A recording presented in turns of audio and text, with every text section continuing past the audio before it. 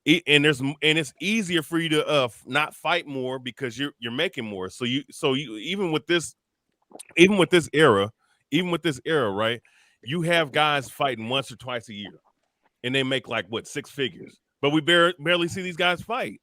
We barely see these guys fight. That like what Canelo did this past year was an anomaly. Four times in a year, and you fought nothing but champions and became undisputed.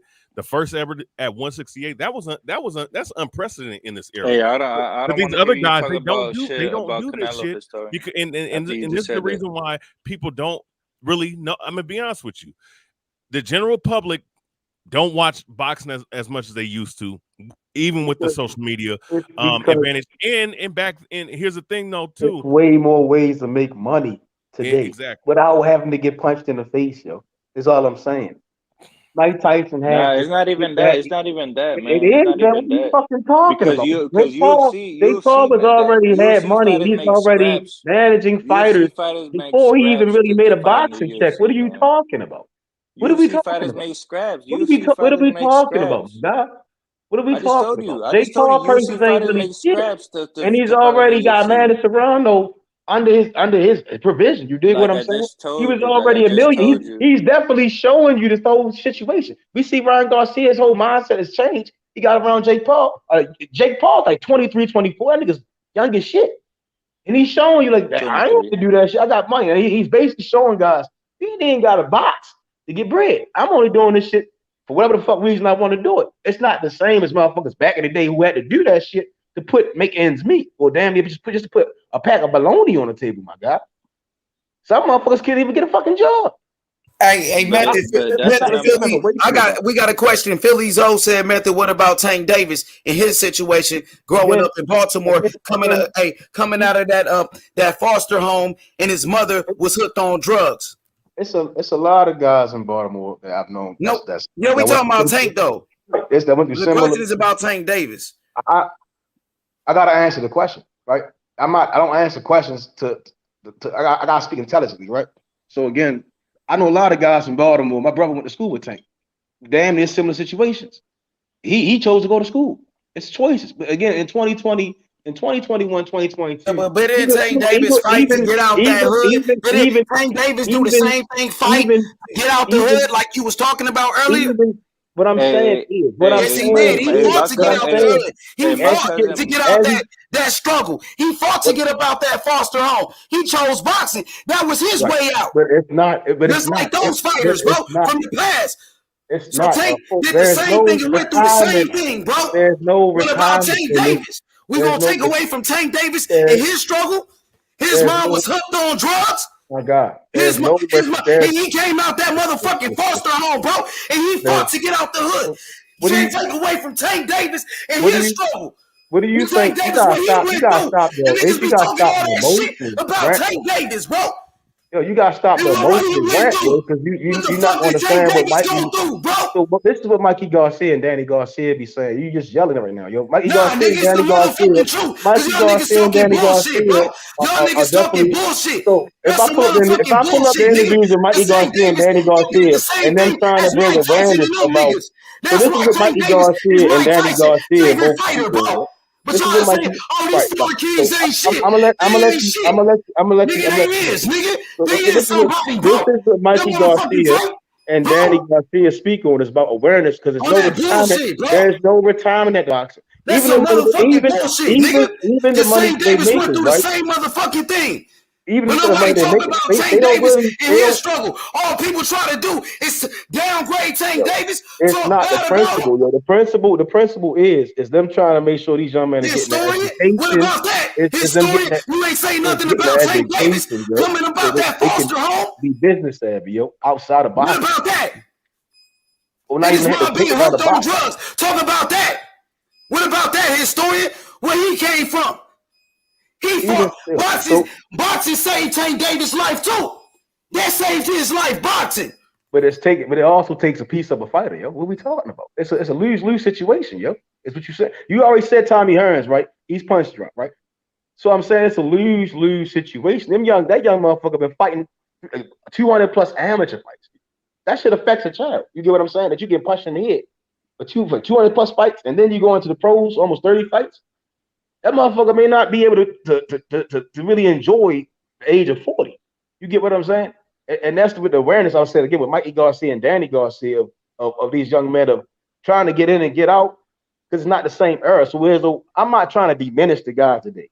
What I'm saying, that's a total different era, and they had to lose some of that faculty to make sure, for whatever reason, they can financially give to others and themselves, and inspire for others. Where the boxing has changed today, where guys like Tank and Shakur, Keyshawn Davis, and other fighters, Errol Spence, the Terrence Crawford, they can make this money and not really have to do the 200 fights and 300 fights. You get what I'm saying? And it's now even more in today's world. It's easy to get an education. It's easy to get a trade and other outlets without having to really abuse your fucking brain and get punched in the face. Jake Paul is showing that. You feel what I'm saying? He fight whoever the fuck he want to fight and getting paid millions. And at the same time, he's still making money from videos, music videos, all types of other shit. We see Danny Garcia doing it. He got businesses on top of businesses. He's making music. He taking care of his family. He got assistants doing shit. His father probably doing business. They all working as a unit, and he ain't even fought all year. That's all I'm saying. And Danny went through the struggle. I'm just speaking from a different lane. You get what I'm saying? I'm not trying to take nothing from these young fighters today. I'm just saying I don't think some fighters have to fight. Is the thing I'm looking at right now. But if you have to fight, people like Shakur Stevenson. Shakur Stevenson got 9 brothers and 9 sisters. God damn it. And he's the motherfucking, I think he the oldest one. Shakur Stevenson. Yeah. He got to fight to take care of his family. Get out the hood. What about that, historian? What about Shakur and his struggle? So his struggle don't mean nothing? 9 brothers, 9 sisters coming about their hood. And all they want to do is talk bad about Tank, not knowing his fucking situation. Motherfucker piece of shit, bro. Fake ass boxing fans, bro. Better put some respect on Tank Davis' name, bro. No, I don't think that's what he's saying, yo. What he's saying is more so it's after boxing, nobody gonna give a fuck. You get what I'm saying? It's gonna be damn near every man fends for himself. So all I'm saying is it's not gonna be the same as back in the day where they had to really take so much punishment for that name to ring bells for years. You get what I'm saying? And we see that now. It's motherfuckers like There's Jake more Paul whose name competition rings back in the bells day. just based off of YouTube, yo. What's it called? Just making YouTube videos, yo. His name ring more bells than damn near every champion in boxing. His name bigger than fucking Canelo's. And that's facts. The gyms were back in the 70s and 80s. The boxing gyms were fucking packed. There were a lot of competition. It was super popular to be a boxer. It's not the same as it is today. And now it's cool to be a Jake Paul. You get what I'm saying? Like if you want to box, shit, go ahead, go snatch that bag. You get what I'm saying? But shit, we still want you to do these videos. We still want you to do these pop-ups. And Floyd kind of showing that right now, you know. He fuck the boxing. I could make money here. I think when it took another route, like 50 Cent. 50 Cent, it like he enjoyed rapping, but that motherfucker got more of a passion for making movies. Whereas though he ain't gotta talk all this other shit and get the beats where I could put this shit into a film and make hella bread on that. It's so many different outlets. A lot of motherfuckers ain't had that shit growing up, and they had to do certain shit to survive. And boxing was one of them, especially in the 40s and on up, like Ali, and total different time. Total different time. I mean, like even the Golden Gloves were way more competitive back in the day. Golden Gloves doesn't mean as much as it did back in the 70s. No, not at all. I don't know. It's just the whole era. The generations have changed, and the places and the places we have the ability to make money is totally different. There's people out here today making the same amount of money as boxers, Canelo, Jake Paul, and them working. You know, because it's a total different world where the assistance is different, especially in America. Now, for Cuba and other nations, it's totally different. As far as in America, if you're from America, that's why we don't see heavyweight champions. That's from America as much because most guys that size can go play basketball, football, be a top paid security guard. There's so much different shit they can do without getting punched in the face. You dig what I'm saying? And that's the world we live in now. Yo. That's all I'm saying. Yo.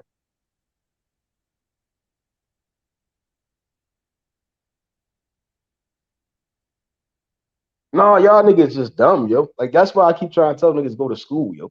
Like y'all need to stay your asses in school and really think outside the box. Like the shit I'm saying, this makes complete sense. That's why I even said you can even check the videos of Mikey Garcia and Danny Garcia. And that's why you don't see them really boxing no more, and they still in their prime. It's damn, I ain't got a box no more. I got this bit of money here, this money there. And then at the same time, they could have took other routes because of the times that they in. I won't say them, but these younger guys have different outlets. And for them to achieve the things that guys in the 40s and 50s achieved, fighting 200 damn fights, knocking out 100 guys, that shit ain't never gonna happen. It'll never be done again. They fought that fight. They fought that level of greatness. Now these guys today, they can change the ways. That's why I say I'm not sure boxing can sustain itself for another 50 years because how the world is changing. People gonna be like, this shit barbaric as shit. Get rid of it. You get what I'm They saying? won't let the The world fights changing. go that long either. Man, like back in the day, they let the fights go a lot longer than they would now. I mean, come on, look at some of those Muhammad Ali fights. They should have been stopped. Yeah, it's hella fights. You can go on YouTube right now. Look at how social media changed the world. You can go on YouTube right now and see referees just standing there and nigga getting his shit beat out of him. You see what I'm saying? People, it's the awareness. And at the while, motherfuckers gonna be like, this shit barbaric. We gonna probably push for this form of education for these younger guys or anything else. Shit, just put his ass in football. Shit, put him in basketball. Shit, Rich Paul. Let's create more Rich Pauls. Let's boxers. That's the way the world is migrating to you. And I'm not trying to belittle these guys, but I do give them that merit that shit, they champions, they paid, but when it comes down to the end of boxing, when boxing ends for them, I don't know when it's gonna end for them, but it's gonna be real world shit. You get what I'm saying? They gonna have to get jobs. That nigga Marvin Hagler had a job and got in the box and it really ain't to work no more. He was doing movies. You get what I'm saying? But it's not the same today. Them niggas got box, then get jobs.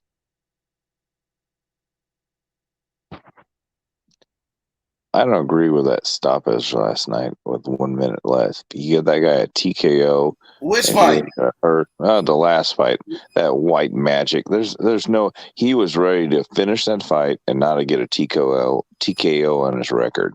I mean, which fight are you talking about? Who that is? On that PBC if I was last that night? dude, I would fucking fire his fucking crew, or maybe they even had a bet on the side or with his friend or something. Man, that seems like a bunch of bullshit. Yo, Jonathan, He's which fight ready you to talking finish about? that fight and not get a TKO Which on fight his you record. talking about, Jonathan? Which fight you talking about? Last fight.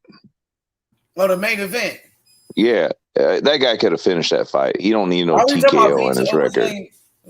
Melanicki Jr. Melanicki Jr. Yeah. Yeah, they don't need to be no fucking TKO on his record. That's bullshit. He was ready to bang down with that guy and finish his fight. He paid those dues and he fucking deserved not to get a TKO on his record. If I was him, I would fire his fucking team. Fire him. Unless they had some kind of bet on the side that they're all making money. Because that's bullshit. Pissed me off. So what about Kenny Porter? It's a completely different kind of thing. I think that thing with 1 minute left and you were saying, come on, let's bang this thing down to the end. That's a completely different. Unless they had some kind of bet on the side where they were trying to make some money. It seemed rigged to me.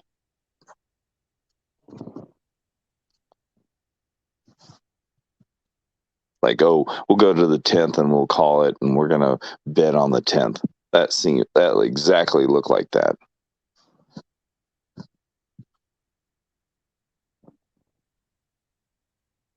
Have some friend bet for him.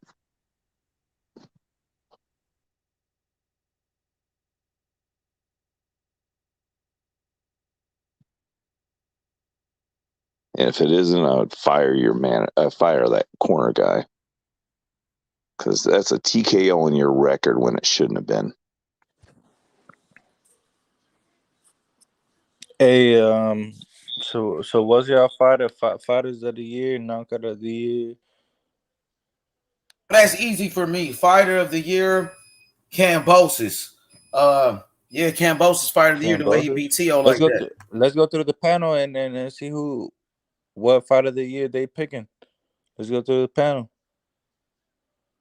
H Money said he got Kambosos as the fighter of the year. I got Canelo as fight of the year. What y'all got?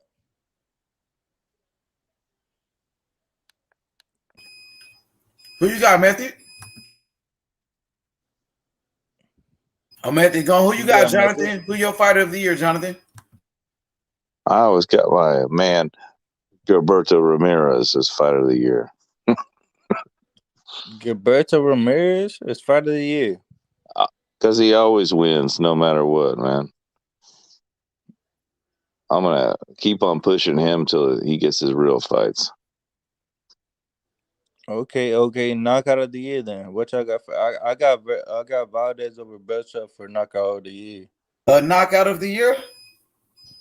Knockout. I got Valdez over Belcher for knockout of the year. Knockout of the year for me probably be Tyson Fury knocking out Wilder in the 11th round with that right hand.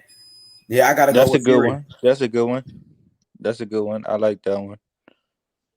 Yeah, that's a good one, my H.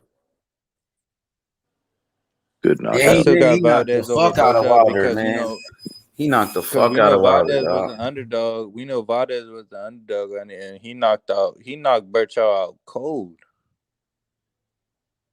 But I mean, Wilder was out too. He went face first on that motherfucker. That last knockdown, I mean, it was over with. Woodley's sack of potato was pretty hard. We know Valdez was supposed to be the underdog, though, right or wrong. Everybody thought Berchow was gonna knock out Valdez. So I give Valdez big props for that knockout. Who you got, Jonathan? I think I agree with you. I think Wilder, but that sack of potatoes with Woodley was pretty good too. Sack of potatoes. So who y'all got as the newest, like the breakthrough star of 2021?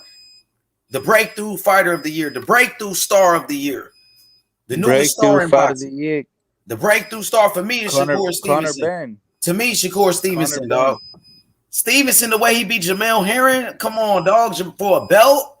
I think Shakur Stevenson is the breakthrough star of the year, my dude. Like, that was a great performance on ESPN. Everybody seen it. It was gonna be T.O., but because T.O. beat Loma. No, that was in 2020 when he beat Loma, but yeah, I would say Shakur Stevenson, man. His performance against... Yeah, I could definitely see that. Shakur whooped Jamel Herring. Jamel Herring was a champion. Yeah, I definitely see that, but I think at this point I think we see Shakur Stevenson as like really high up at the pound for pound list. So I think the breakthrough fight of the year was Conor Benn. Man, he ain't had people talking like Shakur. And who did he fight? Conor Benn ain't fighting no champions. He ain't fucking. He did. He fought a former champion, Chris Algieri, and knocked him out cold.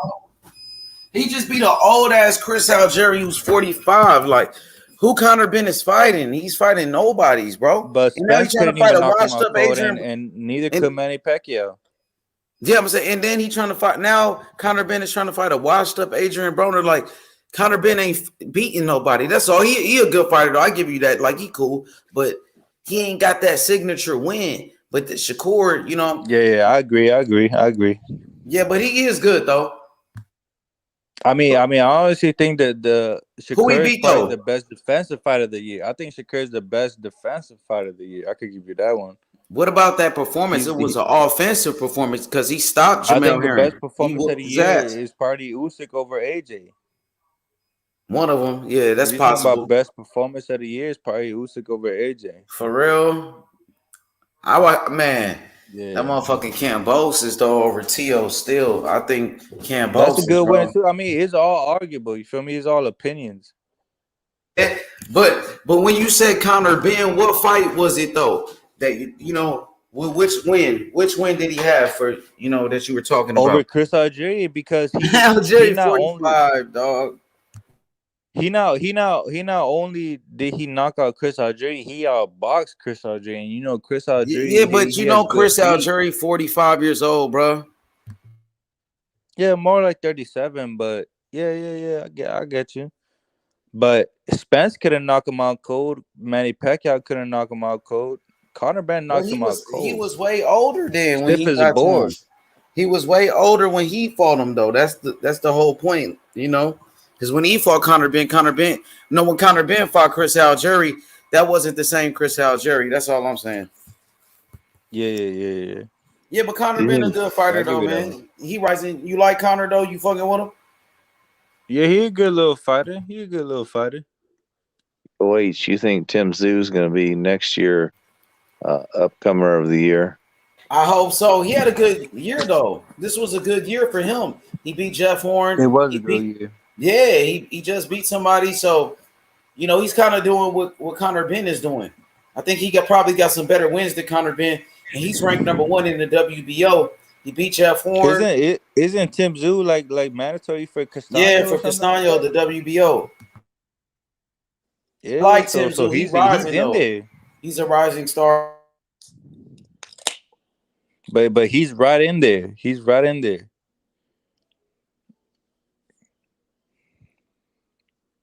What's the I think he What's got the next category you got? that dude last night. That Comeback fighter of the year is Anthony Yard. He's a Comeback comeback fighter fighter of of the the year, year, Anthony man. Yard. Anthony Possible. What He Yard had a about was big win Loma? always over going to be Lindsey Loma mixed, man. comeback That dude's fighter a of the year monster. though. Loma, after losing to T.O., came back strong. Hey, that's a H Money. I like that one, man. Facts. Loma just came back and destroyed Nagatani. He came back and destroyed what's his name? Fucked up Comey. Comey. Yeah. I like that one, man. Good shit. But Yard had a real good performance over Lyndon Arthur.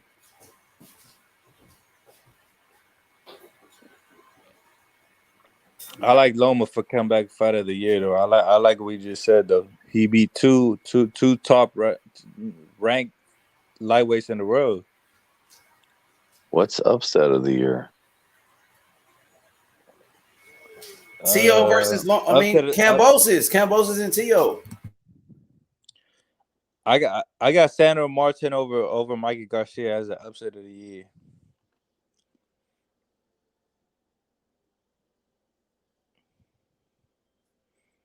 Who you got, Jonathan? Cambosa probably, but it was pretty. But maybe it wasn't as surprising. That guy Cambosa was always good. Sandro Martin versus Mikey Garcia. Nobody thought Sandro Martin had a chance over Mikey Garcia. That was a surprise. I knew a lot of people thought that Cambosis was coming with the fire, and that he could possibly put an upset.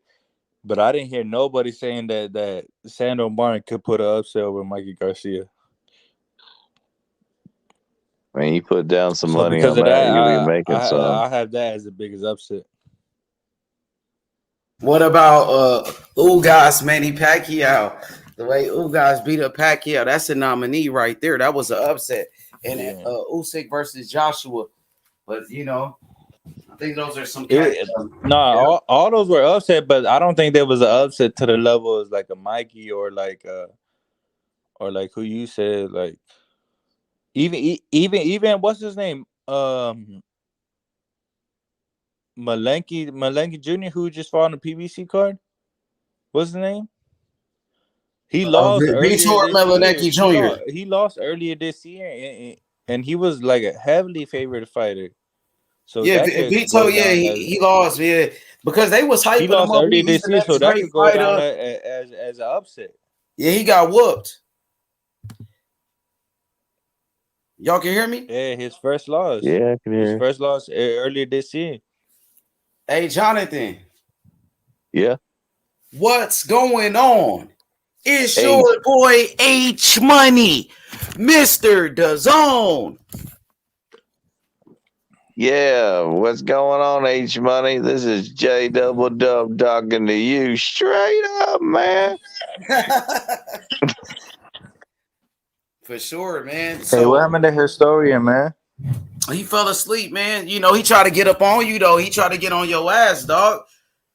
Hey, I mean, they not. I mean, I know too much about boxing for that, man. Yeah, we Come gotta on, man. respect the struggle, man. For every fighter, think about it. Hey, H Canelo Money, come man. from I Mexico, live, like die, laugh, and all this shit about boxing, man. I got family members that was professional boxers. I got family members that was amateur boxers, man. So I live, die, I breed my children into all this shit, man. So you can never, say that I'm a casual or nothing like that, man. for sure, absolutely. You feel me? Cause H, I live, die, and breed about this shit, man. I kind of broke my heart last night about Cassius Clay getting beat up like that, man. I tell you that, Elvis, he only needs to be with the big boys. He needs to stay away from everything else. Just throw him up with the title fights. You ready? He ready right now? He You don't need think? to be. He don't need to be doing anything else. He's a champion, and just quit messing He around. I only don't want got to see 5 my fights boy though. like Cassius Clay getting beat up like that. He only got 5 fights. You talking about my boy Gomez? Elvis Yeah, Gomez? he needs to go up and just fight that. Who cares? He What got you think fight pass. about? He's gonna Hey, beat all these guys. what you think He about beat them all up. What you think about Elvis versus Charlo Castano and those guys and Tony Nah, Harrison? He'll pound on them. He'll pound on them. They better H Money, I'm watch gonna tell you out. right They now, better watch the fuck Gomez, out. he needs to take his time, man. He needs to take his time. That Just like Joey dude Spence. good. Just like Joey Well, Spencer. Gomez, Joey come on, Spencer man. needs to take Gomez his time. 24, man. He ready, dog. You heard what He gonna Jonathan said. bang He on said, these guys, don't man. waste They no better time. watch Go out. straight for the big boys. Go straight for Charlo, for Castano. That boy Gomez, you believe him already, Jonathan? After one Yeah, he fight. needs just to be thrown in the. He needs to be Hey, thrown in H with the Money. big Hey, dogs. so you think Joey Spencer ready then? I Joey don't know Spencer about is getting Joey. there. Now, this dude look like he should, man, him. I want to see Gomez versus Joey Spencer. That'll be a So good you think? matchup. He Cause gonna Gomez fuck will up Joey smash Joey Spencer. Spencer is Spencer. PBC's pride and joy. He will fuck up. Hey, he will fuck up Joey Joey Spencer is Spencer their right pride now. and jewel. Gomez Joey will fuck Spencer up is just Joey getting Spencer. better right now. He's the one that needs the You think so? experience, You not think so? Gomez. Hell yeah, Gomez a beast, bro. That nigga a real killer, They at the bro. same weight class too, right? They at Yeah, the same yeah. I weight want to class. see that. I'm happy you said. And they put him on the same card. He fought And they after put him in the Spencer same too. card. They put him in the same card He will too, fuck man. up Joey Spencer for sure. But You think so? Jonathan, yeah, hell yeah. Jonathan, I don't he's think Joey already Spencer's nothing to walk about, but like I he don't think he's alright, like Joey a Spencer, walk in but the you could park. tell that he ain't ready. But hey, Jonathan, you're saying that Gomez is ready for the champions. So what do you Oh think yeah, he about needs not being with these other guys. He's just gonna hurt him like that. It's a waste of our he time. gonna hurt Spencer, huh? He gonna Yeah, hurt Spencer right now. Joey needs another 5 or 6 fights. He's improving every I time he agree with goes that. out, I but he agree don't with need to that. be around that guy. I That agree. guy's more Joey of a Spencer's not championship ready for level. the He's elite. elite. They told me that he's the next, like, the next champion from Cuba, because Morrell is already a champion. They said this guy's the next one after Morrell. So so far it looked good though. First round knockout. Looked like a Cassius Clay beast. is a tough fighter too, man. I mean, I've seen him fight a bunch, and he You is talking about hard Clay to fight. Collard? Clay Collard? Yeah, K. Collard is tough, and the way he hurt him, that ain't normal. Is not normal at all. He beat the fuck out that boy. I told y'all he was a killer. I already knew it, man. That boy is a problem. You like what you see. He fight at 154. So, Julian Williams, Jason Rosario, Charlo, Erickson Lubin. Banana Man, Rosario. imagine Erickson Lubin versus that dude. That'd be crazy. Erickson Lubin. He should have been the main event instead of some fucking whatever That'd be a good white fight. magic, Lubin, whatever fucking bullshit. He ain't better than that. He'd fucking knock that white magic right out. Who's white magic? Vito Melanecki Jr. Yeah, he fucking beat that. Even if he's bigger than him, he'd beat him up. He's older than He ain't him as too. good as him. Melanecki only like 19 though. He like 19, 20. He young as fuck. Yeah, I was saying he shouldn't have been the main event. Oh yeah, Gomez. They just don't know He yet. was the main event, wasn't he? Wasn't he Nah. Melanecki Jr. the main Yeah, event? Melanecki was the main event, but he's saying Gomez, he should have been the main event. Elvis Gomez from Cuba.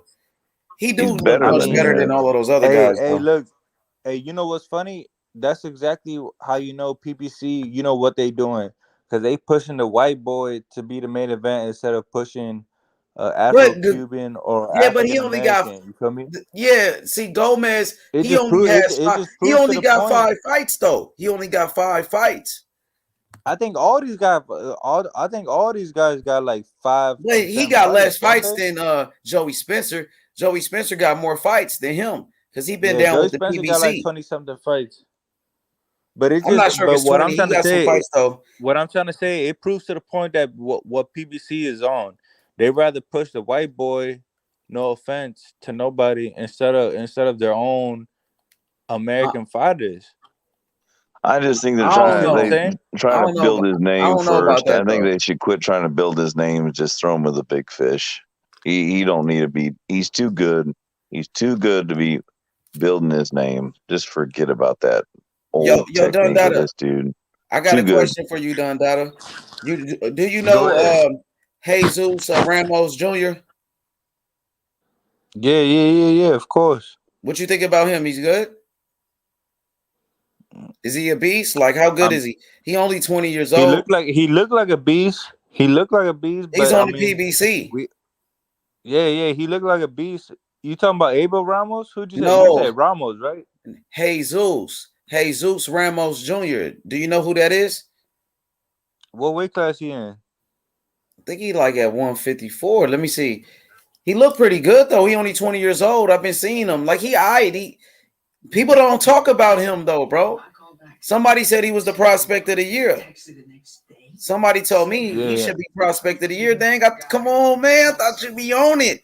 H Money gonna put you on. Check him out. You gonna fuck with him. I know Put you me is. on, cause I thought you said Yeah, Abel he fight at Ramos. 154 too. Dang, he could fight that Cuban. He only 20 though. PBC got a lot of fighters, bro. They ain't gonna Nah, lie. PBC. Hey, I'm gonna tell you this, Ace. PBC got a lot of young fighters, but I don't know why PBC don't promote them.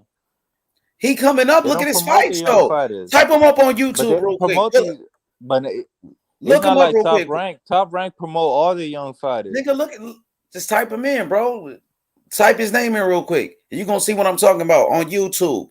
Look how many fights he got. Listen, I think he's younger than Mark Castro. He got way more fights than all of these guys. PBC been pushing this He dude. younger than Mark Castro. He only 20 Mark years Castro in old. the zone. He only I know 20, Mark this Castro. kid. I follow Mark Castro. You should follow this kid. He younger than Mark Give Castro. me hip, H. That nigga's good. I'm telling you. He's fighting better competition too. He's actually Then Mark good, dog. Castro. He's They fighting both better good. No. competition than Mark I'm just Castro. saying they're both good. Check him out, bro. He younger than Yeah, I'm gonna Castro. check him out. Good look. I'm gonna check him out. I'm gonna pick him up. Jesus Ramos Jr. Let me see how old is Mark Castro, because this kid 20. Castro 22. Nah, we know He Mark way younger Castro than with his own, Castro. man. We know Look, Eddie Hearn gonna push the shit out of these guys. look, this nigga, Mark Castro, he 22 years old. And this kid, Jesus Ramos, he only 20. So he way younger than him. He 2 years younger than him. Facts. Hold up. I know who you talking about now. Hold up. I know who you talking about now. He got way more fights than Mark Castro. Come on, man. Yeah. And Facts. I know he's who you talking younger. about now. Castro who? Mark Castro from the zone. He's good. Mark Castro is good. I like Mark I need to Castro. see him. But this kid is younger than Mark Castro. He got way more fights than him. But he's fighting better fighters than Mark Castro is. Though. Yeah, and he's fighting better fighters. Exactly. PBC doing a good job with him. But my bad. I know his story don't like PBC. He might kill me. His story don't kill me, bro. Mark Castro is with the zone. And he's fighting okay fighters, but he's fighting fighters that everybody knows he's gonna beat. But check him out though. Tight dude in though. Yeah. I like that one. Yeah, I'm gonna look into. He out there in Arizona, I think. I gotta go follow him. I'm gonna definitely look into that one. H. I'm gonna bring him to the show. Watch out for him, bro. You sleeping on this kid, man. Historian, come on, historian. Where you at, bro? Where my boy historian at? Historian, where you at? He ain't got no more smoke for you. He tried to bring that smoke to you earlier. Hey, he don't. Hey. He tried to though, right? To bring the smoke, but when I come with the facts, man, they don't want nothing. They don't want nothing to do with it, man. Tell you what, that chance last night was pissing me off. All that tying up. That wasn't sitting well with me. You want to talk about on that fight, I'm Chance about to get him on the versus show. He only got 10,000 followers. Jesus. They sleeping on him. I'm about to hit him up. I'm gonna get the interview in with him. 17 wins, 14 knockouts. Only 20 years old, bro. Only 20. Watch out for him. There we go, man. There we go. Watch out. Ace Money. I wanted to ask you a big, real question, man. Who What's is good, your my boy? prospect of the year, man? Who's your prospect of the year? Dang, that's a good question. You got Jared Anderson. I'm gonna have to say Morrell, to be honest, because Morrell was a prospect and he became a champion this year. You know what I mean? Hey, but let me tell you this. Let me tell you this though. Can you count David Morrell since he's a champion? Technically, well, he just won the Can you belt this count him year. as a prospect? He was a prospect in Can you count him as a 2020. prospect though? But check me out. Because he was a prospect in 2020, 2021. He won a belt this year. So once he won the belt, he was no longer a prospect. But he was a prospect that won the belt. He won a champion. He won a championship while he was going through his prospect phase. Exactly. So that I think he deserved prospect of the year. For you, who you got? Damn, I got the real big baby, Jared Anderson. And why you pick him? I mean, he fought like what 4 or 5 times. I mean, and then all the stories we had that he was knocking out Tyson Fury in camp. No, he didn't knock out Tyson Fury in camp. I don't know. He said it. My boy, he said it himself, we don't know unless we have somebody that's inside. I'm saying, listen that to me. Confirms it or not, bro. Listen to me. He did an interview. He said it. He said I didn't knock him out. He said it was false. He said I never did that. He said it. Is that real? Yeah, for sure. Okay. So you got it then. Yeah, all right. For sure, bro. You know, in America, I mean, we over here hearing rumors that Jared Anderson knocked Tyson Fury out in fucking training camp, when he was supposed to fight Fury for the 3rd time. Mm-hmm. We heard that he knocked him out. We heard that Jared Anderson knocked Fury out. So when I heard that, I immediately jumped on the bandwagon, and that's a real big baby, because you know they got the big baby in the UK. But I call Jared Anderson the real big baby. Oh, you talking about the big baby Miller? Big baby Millers, yeah. So I call Jared Anderson the real big baby. What you think about the other big baby Miller? I mean he got caught up for multiple PEDs, man. You're not fucking with him no more. I think he's doing a comeback to boxing. I mean, that's cool if he does a comeback. I mean, but he got clipped for multiple, not just one PED. He got clipped for multiple PEDs, so it's hard to argue for him. You feel me? What you think about what you think about the PEDs in boxing? I mean, that shit. I mean, we all know that shit horrible, man. But when you're getting clipped, when you're big baby, and when you're the big baby Miller, and you're getting clipped for multiple fucking PEDs, I mean, that shit just looks horrible on you. It's not just one PD that you're getting clipped on.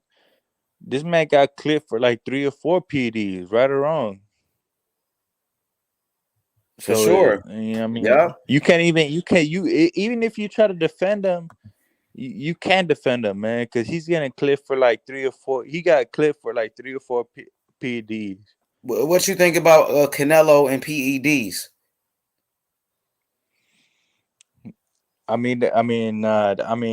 I could really get on that jump, but yeah, let's talk about it. Yeah, I mean, I just want to know what you think about that Canelo and his history with the PEDs. What's your thoughts on that? When people bring it up, they say Canelo is a cheater and all of that. What do you have to say about that? I mean, the people that say that he's a cheater is just haters, man. Because all I gotta say is this, right? Let me just tell you this: if I gotta tell you one thing, right, H. A couple years before Canelo tested positive for clenbuterol, right?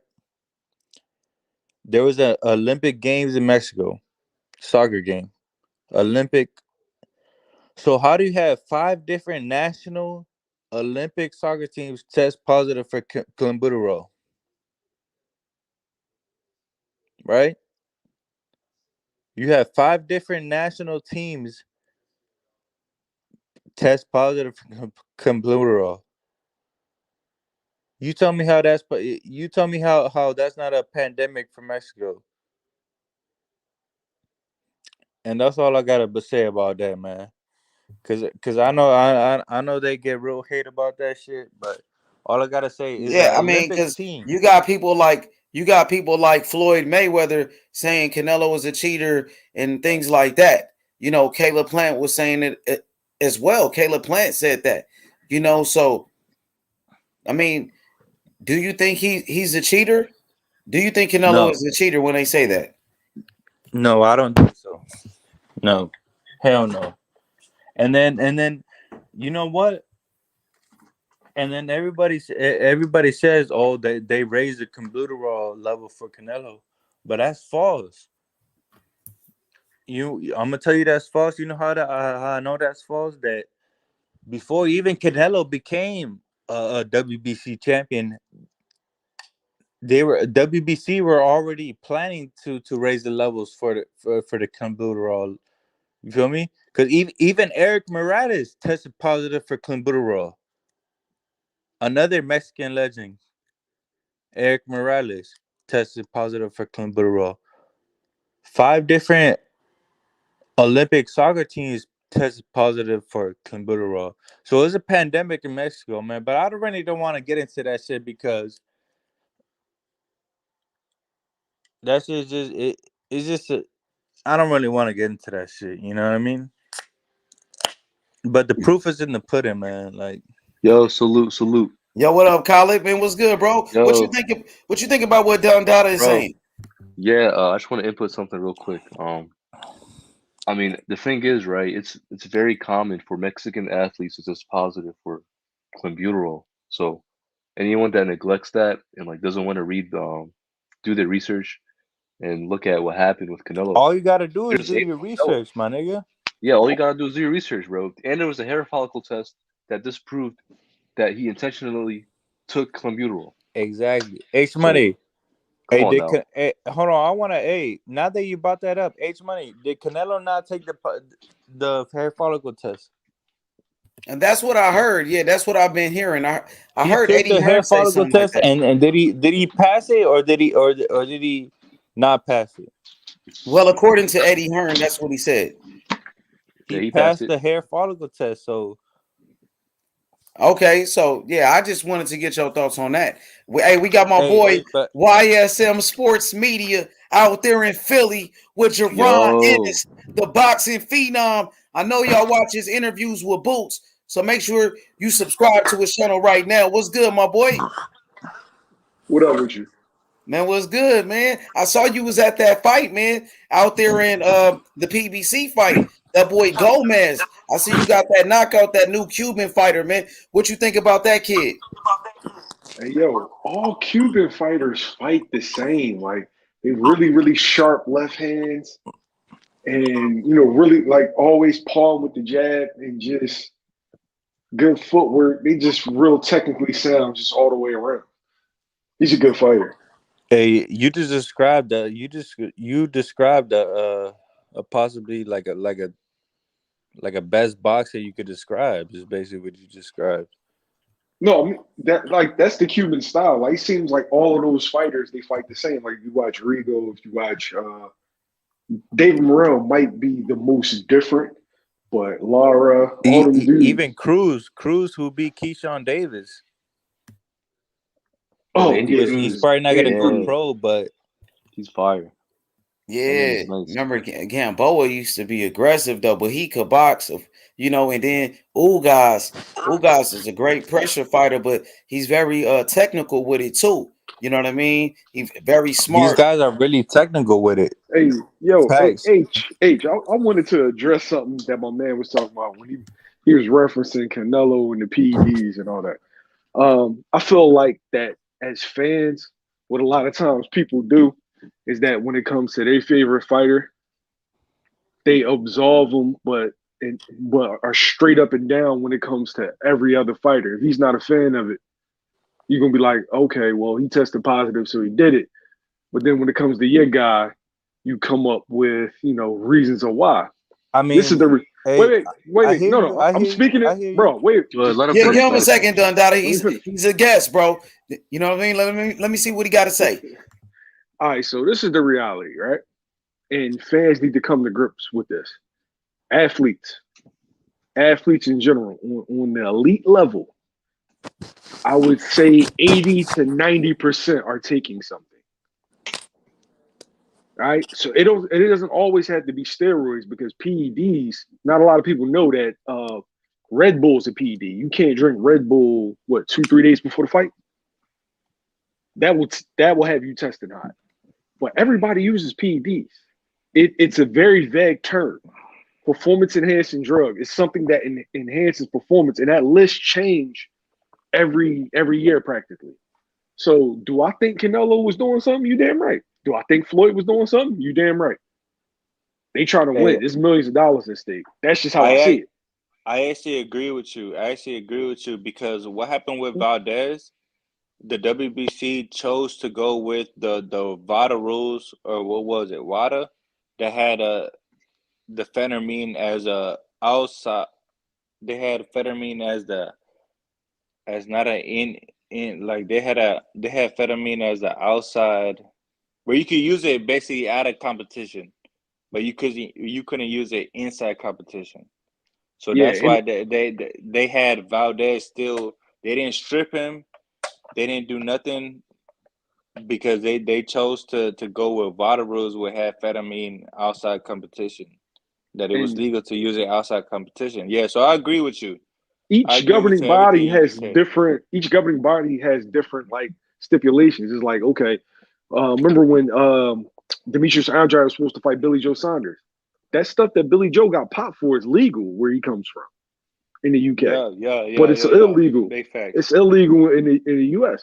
And a move that a lot of dudes are doing is that people think the clean boxing program is all year round. No. You only get tested as soon as you sign on for a fight. So dudes be taking PEDs the whole time in between camp. As soon as a fight gets signed on, then that's when they stop. But it already gives you certain advantages going into a camp like that. So I just think they should might as well just make everything legal and just, whatever happens. Hey, hell bro. Gotta clean that shit up, man. Hold on. Nah, man, people die in that ring, man. Nah, I completely agree with him. People He's totally die in correct. He's totally correct. He's talking some real facts. But the only difference with Canelo is that he's getting tested since he fought 4 times this year, more than any fighter this year. So he's getting tested by WADA every single camp. And if you're fighting 4 times a year, how much time do you have for a break in between? You don't really have a in between break. No, but Canelo's going from camp to camp. Yo, but I have a question, right? Not on Canelo, but if there's no rules, how are you gonna have that line? Because athletes just fighting on PEDs is like ridiculous. Because I mean, people die in that ring, man. They fighting on PEDs now, bro. So how do you? There has to be like a line though, like what I'm saying. When I'm saying there's rules and stuff, but I feel you. But they're fighting on PEDs now. Like you said, how many dudes that test positive? How many dudes that test positive in the last year who were elite level boxers? You had your man Oscar Valdez. You had Gene Pascal. My name's Jamil, bro. My name's Jamil. Yeah. You speaking facts. All these motherfuckers on some type of PEDs or something, man. You speaking facts. PED doesn't mean steroid, bro. Exactly. PED means performance enhancing drug. And it could be phentermine, it could be weight loss drugs, it could be fucking hydroxy cup, as far as we know. Yo, I got a question for my boy YSM. Yo, man, I saw your interview with David Benavidez Sr. you guys asked him about fighting David Morrell, Benavidez versus Morrell, and he said, "Oh, Morrell needs 5 more fights." And then he said that but they asked him about Morrell fighting Canelo. He said, "Oh, Canelo would never fight Morrell. Morrell is too much of a threat, you know." But he's saying Morrell is a threat for Canelo, who's #1 pound for pound, but he needs 5 more fights to fight his son Benavidez. So it's a contradiction. It's a contradiction. Damn right. Then. You know what I mean? What did you think about that? All right, I didn't do the interview. My man Brandon did that, and what I took from it is obviously David Benavidez. Well, Jose Benavidez, he's probably looking at Morrell. Morrell's definitely a real threat, so he probably wants him to get his popularity up. So, hey, if he does, after you're done. Wait, if he does take that fight with David Benavidez, then it's worth more because let's keep it a bean, man. David Morrell can beat anybody at 168 pounds. And I'm not saying that lightly. I don't care who they are. I don't care who is your favorite fighter. He beats pound for pound #1. David Morrell is a fucking monster. Facts. And do I think Canelo would fight him? Honestly, not at this point. He got 6 fights. He got 6 fights, and he's dangerous. And he's dangerous. And he brings no. And he doesn't bring a different kind of paycheck. He doesn't even bring a title. He does have a belt, Morrell. He got that WBA world title, the regular belt. And Canelo moved out the weight class. Yeah, but Canelo moved out the weight. Canelo gonna vacate the belts. So once he do that, Morrell will definitely be elevated, just like Ugas was at welterweight. You know, just like Murata. So what's good, bro? You put the I see you put the graph up, right? Yeah.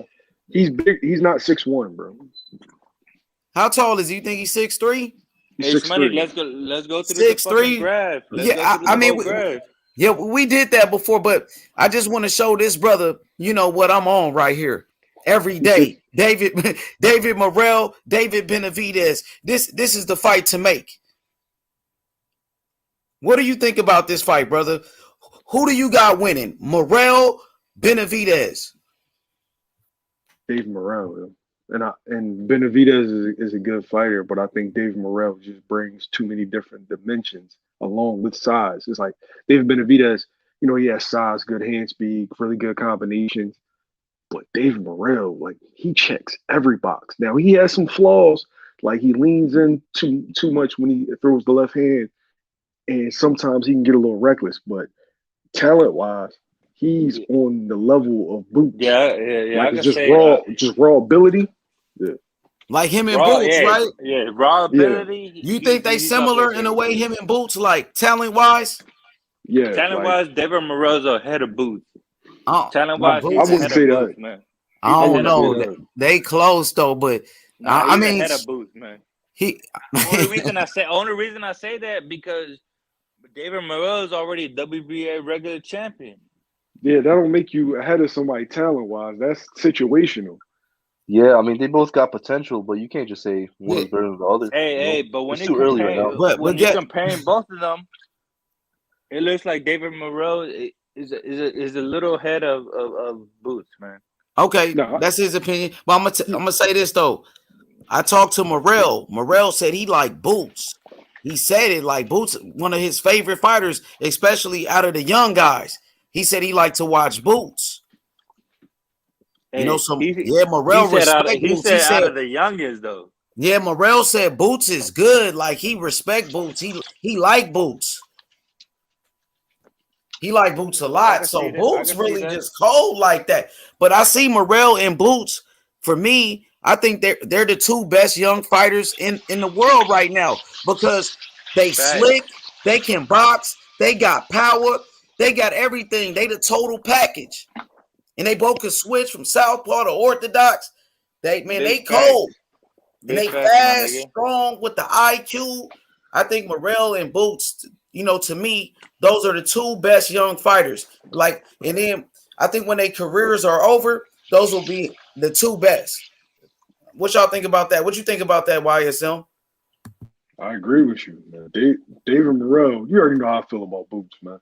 But David Morrell, bro, he's the monster that lives underneath the stairs at 68. I got him stopping Caleb Plant, Darrell, all them dudes, man. Oh my God. Hold up. My bad, man. Hey, I'm a follower of Boots, man. But I got Caleb Plant against the field, man. Right now, as we speaking right now, I got Caleb Plant versus the field. You said Caleb Plant what? I got Caleb Plant versus the field. I think Caleb Plant will beat Andre, and I think Caleb Plant will beat Charlo too. Right now, I think Morrell beats. I think Morrell beats Caleb Plant. I think Benavidez beat Caleb Plant. Hey, hold on, H Money, and I think Caleb Plant will beat Morrell right now. Nah, hell nah, nigga. Hell nah. Due to experience, Morrell a knockout. I'm saying Morrell a knockout Caleb Plant, man. Caleb Plant ain't got no pop. You know what I'm saying? Morrell will walk him down, and Morrell could outbox him too. He's slicker than Caleb Plant. So tell him to prove it. He'll fool Caleb Plant Caleb like a Plant, pizza box. he ain't Tell him shit. to prove it. Like Caleb a pizza Plant ain't box. shit, man. Get the fuck Nah, out of you here. tripping. So prove it. Yeah, I'm Tell him saying to Caleb prove Plant it. ain't shit, man. Tell him to prove it then. Caleb Plant ain't shit, dog. He ain't fucking never even beat nobody. He just got knocked out, bro. There's a reason why he want to fight Benavidez and he don't want to fight Plant. He want to fight Caleb Plant ain't Benavidez. shit. You know he ranked number 3 in the WBA for a Morrell belt too. He ranked number 3, so he can fight for the belt if he wanted. If he really wants some smoke, But he want to fight Morrell. Morrell want to fight Benavidez, but he don't. Morrell want to fight Caleb Plant too. Show me where he wanted to. He want to fight Caleb Plant for sure. Caleb Plant ranked number 3 in the WBA. He's the challenger. Tell him to come fight the champion. Show me where he wanted to fight Plant. Show me where he. Shit, he told me. I talked to him. I talked to the man. He told me he want to fight him. Nobody want to fight Plant right now, man. I talked to him. He said he want to fight him. Caleb Plant just got his ass knocked out. Nigga, stop playing. Caleb Plant ain't shit, man. That nigga ain't got no motherfucking power. Caleb Plant is a bum, nigga. Caleb not a bum. Out here, bro. I can't tell you that. I'm just saying. Plant ain't no fucking bum. Caleb Plant ain't no bum, man. I like Caleb. He just not. David Morrell's just on another level, ability wise. He's just on another level. Hey, I got Plant versus the field. I don't care what nobody say. I got Plant versus the field right now. David Morrell sends him home in a body bag, yo. Man, let's not hype up Caleb Plant like he been a killer. Caleb Plant, come on, man. His best win is Ugas, man. Caleb Plant, I'm saying, well, hold on. Caleb Plant, his best win is Ugas, man. Give me a break, man. The nigga really ain't shit like that, dog. You gotta prove it then. I mean, Caleb Plant ain't just never did shit, now. But besides, all Caleb Plant did was get knocked out by Canelo, my dude. Hey, didn't Plant call out Benavidez, and Benavidez team said that they wasn't gonna be ready for another? Man, Benavidez are not Caleb Plant out, and you know it. Hey, but didn't they call out Benavidez team, and they said they're not gonna be ready in 2 years? Hey, but you know Caleb Plant ain't got no power. You know that, man. Come on, man. Edgar Berlanga He don't need no. That boy ain't got no power, man. Caleb Plant, he ain't all of that, man. Stop it. Caleb Plant, he got his defense is his best thing for him. Everything else is like not there. He's not on that level of a Morrell, bro. Hey, I still got Caleb Eggplant versus the field, man. What? Caleb Plant gonna get knocked out. Hey, I hope they fight too, though. I hope they fight. He ranked number 3. Look, Caleb Plant ranked number 3 in the WBA to fight Morrell. So let's see if he want to fight the champion. He about to be the mandatory. Let's see, will he duck like John Ryder ducked him? Bro, Berlanga will knock out Caleb Plant, bro. Hey, get the fuck out of here, man. Berlanga ain't doing shit, man. You drawn. No, hey, Berlanga got knocked out by Cosperez. Berlanga could knock out. It's possible, though. I ain't gonna lie. It's possible. Get the fuck I out might of here. sleep Caleb, though. Here, Caleb ain't like that, dog. Stop it. Yo, please. Hold on. Let me tell you something. He ain't. Come on, man. You know Cosperez knocked out Caleb Eggplant, right? I mean, Edgar Berlanga. Knocked down. Who? You said what? I can't hear you. Your mic is fucking up. AYSM, what's up with Boots, man? I'm trying to get Bozy on the show. What's up with Boots, man? Hey, man, that boy cold, man. I've been on Boots. I ain't gonna lie. I've been watching Boots. I like what I see from Boots. Boots been impressing me. He been impressing me lately. Just his work ethic, always in the gym. I be watching your videos, man. And then he training the young fighters. He just love boxing that much. He just boxing. So Boots is really starting to stand out for me. For me right now, I like Morrell and Boots above everybody else. Those are my two favorite young fighters. I like Haney, of course. Haney a champion and shit. You know, Devin Haney, he's good. Shakur Stevenson, you know what I mean? But the next ones, I think is Boots and Morrell because they coming. That's for me. Hey, yo, I'm a big Dev fan, and I like Dev's ability to win fights. Dudes want to talk about being exciting. Yeah, that's important, but he just took out a dude that got 2 really good wins in 3 fights. Tevin Former, Javier Fortuna, and he beat him. Comfortably. Hey, I'm sorry So- I have to be the party pooper of your party, man. But Dev don't got it, man. At the Come on, highest stop level, hating, he man. don't got it, man. Stop I'm not hating. hating. It's just what I see. It's just what I see, my G. Well, that's your opinion, but That's my opinion. Exactly. That's my opinion. Why do you hate Exactly. Okay. Win Hey, fights. but let's see what this brother opinion is. And you see Karma Serene, she said sparring on Christmas. Boots is our guy. So he was sparring on Christmas. Boots is our guy, man. Boots I'm is pushing next up Boots for sure. to the wheels fall off. Yeah, Boots that dude though, man. I ain't gonna lie, YSM. I like what I see from him and his dad though. But you were saying that Devin Haney finds a way to win. Dev wins fights. It's like everybody want to talk about dudes being exciting, but can't nobody win those 7 rounds against Devin Haney. Like people get happy about from guys winning 3 and 4 rounds with Dev. Like I'm still waiting for one of those so-called guys who I don't know who was talking. He said Dev ain't got it. All right, whoever you say got it, it makes put him in sense. the ring It with makes Dev. sense, bro. Hold on. Let me tell you, it makes sense because Devin Haney hasn't fought no full-fledged lightweights. Bro, Jojo Diaz was good. Exactly. Wait. Exactly. You gotta he give him hasn't credit for fought no Jojo full-fledged lightweights. He hasn't fought no full-fledged Bro, lightweights. he fought top 5 lightweights. Name them. Jojo Diaz was ranked in the top 5 when he beat him in the lightweight division. Hold on, it's many. But wasn't Jojo Diaz a champion at 130? Yeah, he was. He was, my brother. But check this out. Wait, hold on. But he then moved up. Listen. He then moved up to 135 and beat Javier Fortuna in a title eliminator and was the mandatory, bro. Became the mandatory. He was the interim champion at 135. He beat Javier Fortuna at 135. You do know that's bad, It bro. don't matter. This man was bad. a champion at 130, man. Come Yeah, on, but that's keep bad. it a buck. Keep it a buck with yourself, that's man. Bad. That's bad logic because I can say the How same. is it bad logic? Wait, let me explain it to you. So that's like somebody Ugas getting the victory over Pacquiao, and you saying, well, Pacquiao is really 126, 130 pounder.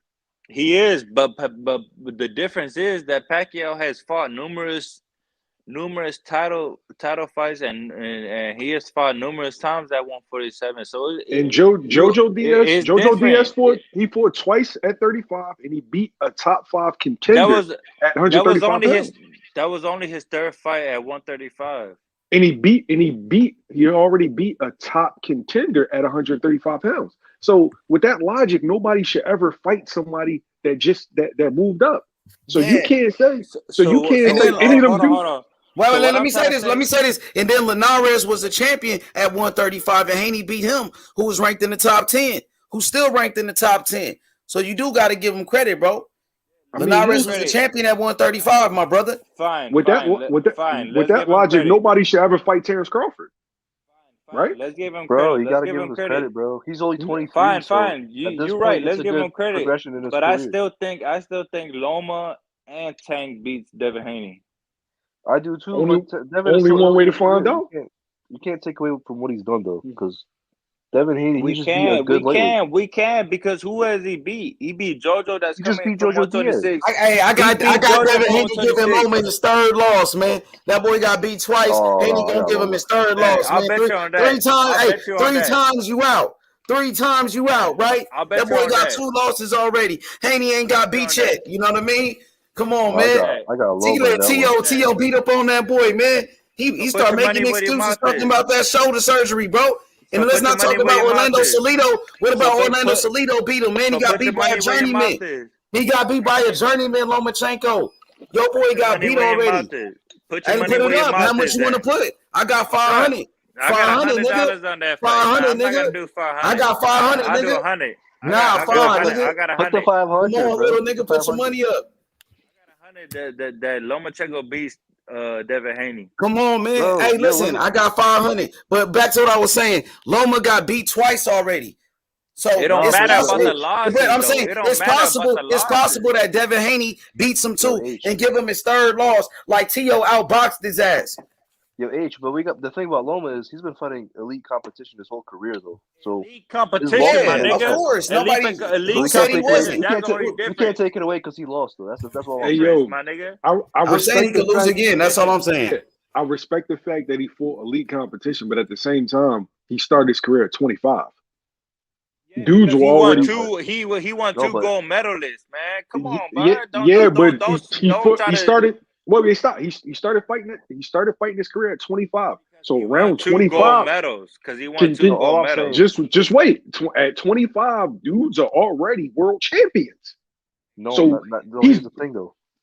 No, You're okay, go proving ahead. our Finish. point. is You're proving our Shakur point. is Shakur Stevenson a world champion before 25? Yes, he I mean, is. that's good for Yes. him. Is Facts. Devin Haney a world champion before 25? Yes. Okay, He was Hey, you're champion at proving 20 my years point. old. Hey, Loma was like, still in the amateurs, nigga. no, but With the damn near 30. Come on, So bro. when you like he didn't fought. Lomachenko win his first title But in I'm the saying second fight? Lomachenko became a professional at like 26 In the years second old. fight. Because he won How two old gold was he? medals. How old was he when he won his belt? 26. Haney was 20 years old when he got his So belt. what matters more? Two gold Olympic medals? I'm winning a world title at 20 years old and making millions at 20. So Devin what Haney matters was a more? million at 20. He was look, a millionaire, bro. All I'm saying is like if Charlo and Dudu or Boo Boo, Devin Haney was a if they millionaire all while fought, Loma was still in the amateurs, man. bro, if all these undefeated fighters fought like elite competition like Loma, they all would have had like losses. Let's be real. Like Charlo and Boo Boo. And even Devin Haney. Devin Haney just fought his first test. He just fought his first But test. how old is he? That wasn't his He's first 23. test because he already No, beat but Linares, my dude. And Linares was taking ranked in the top 10, dog. So stop Yeah, I'm acting not like taking away from Linares wasn't a world champion at lightweight at 135. Just like it don't now matter with how Richard old they Comey, are, y'all man. niggas give Lomachenko credit for beating fucking Richard Comey. Nigga, and motherfucking Richard Comey was a champion. That was your argument. He's a former champion. So was Linares. So let's stop hating, bro. Give Haney his credit. That's all I'm saying. Yeah, I give him his credit. We giving Haney his credit, man. We giving Haney his credit, but what we know no, you're is not giving that him his credit, is bro. that Loma is a real motherfucking deal at 135, and I don't care. Of course what he nobody is. says. I know he is for sure. That's what I'm trying to say. That's all I'm trying to say. He is. I agree with you. That's my argument. I feel you, but then tell Bob not to pull any franchise moves and let him fight. Man, fuck Bob, man. The real fight is Tank Davis versus Lomachenko, man. That's a real undisputed lightweight champ. Ain't no real fight. All them dudes need to fight. Everybody needs to fight each other to determine who's really the man. I'm tired of speculating. Hey, thank you for saying that. Thank you for saying that, because everybody is saying that what's his name is undisputed. Kambosos is undisputed, and if Haney fights for Kambosos, he gonna be undisputed. No, you need to fight Lomachenko or Tank Davis to be the real man at 135. Right or wrong? You need to fight Devin Haney too. You need to fight Devin Haney. You need to fight Devin Haney. You need to fight Tank Davis, or you need to fight Loma to be the real man at 135. Right or wrong? It's facts. Exactly. So they need to stop with all that little bullshit talking about, oh, we only want to fight this guy. No, you need to fight Loma. You need to fight Tank. You need to fight Haney to be the real motherfucker at 135. That's all I'm trying to say. Josh Taylor wiped out damn near that whole division. There's only one dude that Josh Taylor didn't fight, and that's because he lost to Jose Ramirez to get to Josh Taylor. And that's Jose Zepeda. Hey, so you could say the same thing about Canelo and Benavidez. Canelo needs to fight Benavidez. Are you Mexican? Need to fight Benavidez. Are you wait? Are you Mexican, bro? Hey, real talk, I am. So okay. What? So no, what? Bro. Why you getting defensive? I'm about to ask you a question, right? How would it look if Marco Antonio Barrera, if I said he didn't need to fight Eric Morales? But there's a big difference in that. You want me to tell you Explain why? explain the difference. Because Canelo fucking fought 3 undefeated champions at 168 to become undisputed. Marco Antonio Barrera or Eric Morales never did that. So that's the difference, my G. Bro. I'm saying, what if you tell me he doesn't need to fight David Benavidez? David Benavidez didn't lose that belt in the ring. But he lost it twice on the fucking. He lost it once on the scale, and then he lost it once didn't. on And what I'm saying, he didn't lose that belt in the ring. Canelo fought for a vacant belt. Yep. Like you fought for a vacant belt in a unification. Whose fault is that though? No, it's David Benavidez's fault. But you telling me he don't need to. You telling me he don't need to fight an undefeated Mexican warrior. Hey, I've never heard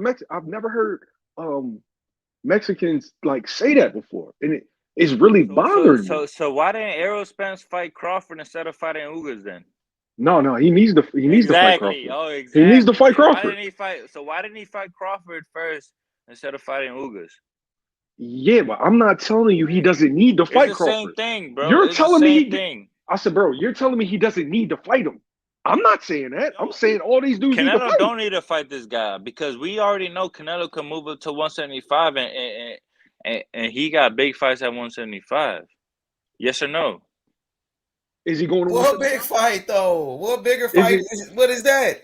Who you better going be to a Bivol, better be a. That's not bigger than Benavidez, though. That's not bigger than a Benavidez fight. Bivol. I guarantee you it's a bigger fight. Mukabu's not bigger. I'm just saying Mukabu's not bigger than a Benavidez fight, bro. Nah, people want to see that fight. People want to. Mukabu? You want me to tell you why you tripping, bro? Come on, bro. Stop playing, bro. You want me to tell you Come why you on, tripping? bro. Who the fuck is that? Canelo fans is gonna. Canelo's a beast. I agree, man. He's a great fighter, but that Benavidez fight is a big fight. Like you saying, Bivol, more people. Fight. It is a big fight. Yeah, especially like on the Cinco de Mayo, that'll be a big fight. It is a big fight. You're right. Yeah. But what you're not taking into consideration is that the Canelo fans is gonna ride with Canelo no matter who he fights. So regardless who he fights, it's gonna be a big fight. I feel you, bro. But it'll be bigger with Benavidez. The fight will be bigger with Yes. Benavidez. Obviously, the real hardcore fans want the Benavidez fight, but regardless who he fights, it's gonna be a big fight just because it's Canelo. That's what y'all don't understand. You guys are sleeping So you're right. He could fight Rocky Fielding, and Yildirim is gonna be big fights. Bro, Canelo could fight Jake Paul. Man. Canelo could fight Jake Paul right now, and it's gonna be the biggest fight in boxing. Man, come on, bro. That's not what I want to see, though. I want to see the best fight the best. That's all. I want to see him fight. You know what I mean? I want to see the best fights. That's it, bro. I'm on the same boat as you. Yeah, but apparently, what makes business? Apparently, but what makes money? But your energy changed from the lightweight division when it comes to Canelo. With lightweight division, you saying these dudes all need to fight, but when it's coming to Canelo, and there's another undefeated dude out there that he hasn't fought, a Mexican warrior. You telling me you don't need to fight him? Hold on. You tell me who at lightweight compares to Canelo? It doesn't. It's the same, bro. It's the same logic. If you telling me the best need to, if you're telling me the best need to fight the best, is David Benavidez not the next best fighter at 168 pounds? Who is? Bro, he just fought the great Caleb Plant. Better be better than. Hold on. I said 168 pounds. Let me put this on record. Let me put this on record. I think Canelo washes Benavidez. I think he washes him. I think that's an easy dub for him. Okay, then why won't you want to see it though? I don't, because it's an easy dub for Canelo. I already see the easy dub. I want him to make history and go up and fight Makabu and be a 5-time world champion. Wow. Yo, here's the thing. I think Benavidez. I think he washes Benavidez, bro. Let's keep it a buck. If y'all want to keep it a real fucking stack, he washes Benavidez, man. Benavidez ain't shit to him. No, Canelo already cleaned out. He got all the belts. He got all the belts. Y'all want to keep it a buck? Let's keep it a buck. There's Morrell and Benavidez left. But the best fight for Canelo is at 175 with Beterbiev and Bivol. So I want to see those fights. I don't know about Benavidez. I mean, what you say about Bivol? I want to see Canelo Bivol and fight Bivol Beterbiev is the best fight. Man, y'all niggas crazy, man. You don't want to see that's the Mexican best versus. Wait, hold on. You don't want to see a Mexican versus Mexican showdown. Two legends like Morrell. Wait. Two legends like Morales and Barrera.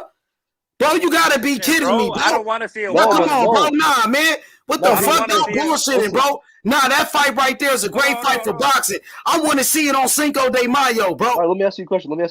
Listen, bro, you bullshitting, bro. Nah, that's some bullshit. Benavidez. You're talking about a fucking Bivol fight, bro.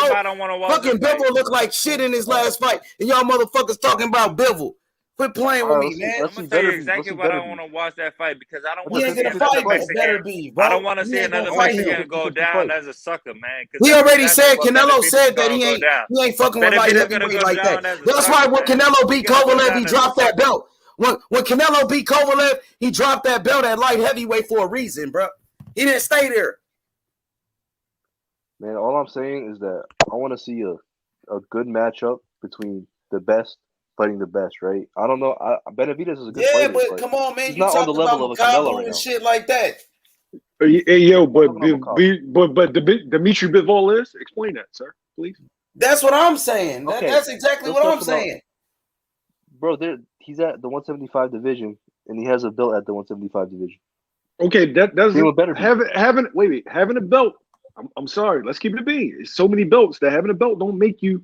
So you don't think Beterbiev is a good fighter for Canelo? Get the fuck out. I don't think. Tell Andre to go up to fight Makabu then.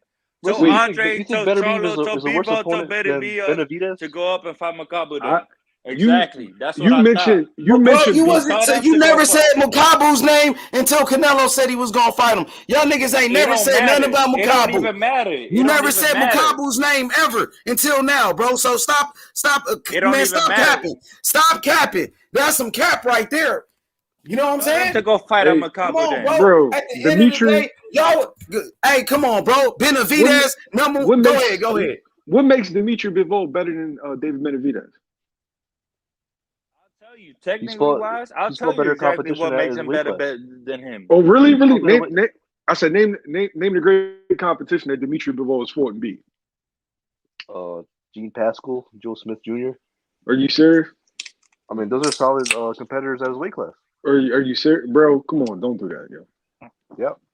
Don't do that, yo. Joe Smith is solid. Hold on. You telling me Anthony Durrell is better than those competitors? Anthony Durrell is a better fighter than Gene Pascal. Gene Pascal, how old is he? 40? John Pascal, no, he better fighter. He better Pascal got beat by 80-year-old Hopkins. Hopkins beat him. He was 80. Stop it. Hey, but he blitzed Marcus Brown. He blitzed, and then he popped dirty, didn't it? All right. What about Joe Smith Jr.? Come on now. Joe Smith Jr. Joe Smith Jr. is a solid fighter, but can you actually say that? Okay. Have you seen Joe Smith Jr. beat multiple times? But styles make fights, man. You can't use. No. I'm just he's telling me. No, I say he's telling me he's just these fighters are head and shoulders above Benavidez's opposition. But right now, you really didn't give me nobody, bro. All right, so okay. Well, I can name 10 fighters that's better than David Benavidez's fighters that he's fought. That's easy. Who? Go ahead. Who? There's naming better fighters than David Benavidez. Bro, is that what you're saying? You just said you can name 10 fighters. Listen, bro, if not Bivol, Beterbiev. All right, that's all I'm saying. If you want to give me, if he was moving up to fight Beterbiev, I'll shut my mouth. I would. You can't tell me. I said you can't tell me that David Benavidez is not a great option for Canelo to fight. Like y'all trying to sell me, and I'll say Canelo beats him. You're right. Sound like they don't want that smoke. They don't want that smoke. It honestly, it does sound like that fight. Hold on. That fight worries you a little bit. Hey, but didn't Canelo say? Didn't Canelo say that he'll fight Benavidez in 2 years because Benavidez not ready? Didn't he say that? Was Abner Yildirim ready? Canelo said Benavidez is not ready. He said he'll fight him in 2 years until he's ready because he don't want to embarrass another Mexican. That's what he said. My God. I don't want to on, embarrass man. another Come on, Mexican. man. Hey, Man, man, you don't y'all speak believe that? Spanish. You don't Come speak on, Spanish. man. You What don't you speak mean he need Spanish. more time? The dude was a fucking champion. He You don't was a speak two-time Spanish. You champion. don't speak He's a Spanish, fucking bro. champion, bro. That You don't speak motherfucker was a Spanish. champion, You bro. don't speak Don't Spanish. You start don't that speak shit, bro. Spanish. Benavidez, he's a two-time champion. He never lost his belt in a motherfucking ring. Quit playing, Twice bro. outside the ring, but he lost it twice He lost it on the outside the scale ring. though. And All right, that's then, on son. him. How he's And not that's on ready him. if he's a two-time champion? He ready. He definitely ready. He's the number But he one not- contender. It shows that he's ready, bro. Stop playing. He definitely ready, but he not ready for Canelo, man. I can tell you that right here, right now, man. How about we find out? Because y'all the same. A lot of dudes thought Kambosos wasn't ready for Tio. We saw how that turned out. Yeah, Stop y'all Stop party judging right. fights on paper. Stop judging fights on paper. Let's see Hey, it. y'all party is right. Y'all party is right. He party is ready for Canelo. But you know what the fucked up part is? That he fucked up. He fumbled the bag twice. Bro, You know why? I Because just he want to see the came most in competitive overweight the fight. That's first it. time. He came overweight the first time, and then then the second time he fucked up by coming in because he's a fucking cokehead. That's I can on say- him. Don't I blame can- Canelo. I can say- Don't wait, blame I can- Canelo. That's on him. I can Don't say blame this. Canelo. I can say the same for Tyson Fury, but Deontay Wilder still gave him a shot, and now look at where Tyson Fury is. Hey, nah, that's a completely different story, man. How is it Don't not? You trip said cokehead. You said you just called him a cokehead. Okay, is that not Tyson Fury too? Hey, but Tyson Fury, that was the only money fight for him, man. Canelo got I said plenty you don't see how options. I said you don't see how you moving the goalposts. You just said that he fumbled the bag. goalpost. Okay, well Tyson Fury did too. Wilder still gave him a chance, and look where Tyson Fury's at. So don't David Benavidez deserve a shot? Wilder's biggest payday was Tyson Fury. Canelo's biggest payday is not David Benavidez. Canelo Alvarez got plenty of paydays. Deontay Wilder's biggest payday would have been Anthony Joshua. Stop it. Okay, stop it. Exactly. Other than Anthony Joshua, who would have been is fucking Tyson Fury in America. Okay, so America. All right, so I want to ask you this: who would sell more? Canelo versus Makabu, Canelo versus Beterbiev, or Canelo versus Benavidez? Go. In America, it's probably gonna Period. be. Oh, period. Then it's probably gonna be Beterbiev versus Canelo. So Beterbiev's on pay-per-view? He's a pay-per-view fighter, or he fights on regular TV? Bro, come on. Benavidez is selling the most on that one. Hey, everything. We all hold on. Let me say everything Canelo touches is pay-per-view. Nah, but we already seen that. We already seen Canelo that. will sell the most. Come on, bro. You being disingenuous. All right, fine. But what does that mean? What point are you trying to prove, though? What's the biggest fight available? What's the biggest fight available? Simple. It's David Benavidez. It's the truth. All right, yeah, but what point are you trying to prove, though? Well, let me ask you a question. So you think Benavidez fighting Canelo is more competitive than a Beterbiev fight with Canelo? Exactly. Because Beterbiev, let's be real, Beterbiev is a way tougher opponent. You think Canelo could have fought that guy? Canelo could have fought him before and unified with that dude at 175 because they were champions in the same. Let me finish, bro. Let me finish because they was champions in the same weight class at one point, and Canelo dropped that belt. No, but Canelo, they actually went up to They offered. They was champions. They was motherfucking champions at 175. Canelo just knocked out Kovalev. Canelo knocked out Kovalev and was the WBO champion. And fucking Beterbiev was the champion, my nigga. They could have fought right there, nigga. So what is you saying? So why they didn't fight right there? I'm saying why they didn't fight right there and why they didn't unify at that time? Let me get your hip. Let me get your hip with the fight. Hold on. He was why they didn't unify when Canelo beat Kovalev? Let me get your hip. Answer that question though. Let me answer it then. Answer, nigga. Before Canelo offered Kovalev the fight, he had offered Beterbiev the fight. Y'all don't know, and that's on wax. Benavidez to fight, but Benavidez fight. You know what he said? He offered them. Drop a link then.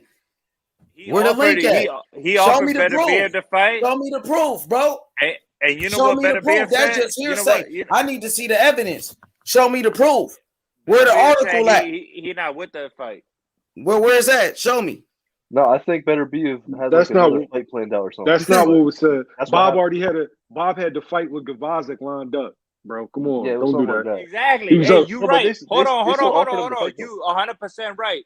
Look, Canelo offered it Benavidez to fight, but he said he's going a different way because he had what's his name? He was unified with Gavovnik. Yeah, he didn't. That's what happened. He offered to fight. But he could have fought him after that fight, though. After they fought, they could have unified after that. You're right. All right, then. Okay, then. So they could have fought already. But Canelo offered them to fight, and that's on wax. When he already had a fight. It don't matter if he did. He already had a fight, so what is you talking about? So anyway, listen. That's a good fight. So when they gonna fight each other, Canelo gonna fight him when? I want to see Benavidez versus Canelo as his. So when that's gonna happen? Next year, this coming year. So you would rather see Canelo fight that dude or Makabu? I'd rather him fight Benavidez, but I get why he's fighting Makabu. I guess you get why he's doing everything, huh? No, I mean, if it was up to you, wouldn't you go up and take? There's plenty of options. He got a lot of options, though. Like you said, better beef. That's a good fight right there. Benavidez is a good fight too. You know what I'm saying? I mean, he's a fucking face of boxing, man. Come on, let's not. We know that already. I know that already. I already know that. You ain't got to tell me that. I already know that. Let's not act like this man is just another motherfucker. You know, like looking for a fight. He's a fucking face of boxing. I know. I understand. He got special benefits. Pretty much, you telling me he got special benefits? Yes, he got special benefits. Come on, this nigga crazy.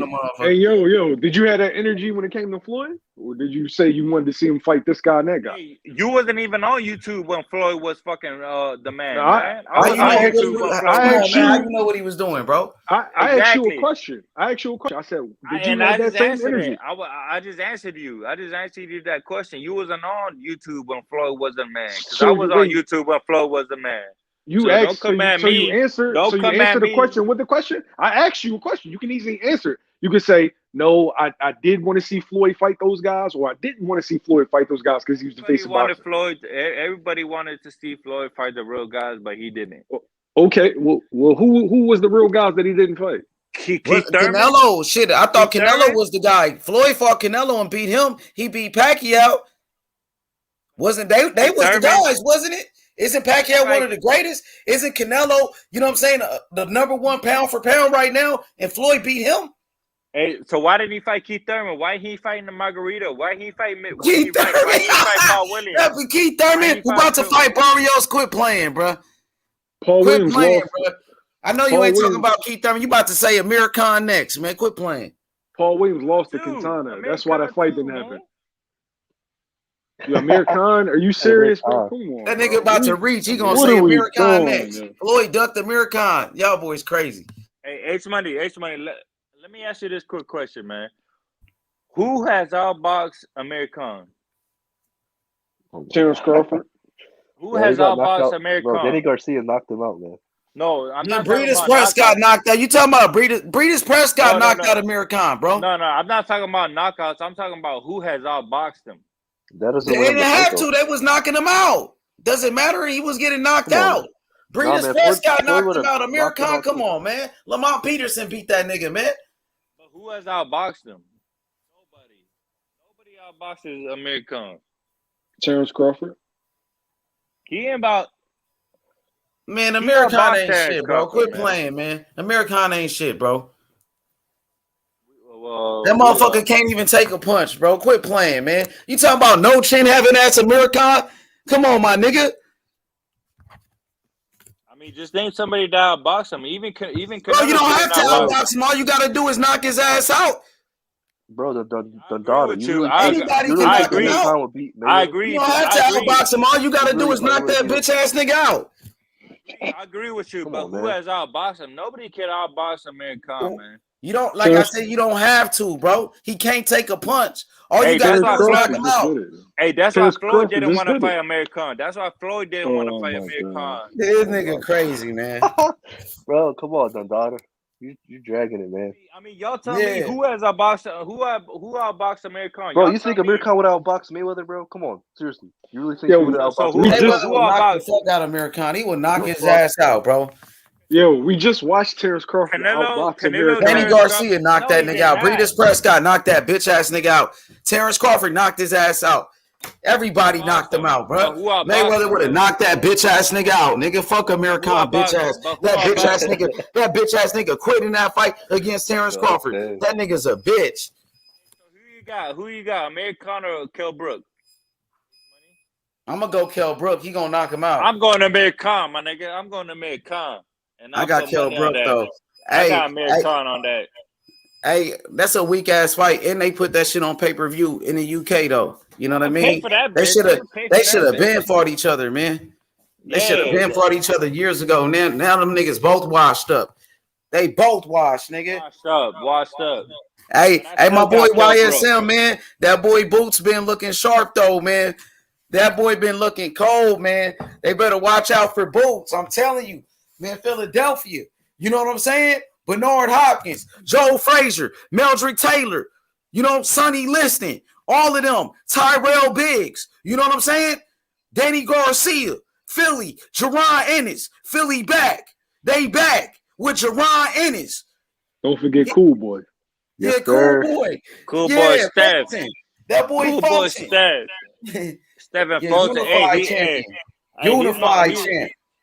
Hey, let me say something about Cool Boy Steph, man. He honorable mention as the best fighter in the year, man. He beat Angelo Leo, and he beat Figueroa, both undefeated fighters to unify, man. Y'all gotta put more praise on Stephen Fulton, man. Cool. Yo, That was so- Cool Boy's ninth undefeated fighter in 19 fights.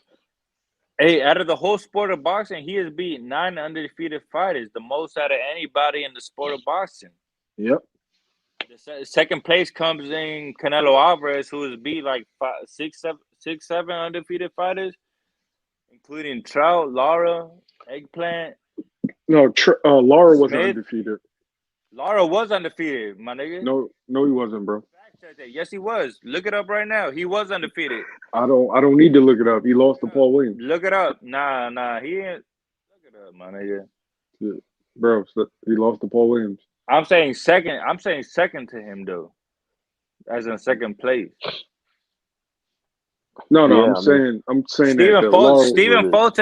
Stephen Fulton has like 20 fights, and then half the fights he had was against undefeated fighters. So I'm surprised, like even Americans, like they don't even have Stephen Fulton as one of their best fighters. So I'm Yeah, 'cause surprised. Like he I got, have Stephen Fulton as 118. an honorable mention for a pound for pound fighter.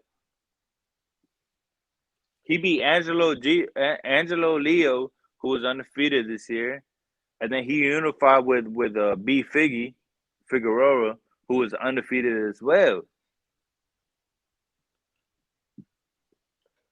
And he American, and and I'm surprised he don't get a lot of praise. But it's probably because he's at the lower weights. He's at 122. Nobody really know about 122. I want to see a rematch, bro.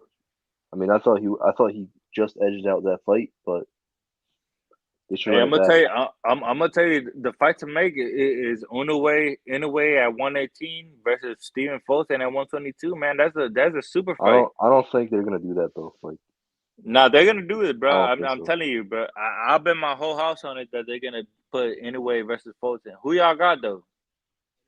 when will they do it Who you next? got? Inoue versus who? Inoue versus who? Inoue versus Stephen Fulton. Oh man, Cool Boy beat Inoue, bro. I got anyway. Dog. I got Damn. anyway. Dog walking Fulton. That shit sound good. Hey, Yo, I'm dead, bro. by 10. Yeah, Paul's definitely he's definitely gonna win a belt at 147 pounds, bro. He's a dog, former Olympian.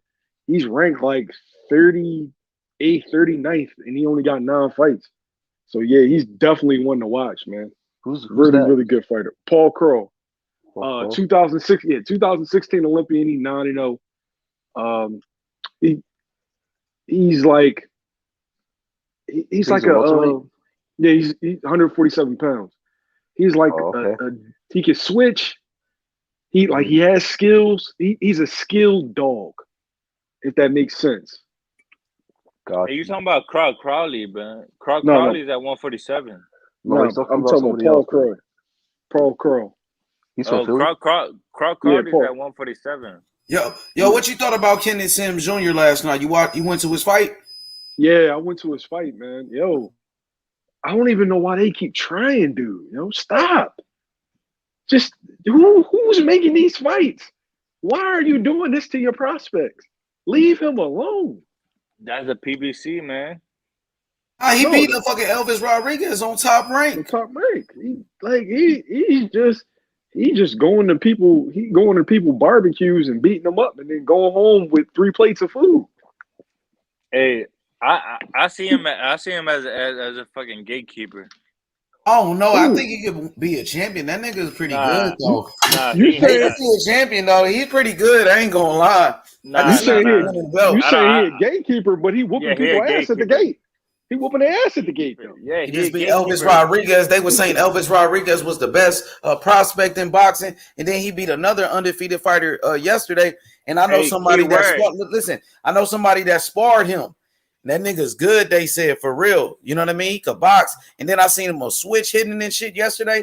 He's really good, man. Hey, and he fought at 140. He fought at 147 yesterday. That wasn't even his weight class.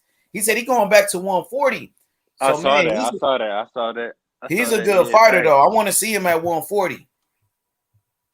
That's facts. He did fight at 147 for the first time, and that was only because his opponent didn't make the weight, right? No, his opponent I think pulled out, and they had to find last minute. Some shit like that. But he wasn't supposed to be at 147. He looked really good, man. I like that. No, Kenneth Sims Jr. He like a guy that's just in the way. He's a hard guy that's in the way, man. I could see him winning a world title one day. I could see him being a champion. He been upsetting people already. He gonna fuck around and beat somebody for real. What do you guys think of Brandon Lee? I like Brandon Lee is destined for greatness. He's destined for greatness. Nice, man. Just like Jaron Ennis. He just needs to wait till everybody moves up, and then he'll win a title. That's what. Yeah, him and Jaron Ennis were signed under the same dude. That's the same thing I say about Kenneth Sims Jr. Kenneth Sims Jr. He just gotta wait till everybody. Don't he fight at 140? Brandon Lee fought at 140, huh? At 140, yeah. At 140. Man, Kenneth Sims will whoop his ass. Oh no! Come on. I don't know. That's a tough fight. That's cat. Make it happen. He beat all these prospects already. That's cat. That's a 50-50 fight, bro. Brandon Lee knocks out Kenneth Sims. Someone in the comments said Brandon Lee versus Kenneth Sims Jr. 2022. He knocks him out, bro. It's a good fight. Yo, they can take my money Kenneth now. Sims Jr. out, man. I'm saying Brandon Lee ain't even fought nobody, dog. He ain't fought nobody that you know. It don't matter. He ain't fucking fought nobody. Kenneth Sims been in there with some real killers. Fucking Elvis Rodriguez, bro. Elvis is a killer. He fought Floyd's dude. What is his name? What is it? Jeremy Huertas? What is his name? I'm not. Who is that? Juan Heraldez. Heraldez. Heraldez. Lee trains with the Floyd brothers, man. It was a good win. It was a good win. Like Brandon can fight. Brandon can fight, and that's a fight that makes the most sense now. Them two. For vacant, as soon as Josh Taylor fight Catterall for vacant, yeah, I'm with that. Take my money. He will beat him. I got Sims in that one. bet you on that, and that Brandon Lee got that Yeah, I win, could man. bet on that too. I got I Brandon bet Lee. on that. I got Brandon Lee, man. He'll beat Kenneth Sims Jr. And I actually I got bet Kenneth him money Sims right Jr. now. taking that boy to school, schooling that boy Brandon Lee. Y'all, that's a Never, motherfucking hype never, job. He's a hype never. job, I think, dog. Nah, stop that, man. He a hype job. Brandon Lee's a real motherfucking That boy a nigga, hype man. job. No, he got natural power, bro. Like his Against power is who? crazy. No, Bro, Brandon can When fight, yo. everybody out, Wilder bro. was He knocks doing that, everyone out. niggas was come on. When Wilder was doing the same thing, knocking out bums, y'all was saying he was fighting bums. Come on, but it's cool. He do look sharp though. He alright, but I got Sims beating him though, and I Hey, take yo, that bet. I do think I that's mean, Brandon in the chat too. H, I respect your opinion, H. You know, because Kenneth Yeah, your Simmons boy Jr. gonna get beat. I respect your opinion, but your boy gonna get beat. Nah, I Yo, respect your that's a opinion fan because account, bro. because Kenneth That's a Simmons fan account? Jr. He Yeah, that's a looked fan real account. good. He got a better resume. Kenneth Sims got a way better resume than that dude. He beat better fighters. H, he looked real good. He looked He real beat better good against fighters. Like you know the exactly guys Kenneth Sims beat. 100%. You know the guys that 100%. Kenneth Sims beat. You don't know not one dude. You know, come on, man. But yeah, I No, like I Sims know. though. I agree with you 100%. He got better wins. Yo, and you he looked guys, way what better. about But I think Brandon Lee is just the better fighter, man. Yeah, Brandon Lee do look good though. I ain't gonna cap. He look good though. what about But Gary Sims on Antoine a Russell? different level right now for sure. Go ahead. Gary Antoine Russell, bro. He's definitely He look on the good too. upcoming, man. Yeah, man. He's Hey, really doing at 140. I'm gonna tell y'all something that y'all might not want to hear, man. But don't worry about the Russell brothers, man, because they locked in with Al Heyman, man, and Al Heyman not gonna put them up in big fights, man. They just not gonna get big fights, man. So you they're not figure that? gonna get big You fights. can't just say that, bro. That's a general statement right there. Like, Nah, how do you know they're not gonna get big fights? Come on, though. I know this because I've been in panels with Batman. Bro, Y'all know who Gary Russell. who Batman man? Y'all know who Batman is? Yeah, he's been in here before, I think, right? Batman is the Gary Russell's their big brother. Yeah, he said that Gary Batman Russell's don't gonna got fight no big. Chris Colbert. He said he's gonna fight Chris Colbert. He ain't gonna fight. How is he gonna fight Chris Colbert if he's gonna fight Mexayo in February? No, he's gonna fight him after. That's the fight after that, the Chris Colbert fight. And then they start saying Gary Russell was gonna fight Tank.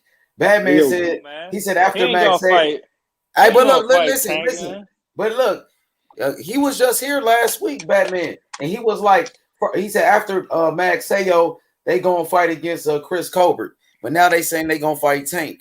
Exactly, man. Hey, It's yo, all this bullshit, the thing though. man. It's Gary all Russell bullshit, man. Gary Russell Jr. ain't signed to Al, so that's one. That's why he's not He's getting no not. big fights. That's why he's not getting no big fights Yeah, because he's not signed to signed to Al. L. I'm telling you, hey, look. You gotta sign to him or something. I don't know what they're doing. Hey, I'm from the DMV, man. You know what I want the best for? I want the best for Tank. I want the best for Gary Russell Jr., man. So this is not all no hating shit. I'm from the DMV. But these guys is not getting no big fights, man. It's all on Al Heyman. It's all on Al Heyman, man. It's all on Al Heyman to make the big fights, man. Wait, Gary Russell not getting no big fights, man. Gary Russell not getting no big fights. Antoine and Antonio getting the right step of fights though. He's doing a good job with them. And Antoine Russell might be getting the big fights, but Gary Russell, man, he still got a career. What, you not gonna give him fights? He's not signed to Al. What you want him to do? It's charity? But he signed to Showtime and PBC though. No, he's not. So who's his promoter then? He doesn't have one. He has to have one. If he wants to get a fight, he has to have a promoter. What you mean? Bro, he doesn't have a promoter. Yes, he does. No, he doesn't. Man, So all I who's know his is promoter I got Gary Antoine Russell and Brandon Lee at 140 as the next Boots and Virgil. Them two, man, they're the best upcoming ones. As far as I'm concerned, y'all can forget about Gary, Mr. Gary Russell, man. Y'all can forget about him. He ain't gonna fight your favorite fighters, man. He ain't gonna fight the favorite fights you want to watch, man. Hey, yo, do you think Josue is done?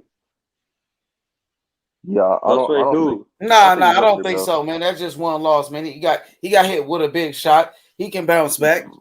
Jose who? Jose Vargas? Jose Vargas? Jose Yeah, Vargas Jose from Puerto Rico? Yeah. That got knocked out by Jose Cepeda? Yep. That man done for, man. I just think And he's just because he lost one fight against a fucking veteran like that, that dude Zabeta is a beast, man. Nah, I think he nah, He just nah. wasn't got ready caught with for a that. shot. Nah, He nah. just He He got got thought hit caught shit with with a a was big shot, bro. shot, man. Nah, man, he nah, can bounce nah. back. That's my opinion. He thought. I mean, my opinion is that he thought shit was sweet. Jose Cepeda was literally in a fucking do or die situation, and he came Ooh, up. He came up, and Jose Vargas didn't. I got one for y'all. Brandon Lee versus Richardson Hitchens. Oh, that's a good That's And one. that's a good that's a fight. Yeah. good one. That's a good one. Hitchens got power. No, he don't have power like that. Hitchens is a good boxer. He's a He good can box, boxer, but yeah, he's a slick boxer. But he but I really ain't got got. He don't have the power like that. Now Brandon like Lee, Brandon yeah, Lee. Oh Lee my look like he god, got some power, but I don't know if Lee will be able to catch him clean. I'm gonna go with it right now. I think Hitchens would outbox him. I'm going with Lee with straight power. I'm going with Lee, man. Damn, bro. The I man I look good got against those Lee bumps he knocking 55-45. out. Don't Yeah, I get mean, fooled by him there's a knocking out big those chance. bumps. There's a big no. The thing is though, in his last fight, he showed that he could box though too. But the thing is, Richard Hitchens, what's his name? Richardson Hitchens. Yeah, he's a really good boxer. So, there's a big chance that dude could definitely outbox them. But I would definitely pick Brandon Lee. So how would you match him up? Would you do Antoine Russell versus Lee, Antoine Russell versus Sims, or Antoine Russell versus Hitchens? How would you match them Neither. four up? Hey, I know Sims will fight any neither. one of those guys. Sims will fight any one of them. He don't Hey, even care. He fight anybody. Bro, hey, you're not thinking as a company, man. As a PBC, they have to stay afloat as a company, so they want to put all these guys against lesser class. Yo, is So they Brandon want Lee to build signed to the all these PBC? fighters. Is Brandon Lee signed to No, PBC? I don't know. I think no, he's fine. I think he's For signed real? to. I think he got an exclusive no. deal He signed with Showtime. With He signed to the Showtime. same. signed It's to the same thing Cameron as Duncan. Cameron Yeah, Duncan? he yeah. signed to Yeah, Cameron Duncan. hey, you think Lee is nice like that though? YSM, you think he good like that for real? Lee can go, man. He can go. You think he official? He can. I He think he he's can fight. official, man. He can fight. Yeah. Bro, he also got a good amateur background too. Like he was winning all like the tournaments and shit. The thing that probably throw you off, H, is he look like he's like a professional Fortnite player. He don't really look like a fighter. He looks But soft. He looks soft as I ain't shit. gonna That's lie. I why. seen him. He do got some speed and power though. But like he's good. I agree. I was kind of capping a little bit. He's good, but I do think that dude Sims can actually beat him though. Cause that dude Sims is good. I think for real. Hey, no, Sims impressed us. He impressed everybody, but he's an overachiever. That's what you don't. Bro, you can't That's what you say don't that, bro. get. They was the same He's an thing, y'all. The overachiever. same thing they were saying about Brandon Lee. They were saying No, you about can't. Elvis Rod. They were saying the same thing about Elvis Rodriguez, and this motherfucker whooped his ass, bro. Beat the fuck out that boy. So Yeah. You Sims can is see. official. You know, Sims got better wins than Brandon Lee. He beat Elvis Rodriguez, who Brandon Lee beat.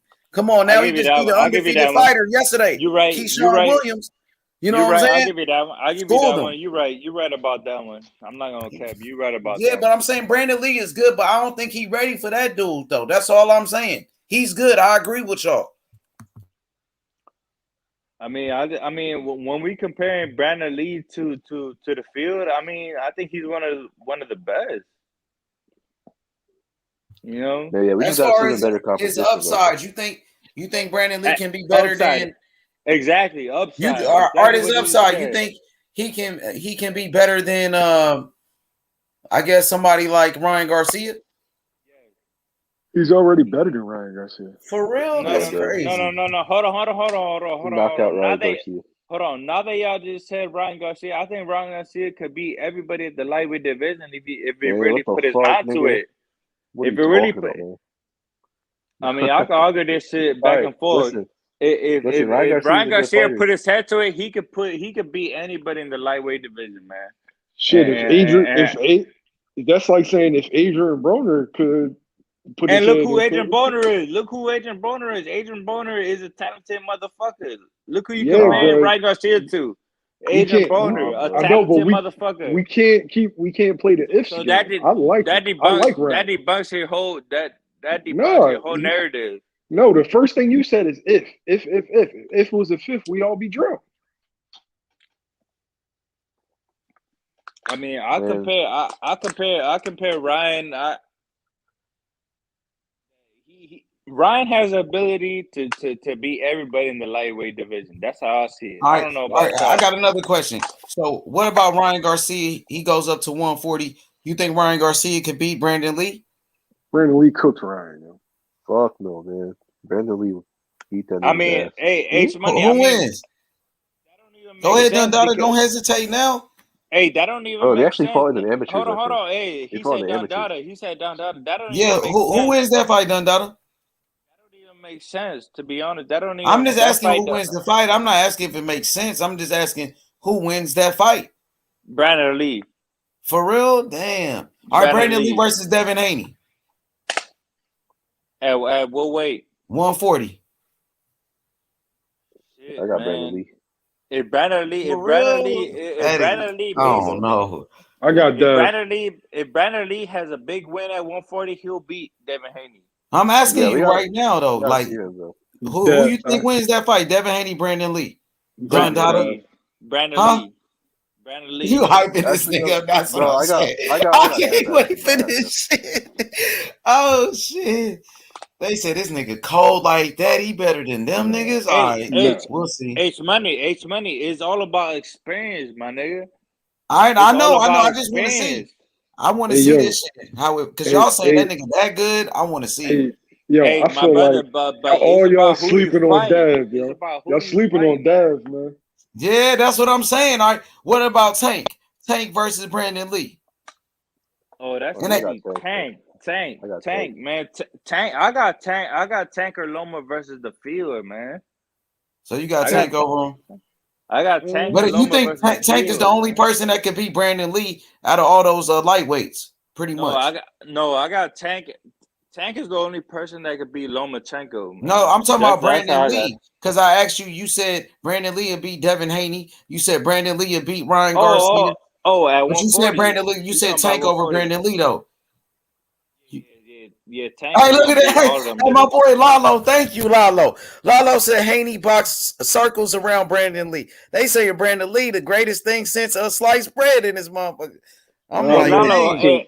hey, Lalo, hop on, man. Hey, Lalo, hop on, man. I gotta talk to you, Lalo, man. Lalo, pull up, Lalo. Yeah. Pull up, Lalo. He was, yeah. Hey, yeah, but man, I don't think Brandon Lee gonna be like Devin Haney. Come on, man. Brandon Lee can't beat Dev, yo. Yeah, I don't see him beating Tank. Come on. Hey, that's a big fight. He's too early. I'm about to go watch some more Brandon Lee tonight, though, just to make sure. I gotta see this shit. It's funny. So what do you think Lalo's gonna be then? I mean, what do you think Brandon Lee's gonna be then? What type of fighter you think he's gonna be? That's what I'm saying. I'm gonna watch him more tonight because people keep telling me about him. I seen some of his highlights. He do look fast as fuck. He got power, so it looked good though. So I got to do more research on him so I can give you a better. Yeah, I gotta watch more of him. Okay. I feel that. I could feel that. I could dig that. I mean, to me, he looks like as a world beater. To me, he looks like a world beater. Who does he remind you of? He reminds me of. Who does he fight like? It's hard to tell because he's so young. He don't even have a style for himself. If you know what I mean. He don't have a style that he actually like. He don't have has a punch that he can actually go to multiple times. If y'all know what I mean. Man, like Canelo goes up to uppercut. Left hand right uppercut. He don't really have that move that he really has. That he could do every single time, so he's still a work in progress, is what I'm trying to say. I mean, he's untested for sure, but but definitely got that power. How can we say he's better than he could beat guys like Devin Haney? You're right, H. You're right. You're definitely right. That's what I'm about to watch him though for sure. I'm gonna see what he's all about, man. This man is a problem. I'm telling you, this man is a problem for anybody in or around 135. He's a problem. Hey, YSM, who does he fight like Brandon Lee? Who would you say?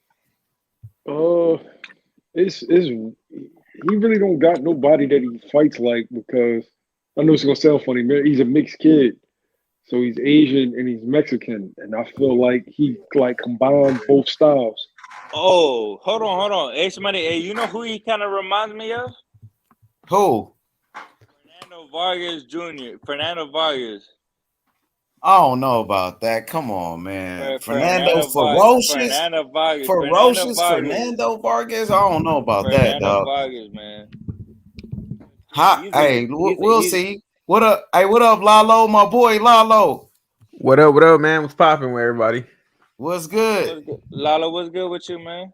Shit, man. Chilling, fresh off work, man. Had to jump in, man. I heard y'all talking about Brandon Lee, beating Devin Haney, man. What's up with that?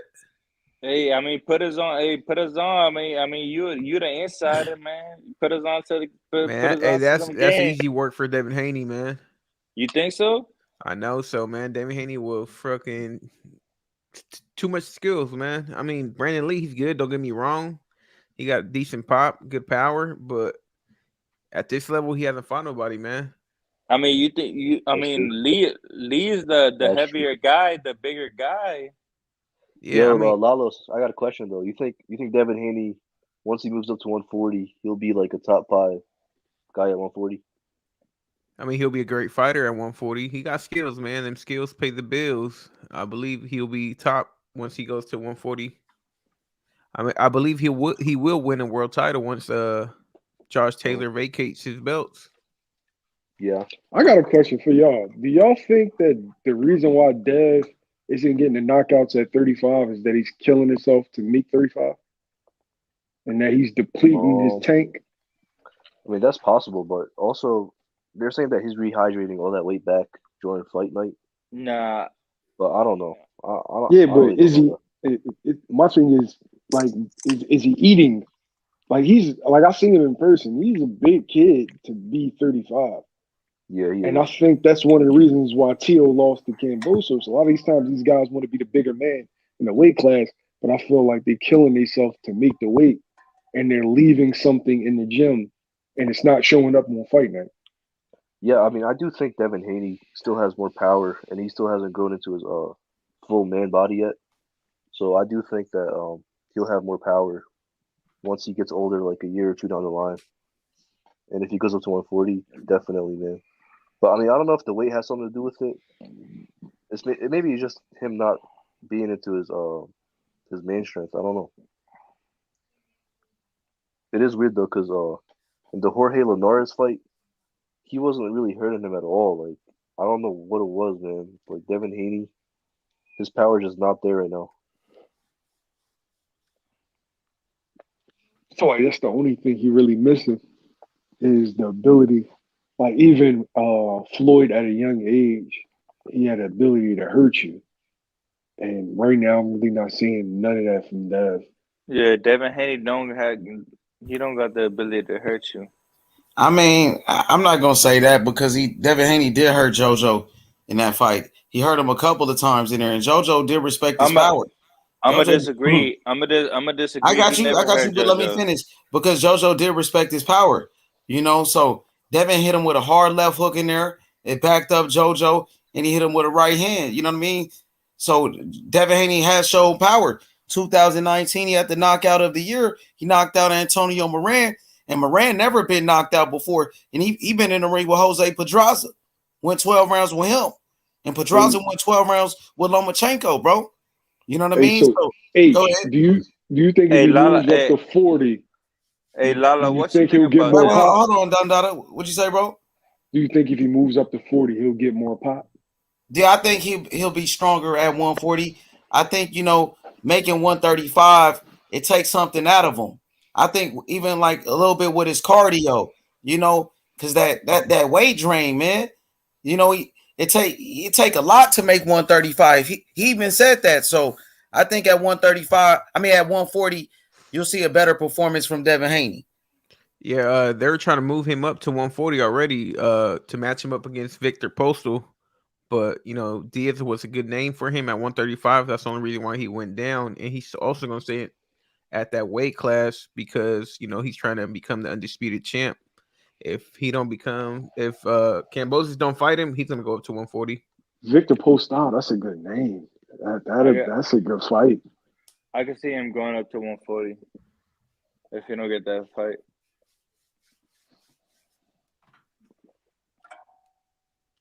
Yeah, they say Devin Haney, man, he's supposed to get a new strength and conditioning coach too. So we're gonna see how that work. If he goes up to 140. That's only if he goes up to 140. Hey, let me in the chat brought up that Shakur hold on. gained power when he moved up. Let me ask this quick question to Lalo. I mean, Lalo, have you heard anything about was the situation with Makabu and Canelo, or Canelo moving away from Makabu? No, I haven't heard nothing yet. I mean, because Makabu is supposed to fight a mandatory, isn't he? Yeah. Oh, last time I heard about that situation, yeah, he got a mandatory, and I don't think the mandatory want to take step aside money. So what do you think is gonna happen? I don't know, man. Canelo got options.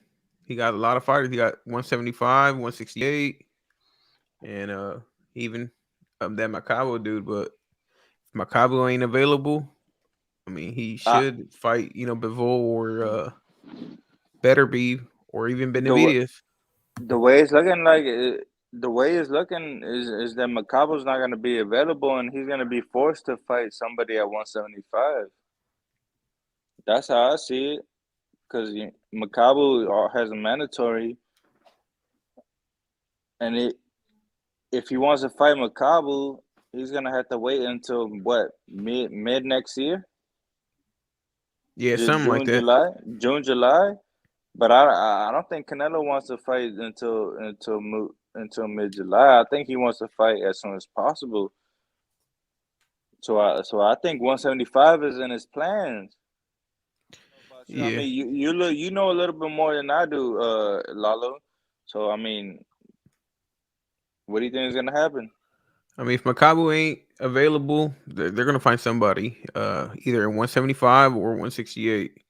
And I'm pretty sure they're gonna target a champion.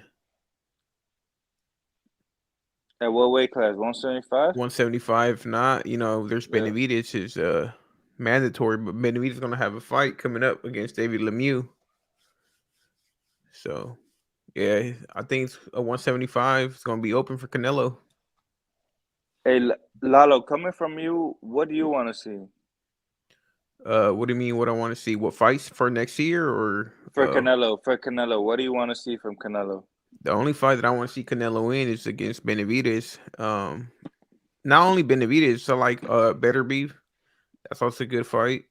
So Beterbiev, Bivol, Benavidez. So it's basically all the same for everybody who likes Canelo. It's either Benavidez, Bivol, or Benavidez is what you're trying to say. Yeah, it's gonna be one of them.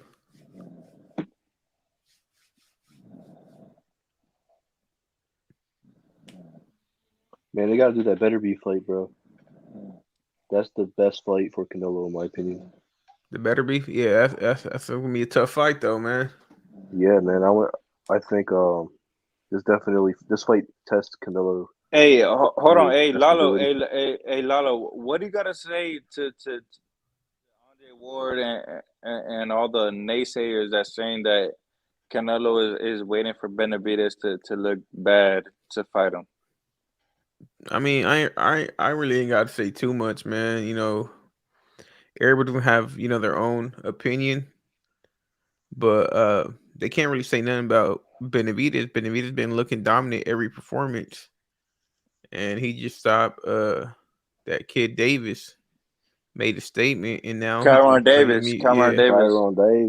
Yeah, and I was there live, so yeah, man, he's the real deal, man. Benavidez, no joke. Yo, Lalos, you think he'll beat David Morrell?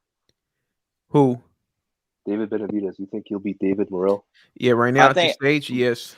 Why? Yeah, because exactly. I think he's why? My opinion is because I think Morrell he lacks experience a little bit. Experience, exactly. Yeah. And and his last fight, he looked good. Don't get me wrong, but I seen he was a little bit wild. He looked good, but he didn't look great.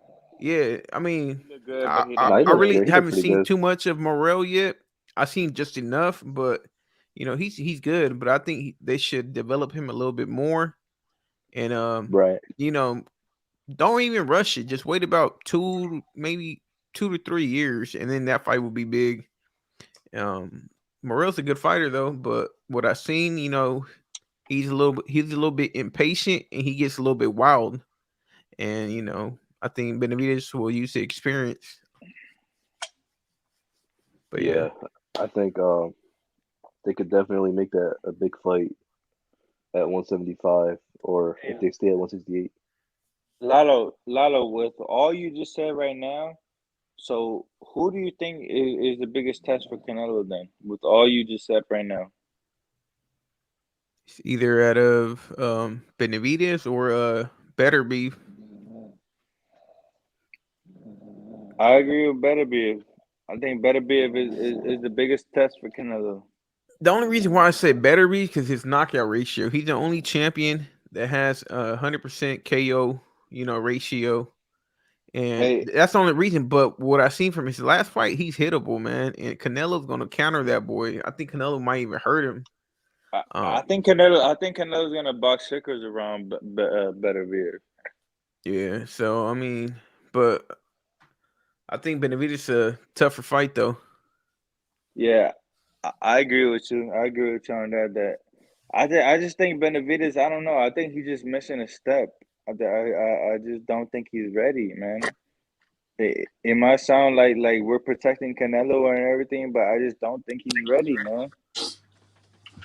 You don't think who's ready? Benavidez. Yeah, I mean, see, the thing I is, mean, right? The same way, Lalo, the same way you said Morrell is not experienced. I Yeah. kind of think the same way with Benavidez at this point. Oh, I do think he's one of the best fighters at 168. But the more competitive fight, in my opinion, is Better BF. Better But I Beef. mean, I still do want to see Benavidez versus Benavidez though. Canelo. Yeah, I I mean, I agree. wouldn't mind seeing Benavidez though. That fight would be interesting. But I think Canelo just walks him down, bro, with body shots and just I knocks don't him know, out. man, because It's too simple. Benavidez ain't gonna be there just to be. He's not gonna be no Callum Smith, man. Benavidez not gonna be on the ropes, guard up or nothing like that. Benavidez gonna come to fight. That's one thing Hey, about Benavidez, man. hold on. Hey, let me tell y'all. I'm gonna be the first person to say that Canelo washes Benavidez. It's gonna be Canelo versus Floyd. Floyd versus Canelo 2.0. Nah, bro, it's gonna be worse than that. What are you talking about? No, yeah, that's what I'm saying. It's gonna be Floyd versus Canelo 2.0, where just Canelo is just too much for Benavidez. Yeah, I think he knocks him out in That's like how that, ten yeah, I that's rounds. agree. how I think it's gonna go. I just think it's gonna Knocks him be out. 2.0. I just think it's gonna be Floyd versus Canelo 2.0, where just Canelo is just too much for Benavidez. And eventually, if he wants to knock him out, he'll knock him out. And if he doesn't, he'll just outbox him. Yeah, I Yeah, feel bro. like I'm y'all sleeping on Benavidez a little bit, man. The Nah, kid is I talented, don't think man. so. He got he Nah, He's bro. talented, look, man, but look. he's The only talented. thing he lacks on the It's Canelo fight defense is the experience a little bit. and Because defense. Canelo got, we all know Canelo, man. He fought the best and whatever. But He's fought man, everybody. look, Benavidez got combinations. He fast hands, the size, the reach, and he's coming to fight, man. I mean, and he got good body punches. When was the last time you seen somebody go to the body, at Canelo? Nobody. I'll give you that Exactly. one. I'll give you So that one. Benavidez No, I gonna, think Triple G, Benavidez, but Nah, Benavidez, Triple G didn't go to the body nah, Triple like G he was was scared to supposed go to to. the body because he He thought he was was gonna get scared. countered. Exactly. Facts. He was all right, scared to go to you the think body because he Benavidez was scared. you think Benavidez won't get countered? No, of course he's gonna get countered, but he ain't gonna be scared to get countered. Okay, I Exactly. feel you. I That's the feel you. difference. That's the difference. Bro. Benavidez not gonna be scared to get countered. He's not gonna be scared like Triple G was scared to get countered, or Caleb Smith or fucking Kovalev was scared to get countered. Yeah, I mean, shit. I mean, if that fight does come about, I mean, I'll be excited to watch it. Yeah, same here, man. Benavidez definitely he's definitely a dude that brings the fight to you. So I mean, it would definitely be interesting to see how it goes. But I don't know. I just see Canelo knocking him out. Yeah, we'll see, man, when the fight comes. I think it's a great fight, though. Don't get me wrong. I think it's like a 55-60 favoring Canelo, 40 Benavidez, 45.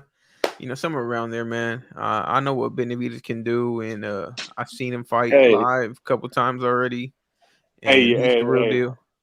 hey! Y'all might call me crazy, but I think, but I think Canelo becomes undisputed at 175, and I think Canelo could beat Bradis at cruiserweight. Hey, what I the I, hell? I think I mean, Canelo will beat that's Bradis not at cruiserweight, man.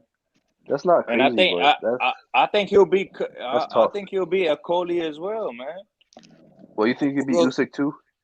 Okoli is fucking green as fuck at cruiserweight. Am I right or wrong? Okoli is green as fuck at cruiserweight. I agree that he's green. Bradis is around the same size as Canelo, so I think Canelo could outbox him. I think Canelo, man. I think Canelo from 160 to 175 is undisputed, no matter what weight class he's at, man. Man, hey, I even think Canelo go to Bridger weight, that new weight class, and beat that Exactly. one dude. What's his name? The champ Oscar right now. Rivas. Oscar Yeah, Rivas. yeah, no cap. I Yeah. really think if Canelo really want to move up to Bridger Hey, weight, I think he'll. Lalo, What's you up? on the same shit that you on the same shit that I am. I think Canelo could go to Bridgerweight and become Bridgerweight champion against Oscar Rivas. Oscar Rivas is who just is the Bridgerweight champion. That's what I'm saying. He beat Nah, bro. he beat Rosicki. I got Bradis beating Canelo. Nah, I got Canelo beating Bradis, man. All If right, I'm keeping if I'm what keeping it a buck, I got Canelo beating Bradis at cruiserweight about the better beef fight? You think Canelo beats him easily or what? easily because if Easily? he can't knock Depends. him out, he's just gonna outbox him, Nah, man. man. Yeah, I think He's just Canelo's gonna gonna. outbox him. It's because he hits I think hard, so it depends on the punch resistance, you know. Exactly. yeah. I mean, name one fighter that better beef has gotten hit as hard as that Canelo will hit him. Nobody. I feel you on that one. I think Canelo wins it. I mean, is it Nah, but easy? better. I don't know. Because he hits hard. He's out of all of them, I think it's the most dangerous fight. I Yeah, think the most definitely. dangerous fights for Canelo is at cruiserweight.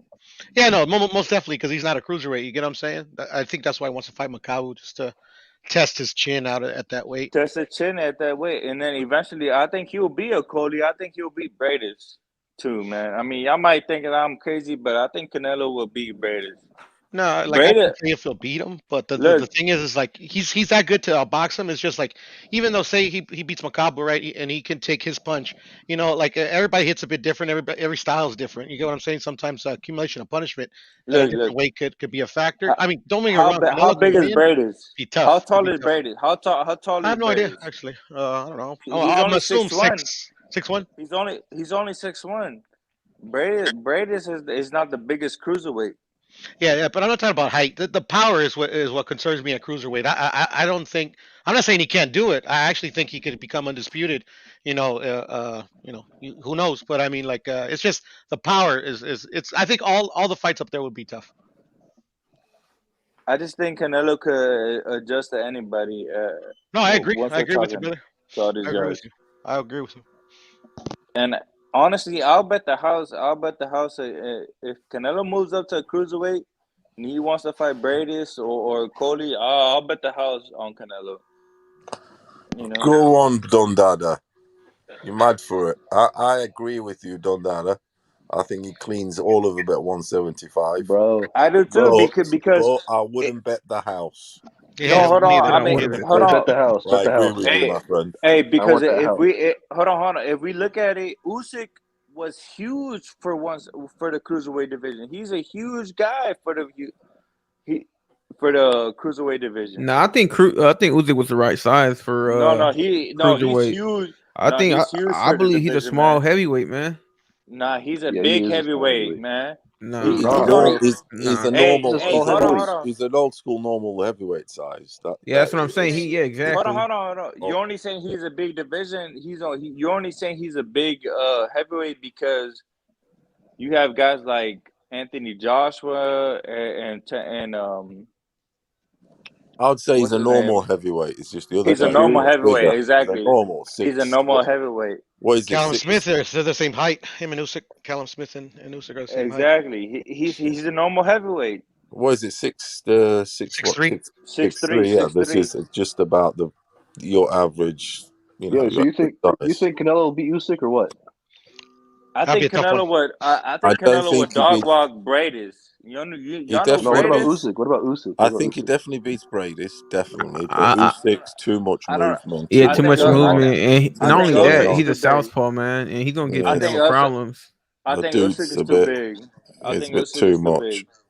I Yeah, think I think Usyk is it's too big. too much as well. It's a bit I'll too tell you much. this: if they were the same size, say Usyk was a light heavyweight, I'd favor Canelo. But yeah, Exactly. heavyweight Usyk, Exactly. I see you definitely. I'll lean Usyk, but it's not impossible. But Canelo knocks him out. Yeah. I I'm got Canelo telling beating you, Bradis. he would. I got Damn. Canelo beating Bradis at cruiserweight. Y'all might call Sheesh. me crazy, but I got him beating Bradis at cruiserweight. No, he does. I Okay, really, crazy. I agree with that. I really do. Hey, do y'all believe Canelo go to that new division, Bridgerweight, and beat Oscar Rivas or what? Ooh, Hey. Go ahead. that's a I bit believe too much. that. I believe that too. I think he's able to come up to 200 pounds and beat Oscar Rivas. Me Because personally, I think he'd go ahead, Don Don. Oscar Rivas has been knocked out twice in the heavyweight division, hasn't he? Yeah, one Yo, could say. He's been knocked out twice, because Oscar Rivas is a heavyweight yo, but here's the thing, right? until the Bridgerweight has came about. So All right, he's but been Don knocked out Dada. twice. Yo, but Canelo's power hasn't really been tested at past 175. So like Has he? I don't Yeah. really know like how he would do against a cruiserweight until we see I Mukabu. agree. I agree with you. To be honest with you, I I agree mean with you. I do Yeah, think he yeah. has good power, but I don't really know if it's like up there with like Now Oscar Rivas knocking hasn't out cruiserweight. been knocked Hey, out. that's the Yeah, only I don't think question he we're knock gonna out have. that dude. That's the only question we're gonna have with Canelo if he has the That's power that's why he's at taking cruiserweight on. or heavyweight. That's why he's taking on Makabu first. It's like Exactly. taste it first. And he Taste has the really water good first. power. I mean, Yeah, astounding just power. Hey, is exactly. that Paulo? Hey, Paulo, you talking that Canelo talk, right? No, I true think right up to 75, he cleans them all, Hey, no, Paulo talking that and then real shit, man. no, I Paulo do, talking that and real then shit, after man. anything after 175 is a bit, Questionable. yeah, it is. I wouldn't call it questionable. It's just we have to see what happens. Like Yes, he's yes, that good. He's got a good chin, so he has a shot. But I mean, the weight divisions are there for a reason. You get what I'm saying? So exactly. if he goes up there and he wins, great for him. Yeah, it's one step at a time, but Yeah, exactly. 170, One step at a time. because he's naturally also going to develop Canelo if he was to beat them guys. I mean, he's also getting stronger at that age. He's not stopped getting stronger. He's what, 31? He's still getting stronger. And also, like at some point, his power is not going to carry across these Yes. divisions. You get what I'm saying? Exactly. But he does have his boxing to fall back on. But we got to remember too, he's undersized for middleweight. You get what I'm saying? Just a bit. Exactly. 5'8". 5'8". He's already beating the odds. Who just 5'8" on said the that? skippy toes. You get what I'm saying? Who just said that? That's some Roberto Puro. Duran shit. Who just said he's undersized for middleweight? Puro. Exactly. Canelo really he's really a 154 pounder. So he's definitely Yeah. For his undersized. height, he's undersized. But like He's definitely undersized for all these guys, man. Yeah, he's that good. 5'8". He's that He's good. 5'8". Of course he is. He's only 5'8". He's definitely undersized for all these guys, man. He's doing some Roberto Duran stuff. Yeah, exactly. Yeah, exactly. He is. Him and Duran are the At same size. higher weights. Yeah, for me, Canelo, obviously he's great. I mean, to me, he's a first ballot Hall of Famer. Anything he does from this point forward is just icing on the cake, to be honest. It's just extra. It's just It's just extra. extra, yeah, for me. Yeah, but they're calling him a duck for not fighting Boo Boo, bro. Yeah, but the dumbass fans, in my opinion, no disrespect to nobody, the dumbass fans are the ones that are calling him that shit, bro. I take everything at face value, Lalos, to be honest, bro. Like, since I was a kid, man, since I can understand that fucking boxing does some fuck shit every now and then. It's the politics to stop these fights from happening, man. I mean, the fighters are there for one thing, man, to fight, bro. So I never blame the fighters. The fighters will be the last people I blame. Big facts, big facts. I always blame the whoever is stepping into the ring, man. The thing is, the people that want Canelo to lose are just looking anyway to They're to just find that haters. guy that can They're just possibly beat haters. him. You know, They're possibly be haters. awkward for him or possibly beat him. It's like they will perceive Andrade to be an awkward dude, so he might have a chance. So they'll try. Yeah, it's hating. They're looking for that guy that can beat him. That's how it is. The haters. Yeah, it was the same thing with Mayweather. Exactly. Definitely. It's the same thing. Same shit. Yeah. I mean, I remember when Floyd Mayweather was a topic of discussion, and we had to make up a whole scenario just to get him as a topic. You know, I mean, but these days, you know, we have the internet and shit, so everything is fact checked. You feel me? Yeah. We can't be as fooled as easy. Exactly, everything is fact checked, so we can't be fooled. There's a lot of disinformation out as well, though. You know, yeah, you gotta be careful. Yes. Yeah. You can be diverted, definitely. If we go wrong, we'll see what happens.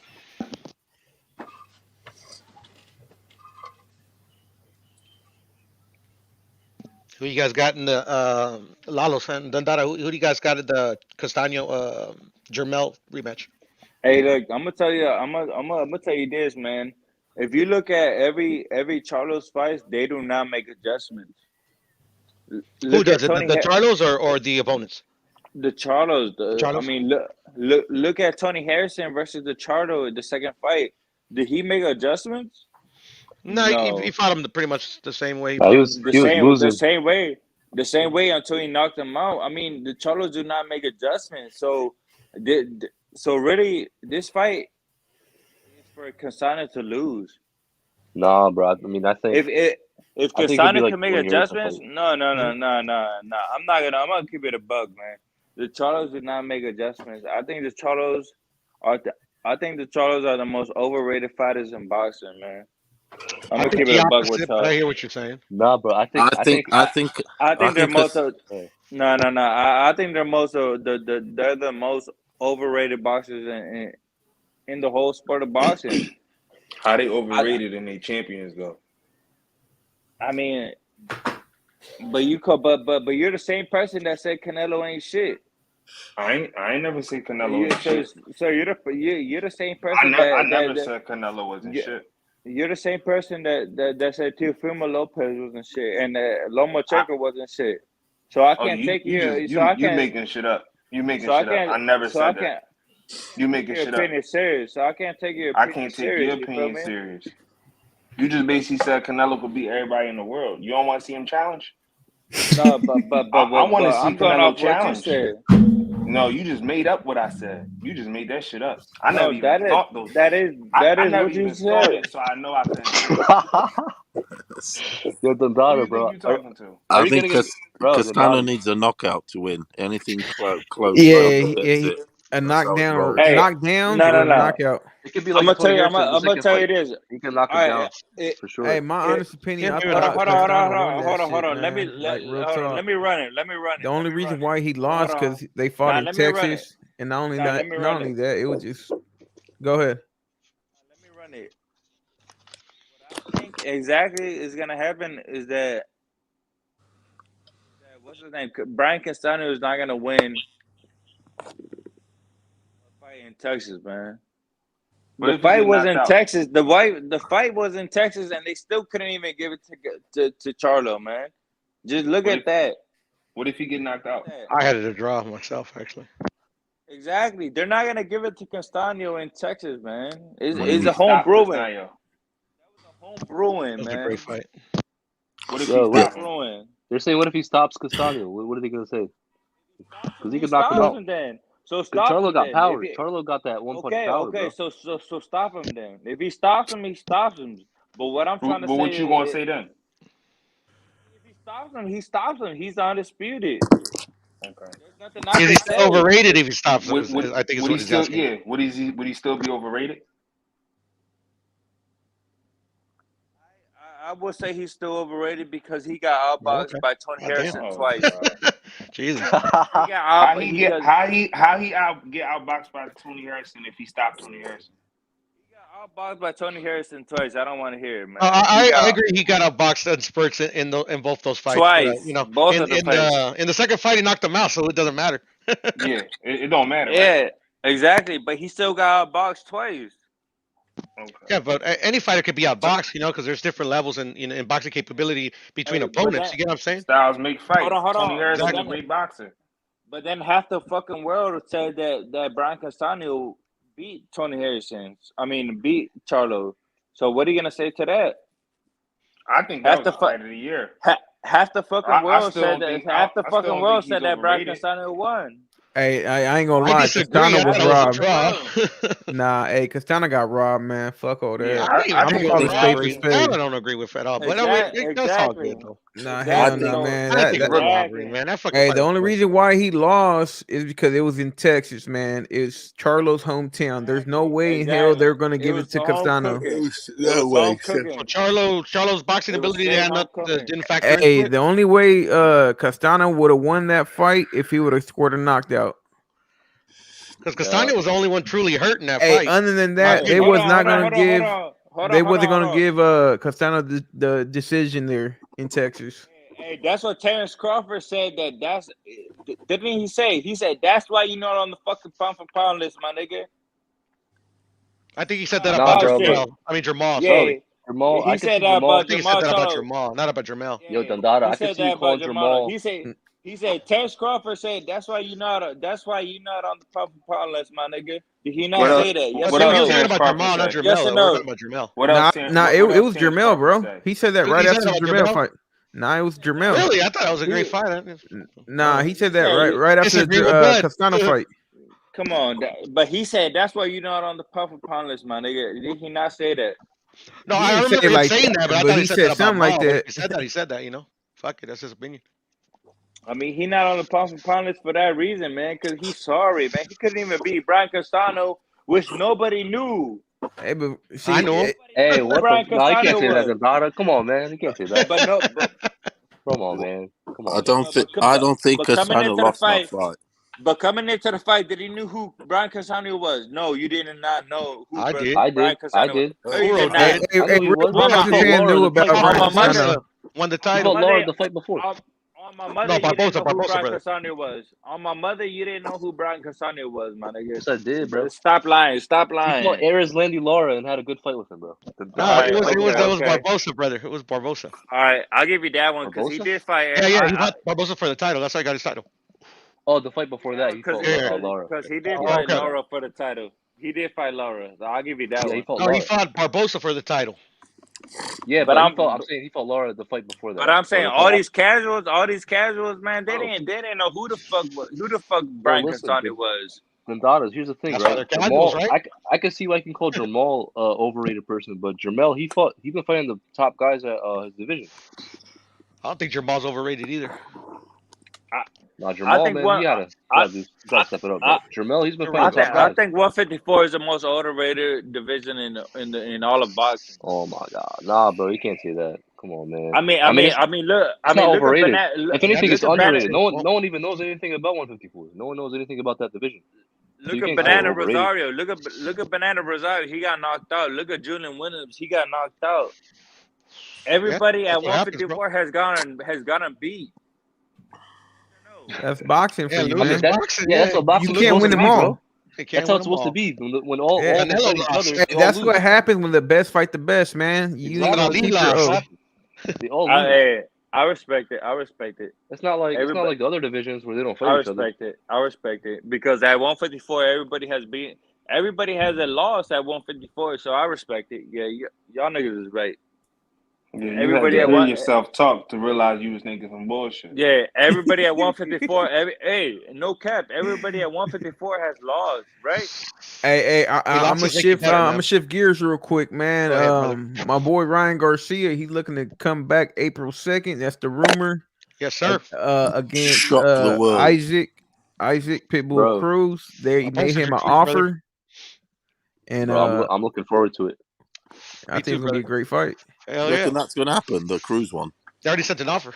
They already sent the offer April 2nd. Send to accept. Sent. Sent. All right. So we're just waiting to hear from Team Cruz, man, if they're gonna take the offer or not. But I Facts. think that's a hell of a fight, man. Yes, sir. Yes, sir. I can't Set wait, man. I'm Yeah, going to man, that one. Hope for he's in sure. LA. Oh Fuck, yeah, that'll be it's gonna be in buzzing. That LA. will. Oh man, that'd be fucking awesome. Fucking. I'll be there for sure. For sure. Me too. I think Garcia's going to come back with a bang. I do. Me He too. is. I think he's Trust gonna make me. a statement. Yeah. I think so too, but it's gonna be hard, man, because Cruz is the truth, man. I've been following him for a minute, man. I didn't think he was gonna beat Tank, but he is his defensive capabilities, man. They surprised me in that fight. He's a good fighter, man. It's gonna be a great fight. It's gonna be good work for both fighters. They're both gonna come out on top in this fight, win, lose or draw, in my opinion. Garcia's going to try and outdo Tank, though, isn't he? Definitely. Hey, I He think needs go I ahead, think Lalo. he is though, man. I think he's gonna outdo Tank. He'll try and he'll do well to take Cruz out of there, because Cruz is a hard boy. He's a hard boy, definitely. He would do well, but I wouldn't. If I was him, if I was advising him, I wouldn't get caught up and try to one up Tank. I would just go in there Do and your fight my thing, yeah. fight. Be Yeah, defensively responsible because the guy can fight. He can yeah, get knocked out himself. definitely. Yeah, it's gonna be a good one, man. If it Yes, sir. happens, hopefully, shit. Hopefully, brother. Hopefully, man. Hey, Lalo. So you think that's the next fight for this man Tank? For who? For Tank? You think that's the next fight for him? I mean, you obviously got an insider. Nah, I don't know what's the next for Tank at the moment. To be honest, I haven't heard nothing. Nothing. I mean, what have you heard of? Have you heard anything for Canelo, or what have you heard? Because you're an insider compared Nah, to man. everybody else. I haven't heard nothing. I should be going over there to Canelo's camp. Hopefully, 2022, whenever he gets back. That's dope. I saw get the Canelo info. puts you as a priority, man. I know Canelo puts you as a priority now, so you should be getting all the insider news. So, Yeah, I mean, what's your hopefully, thing? man. 2022. We big things coming, man. I see big thing. Hey, big things coming for Lalo, man. Everybody, let's hit the light for Lalo boxing, man. For real, man. You have a YouTube, Lalo? Yeah. Okay. I barely get it straight up, started, hey. but we taking over already. Cool. Link, Lalo, because I'm gonna follow you, man. What I've been happened? following you on Twitter for a cool Drop minute. the link. Drop your link, Lalo, or drop your channel, whatever it is you gotta do. Shit. Let me see. But yeah, I barely getting started on this YouTube. I've been inactive for years, but I barely got back on that shit, and yeah, I'm coming to take over now. Cool, brother. Hey, so in your opinion, where do you think the Canelo team is going for? The 175 division, or what do you think they're doing? Shit, man, I can't even answer that right now. If you can't answer that, so what do you think in your opinion, what do you want them to do then? Me, I would fight a champion. Keep fighting champions. Just straight up fighting champions, right? Yeah, I believe he got like one or two more champions, and he'll surpass Mayweather. In beating champions or something like that. Hey, because Floyd fought 23 champions, and up to this day, Canelo has fought 18 champions. Yeah. So he's only like 5 champions away from breaking Floyd Mayweather's championship record. No, I think it's less than that, to be honest. No, yeah. It's like 18 to 23. I think 23. I think Floyd got 23 championships, and then Canelo got like 18. So it's like what if like Canelo 5 or less. What if Canelo lose? It's a possibility, man. It's boxing, man. Anybody could lose.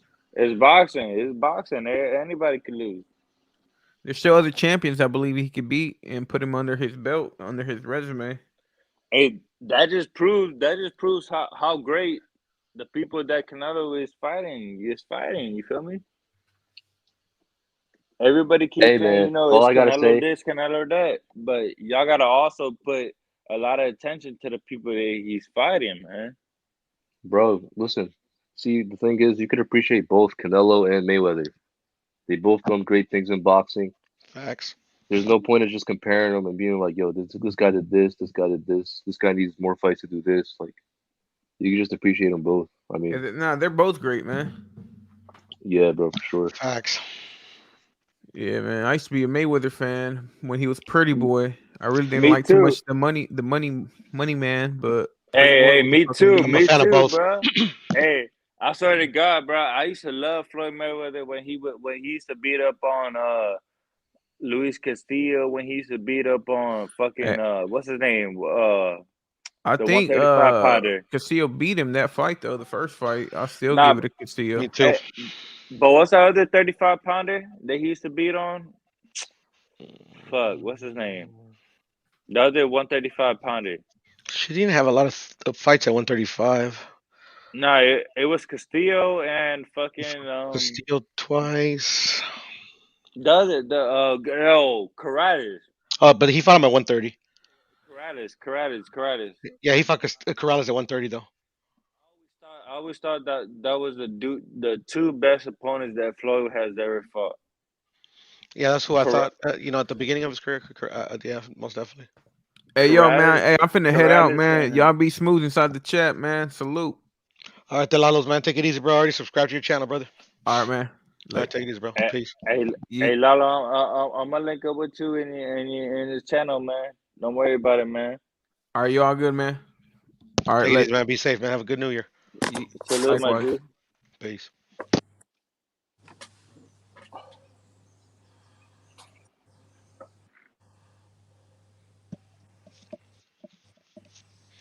Hey, let's all hit the like button for that man Lalo Boxing, man. That man a true pioneer, man. That man been here since the beginning. Yeah, I've been following him on Twitter for a cool minute. No, that man been here for the beginning, man. Like, you know what I mean? Yeah, for sure. I'll be right back, fellas.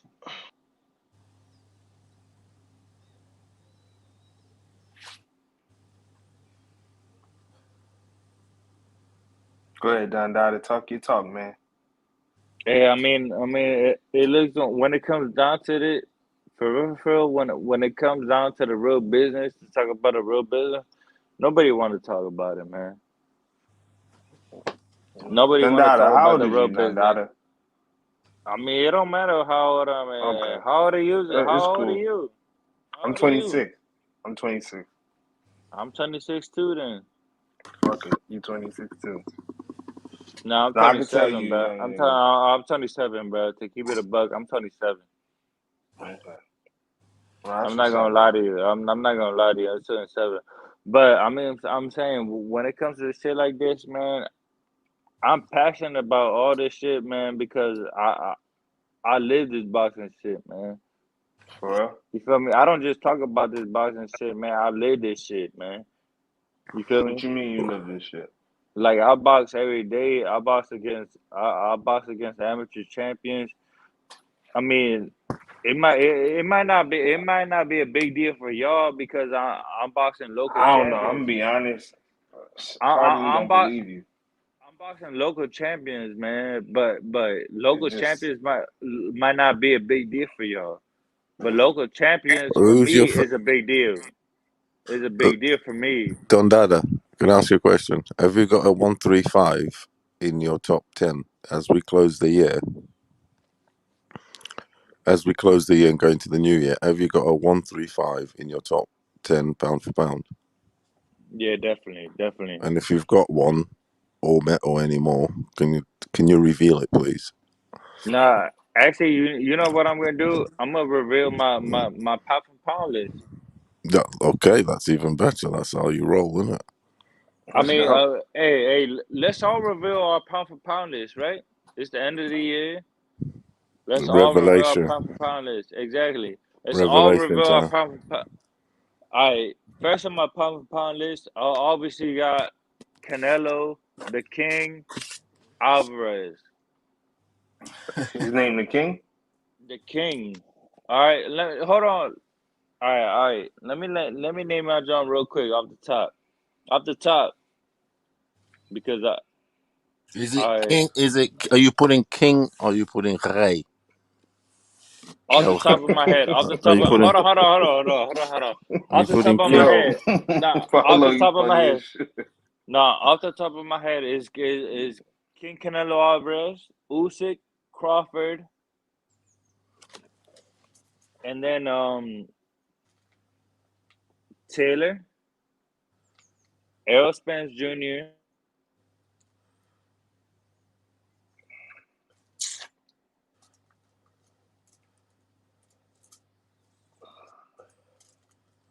Say that again. Who did you? How did you start?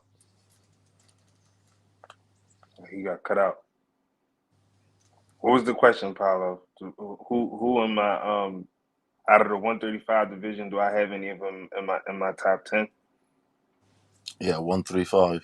I would say naturally. I feel like, to be fair, I would just throw Kambosos in there. Just proven unified champion or undisputed champion, however which way you want to look at it. Um, I feel like Tank will eventually be pound for pound. So will Devin. Um, Cuz got knocked off that list. What's his name? Lomachenko, but I feel like Lomachenko could Let possibly me work his drop way my back. top 10. Let me drop my top 10. Go ahead, Dundada. And I got Tank on my top 10. I got Tank at number 8. Like I said, I got Canelo. I got Inoue. I got Spence. I got Taylor. I got a fucking Tank Davis. I got fucking who else I got?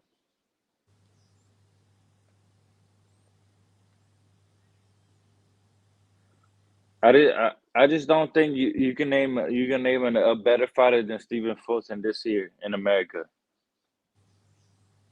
Can y'all name a better fighter than Stephen Fulton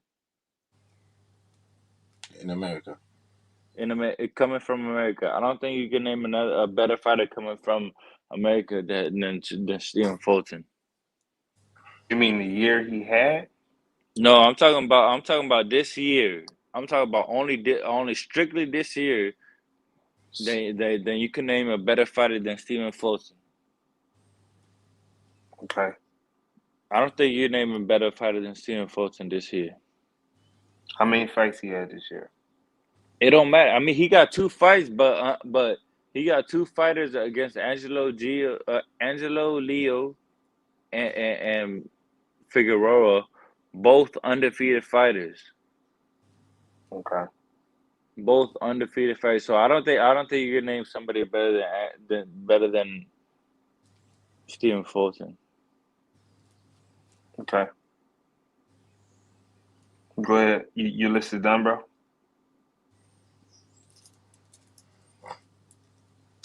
Well, I mean, top five. I got Canelo, Josh Taylor, Usyk, guys like that. Okay. You tell me who Yeah. you like, man. You tell me who you like. I'm gonna Cause answer the man's question first. Yeah, I feel like George Kambosos, earned his spot to be top 10. I feel like did he really though? that's what I just said.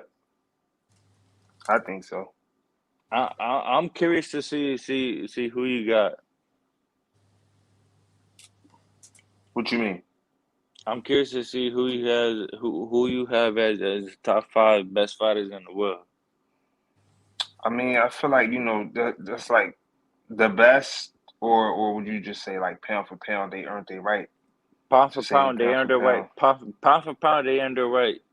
Canelo earned his right. All these guys earned their right. So who you think earned their right? Pound for pound. I mean, I feel like it's easy. It's similar to what you said. Canelo, Usyk, Crawford. Josh Taylor, the undisputed champions. Okay, Taylor. I mean, I wouldn't put him in my top 5 personally, but he earned his right, I guess. I mean, I mean, that's a different conversation. But I'm curious to see what you want to say. Yeah, I'm gonna just go with what I think: Canelo, Usyk, Crawford, and I would say Spence and Shakur. That's a valid. Or That's a you hell could of a take valid. off Shakur and put Benavidez. Hey, I actually like Shakur, man. I actually like Shakur on your list, man, because I think he's only one fight away from being a top 10 fighter in the world. He's Shakur Stevenson. You said Shakur Stevenson, right? Or am I wrong? Yeah, Shakur Stevenson. Yep. Yeah. He's only one fight away from being a pound for pound fighter. Yeah. So I agree with you with that one. He's Yeah, only that's one not. fight away. He's only one fight away from being a actual pound for pound fighter. Yep. Same as What you got, Paulo? Who you got on your list, Paulo? My boys my top 5 is solid as a rock. As in who it is hasn't. it? Who is it? No, I was just gonna say it hasn't changed. But then the guys underneath, I keep changing them around. To be honest. Now name the top guys. But at We the want to minute, talk about the I've top got guys. rid of Charlo at the bottom for instance, and put someone else. Yeah, Charlo not ready for it, man. Just things like that. Just they keep changing. There's a few sets at the bottom. Fuck that, except what they've done lately. I've got a new dude at the top now. He changed today, but Who's that? tomorrow the guy that was at the top, who was always at the top, might be top again. Who is it though? Who is it? Yeah, because my 1 and 2 and my 2 and 3 keep changing around like fuck. But who is it? Who is it? Spit it out already. Okay. I got Usyk number 1. And I got Canelo number 2. Right, but who's number 3? Bud. Bud? Yeah, I do. All right, so who's number 4 then? Because Josh Taylor. Josh Taylor. Wow. Number 5, Inoue. Inoue, I like that list, man. I don't know why everybody in America don't like Inoue, man. Inoue's got to be in my top 5. He's a monster. Hey, look. Pelo, you're from the UK, right? No, I'm from the world. I watch Well, I don't know why. My residence is I'm gonna tell you right now. my residence is from in the UK, but I'm from the world. Well, I don't know why everybody, I don't mind rocking with a bit of Japan or rocking I'm with gonna a tell bit you of right now. whatever. I don't know why in America nobody likes Inoue. He's a beast. Here in America, nobody likes Inoue, man. I think I'm the only guy that likes Inoue. Do you reckon because he's Japanese? I feel like he's real good, but No, nobody likes Inoue here in America. Let's keep it a no, buck. people like him. People like him. Nah, I haven't met nobody that votes for Inoue. Nobody likes Inoue here in America. No, I could tell you why I probably don't put him in my top 5. I just feel like ESPN or whatever, they push him along a little too heavy as far as like where they rank him. Hey, and I feel like he's a great fighter, but he beat Nonito Donaire, didn't he? Yeah, that's fair. Yeah, in a good fight. And Nonito Donaire is a first ballot Hall of Famer. The dude's destructive. First ballot Hall of Famer. I don't care what nobody says, but Nonito is a first ballot Hall of Famer. At that weight, is destructive. I think he can go up the weight above and clean them dudes. So you think he could be Stephen, Cool Boy Stephen? Yes, Stephen Fulton. Yes, Yeah, I think he's got I the think power. anyway. I He's got think more power anyway. than Fulton. Hey, look, hey, I'm glad you said that shit, man, because I think Inoue in a super fight against Stephen Fulton, I think Inoue will beat Stephen Fulton, He man. will, of course, he will. More power. I think he'll knock him out. I think Yeah, he'll he's got knock him nearly. out cold, He's man. got nearly You don't double. believe that? I do. Hey, I honestly do. I do. You think he's gonna knock him out? yeah, I think he'll I knock think him he out. goes up into. I mean, I think he. he'll beat I think he y'all beat gonna be Nonito disappointed. Donaire. He beat Nonito Donaire, and Nonito Donaire is big as shit for the division. I mean, I won't Oh, go as that's far as true. saying knocking. I mean, knocking out whatever. But I'm saying he beats them guys there. Do you get me? Hey, I don't think he beat Cool Boy Stuff easy. I think if he I think went, he'll beat him. I think he'll knock him. I think he'll knock him the fuck out. yeah, you think Canelo could beat everybody too? Hey, but am I wrong though? But am I wrong though? Up to 175, he's got a chance. Yeah. Hey, but am I wrong though? Hold on. This man just said, but am I wrong though? I mean, you don't know. Exactly, So exactly, ultimately, you wrong because you exactly, don't know. exactly, You don't exactly. know. You don't know either, then. Yeah, but you can't just say he beats everybody in all Exactly. these different weight classes. That's crazy. Yeah, I guess you're right. That's You're just right. You're crazy. right. You're right. No, you're right. You're right. You know what I'm saying? No, I you. No, think Canelo you. is the You're right. best. I think he's number one. You feel me? But let him earn his keep. I think Inoue beats Stephen Fulton and beats him and beats him. I think he's just too much. I think he's too much of a knockout artist. He'll beat And Fulton. my other top, and then from 6 to 10, I've got Spence, Shakur, and a very controversial 8.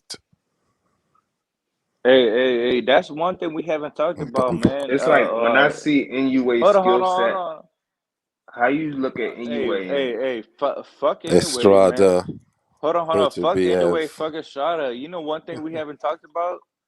We haven't talked about Crawford versus Spence. What you think will happen with Crawford versus Spence, man? what you think? I don't know. I'm asking your opinion. No, I talked my opinion earlier today. To be honest. I didn't hear your opinion, my G. I came Yes. in late. Okay. So I talk came to in me. late. I came Talk to in me. late. What you think, Paulo? I got Crawford all night long and all day long. I mean, but you think the fight will actually happen? Yeah, that's another thing, isn't it? I know it's gonna happen. It's gonna happen. Is that happen? You think so? Only way it don't happen if Crawford don't care about being undisputed. I mean, at this point, I don't think he cares about being undisputed, man. At this point, Two division undisputed. That look great. Be first ballot. what do you say? Crawford, What do you say? Crawford is already a first ballot Hall of Famer. Crawford can do everything Spence does and more. No, but I think I he want to he ask has him. I the want to ask him. Do you I get think me? he has the talent to be a first ballot Hall of Famer. I think he can add a few more things on his resume. Oh yeah, But No, ultimately, yeah, if we're talking about for real, man, I think he's already a first ballot Hall of Famer. yeah, he is. okay. He's unbeaten. He's a Is G. Spencer Fred is Canelo, Spencer the first G. is Spencer first ballot Hall of Famer? I don't think so. If Bud isn't to me, I Exactly. definitely don't think Spence is. But I Inability. feel like they both will be. Oh, Spence and Crawford. yeah, they will be. I feel like they both will be first ballot Hall of Famers. Crawford is already. Spence needs maybe another. I don't know. Maybe another big win or something. It's touch and Mm-hmm. go at the minute. Bud is I in feel already. that. Bud and Canelo they run shit as far as I'm concerned, as in ability.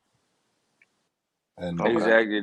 They run shit, man. They run no, the that's whole what I'm saying. game, In man. ability, Crawford and Canelo, they They run run shit. shit, man. and that I know that it will never So happen. how does the Crawford beating Spence look like? What does it look like to you guys? In terms of what numbers? No, just like how does the fight play out? What is it like? What would be like? How would you see it go?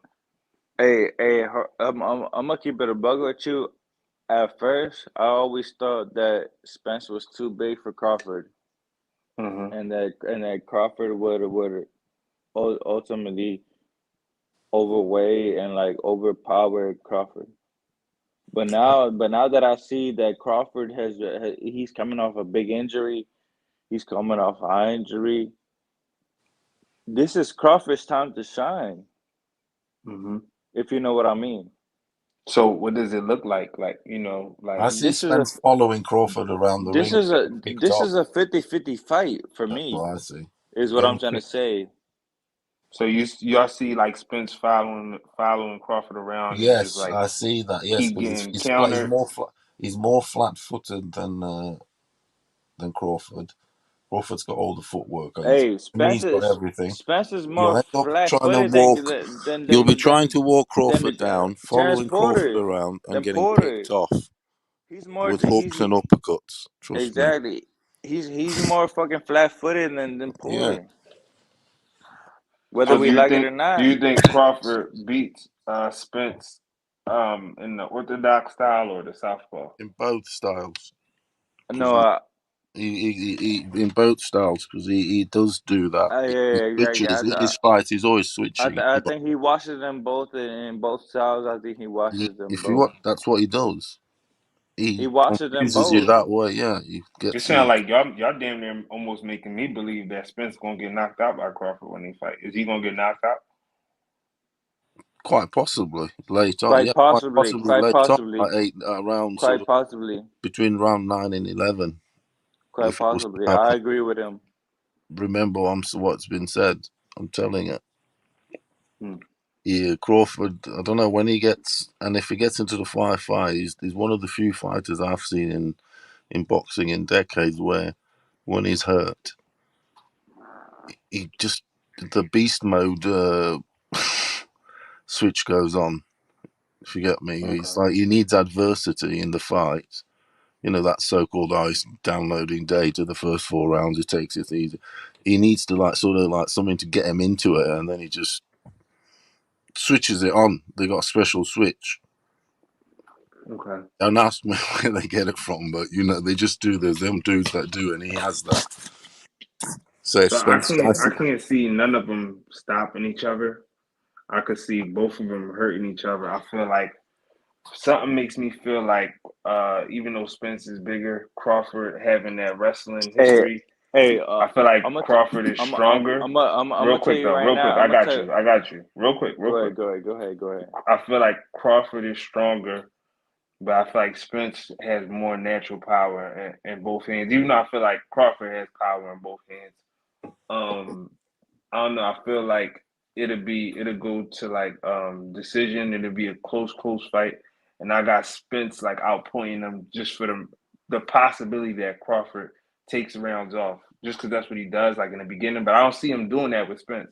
I just see Spence outworking him, but that's a I see good. Crawford catching Spence a lot in the fight, and I see Spence like sticking to like a body shot game plan, trying to force Crawford to keep trading with him to possibly, you know, hurt him. But I don't see them like either one stopping each other.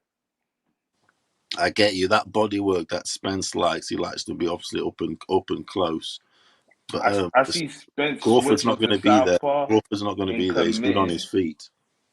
Yeah, He's not going to be I there like see. a Kell Brook or anything like that because Kell Brook's a bit more static than a Crawford. But the thing about Crawford is once you want to fight him, he wants to fight you back. He got that dog in him. So Yeah. There I is feel that. like maybe like round 5, 6, yeah, he'll do all the cool boxing stuff, but like them 8, 9, 10, when Spence is still putting that pressure on, trying to walk him down, Crawford gonna stand in front of him and give him some work. So I feel like that fight is a close fight. Um, I give the edge to Spence from outpointing him just because of his work rate, and I kind of give him the edge on a lot of people because of his work rate, his body punching. But I feel like I don't know. I feel like Crawford could do things that they both never seen nothing like the other opponent. So it's a great fight. Ultimately, though, I don't think nobody gets washed though. I do But I like. would put my money on Spence. Yeah, you got Spencer, yeah. Mm-hmm. Yeah, I do like your maths there. You know the way he starts late, and then if it Mm-hmm. goes decision, and then he gets the decision. Yeah. Yeah. That, I mean, like, but then one could say it'll one of them fights they'll start like never, like not, like they've never done before, so to speak, because Yeah. it is that sort of fight. They'll both be sort of looking, to be honest. Yeah, and I feel like if Crawford starts super early, then either way, I don't got the fight going the distance. I think one of them stops each other, whoever it is. I don't know, but one of them will stop each other because it's too action packed. They got too much power. They'll be throwing some crazy punches that both can't see coming. And in that way, I naturally as a boxing fan, I give Crawford the edge, but I feel like I don't know. I never seen Spence hurt in the way I've seen Crawford like slightly hurt, like against Mean Machine. Even though that wasn't like no real hurt, but to me he got dropped. It is what it is. He got rocked and then dropped. But I know you mean Spence is a solid bloody timber, isn't he? Mm-hmm. I get you. Even the way his powers timber style, But I would say Crawford surprised me how when I could see how strong he was versus Sean Porter. Like he was only getting stronger in the clinches. He was controlling the clinches. He was just controlling the whole fight. So even though Sean Porter was winning a lot of rounds, he still was in a lot of control physically, like physically dominating him. So you know. But yeah, I feel like Bud is special, man. I can't wait till they fight. but yeah, he's, I think it's like I make my opinion on his skill set. I What really want to see who he gonna fight. In the meantime, throughout this window, who you gonna fight a few months from now? Do y'all want to see him fight Virgil or Boots? both. To be honest, any. I mean, any. But then, I mean, we'd love to see that fight, like a Boots, or whatever. But it's just one of those. At the back of your mind, you think straight away, potentially not going to happen. But that would be great stuff. That would be a great fight, and even for Boots, I mean, if he was to take a loss against Crawford, it's not the worst loss in the world. But do they want to gamble that Boots camp? I think Crawford would take it. Do you reckon Boots would take it? I think he would. Yeah, he would he? I think he want to put his name on the map, so he'll take Titles, any. everything. Yeah, he'll take any top opponent right now. I'd love that fight.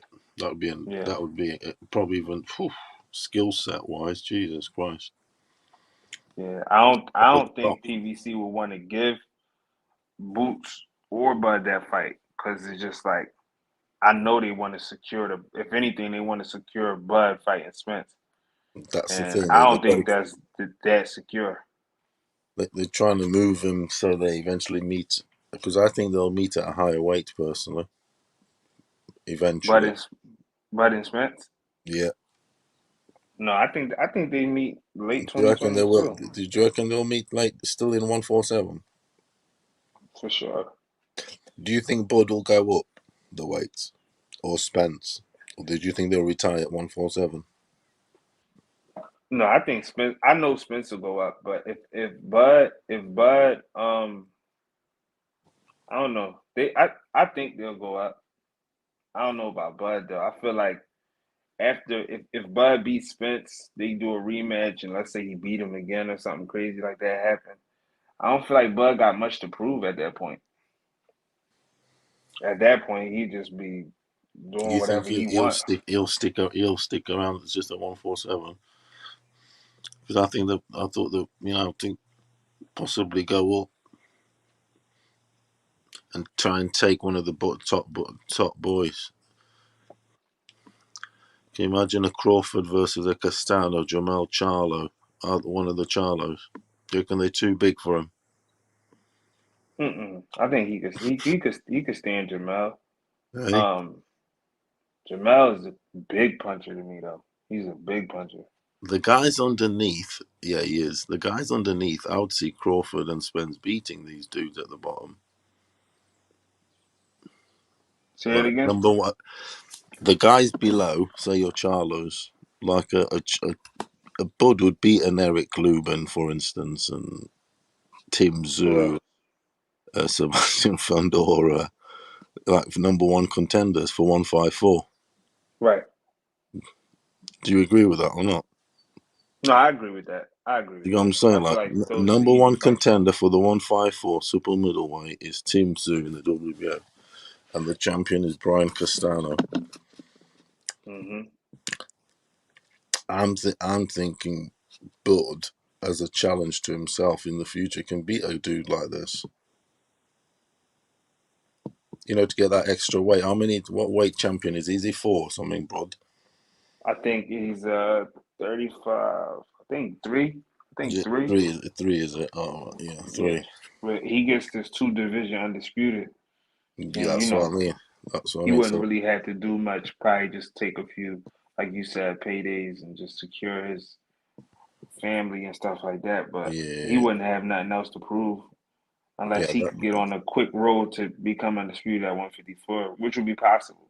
that's what I was Which would trying be to say very about possible. that quick road. Because if he was to beat someone like a Spence, and it's you might still have that hunger in him, you see, and the challenge. And if he looks at the road ahead, there's very beatable guys for his skill set. Oh, for sure. That's all. And for Spence also. You said Spence might go up. Yeah, for Spence sure. too. Definitely. Yeah, I could definitely see it working out that way. It's So a that few young guys in 54 and 47 that's good too. So I really like the next generation in both weight classes. It was a kid that was fighting yesterday. I think his name was Marshall or something. He was sharp. He Marshall. had 54. Yeah, I Marshall. think that's his name. That's his name, right? Yeah, I don't. I'm not. What did he fight yesterday? Was it Tony Marshall? Was his name? Tony Marshall. What, he fought last night? Yeah. I watched that stuff. I might be saying the wrong name. Yeah, I didn't see him in that. I did Let me see the see. card. I did see the card yesterday. I don't remember seeing a Tony. What weight? 154. What's the kid name? Tony Marshall. I didn't hear that. Yeah, but the 130 and then upwards, it's absolutely stacked. Fucking hell. Absolutely stacked. Boys moving 130? Yeah, 130 right up to 147. The depth, the talent. It's like the champions and the guys underneath. Yeah, that's his name. His name Trayvon Marshall. My fault. His name Trayvon Marshall. Did you What see is it? him fight yesterday? Say Trayvon that. Marshall? Trayvon Marshall. No, I didn't. Yeah. He was dominating the shit out of somebody yesterday. Yeah. Trayvon Marshall. Mm-hmm. No, I didn't see the dude. No, but I did watch the. What was the? You There was a got bloke. The bloke. Xander Zayas, top rank, pushing him hard. I feel like I would have liked him to stay at 147, but I think he was having a problem with that weight. I feel like he put himself kind of in a tight spot because I could see a lot of the guys at 147 moving up. Got Danny talking about moving up. I don't know if Keith gonna retire in the next few years, but he could possibly move up. Spence definitely gonna move up. Bud could move up. You know. So Xander, yeah, Xander's incredible, great talent he is. Or yeah, I Xander, feel like he got a lot of potential. I would have just liked to see him stay at 47, but do you reckon? But he's a big dude, only the kid. What is it? He's 154 though, isn't he? Zander. Yep. 154 for sure. Yeah, he's only 19, isn't he? Small dude. But this 147 division, the quality is incredible. 100%. It really, 100%. Young and older generation. yeah, the young and the dudes coming through that we've Mm-hmm. seen, like this Alberto, like number 13. I saw him the other day in the W. Alberto Puello. He was decent. He was good, unbeaten. There's some really good depth. What's his name? Alberto Puello. I think he's probably Dominican. He was Okay. unbeaten. He was good, like 140, and that's number 13 in ranking in the world. Oh wow. Exactly. He at 135 though. That's what. Yeah, I don't 140. even know this guy. Oh, 140. 140. Oh, super light. Okay, yeah, he at 140. Okay. Yeah, 140. Yeah, Yeah, I feel 140. like Super. 140 is a good division. It is, and 40. Right from the 130 right up to 147. It's good. I've been thinking about that. I really want to see how Tio comes back. Not to always talk about the top guys, but I want to see Tio come back because I feel like the way he was talking and his momentum, I felt like he was sleeping on 140 a little bit. How you felt about Tio? How you feel about Tio on the bounce back recovery? Yeah, he's there's a lot he has to sort out, isn't he? You get me? Mm-hmm. A lot to sort because he's fucked it all up, really.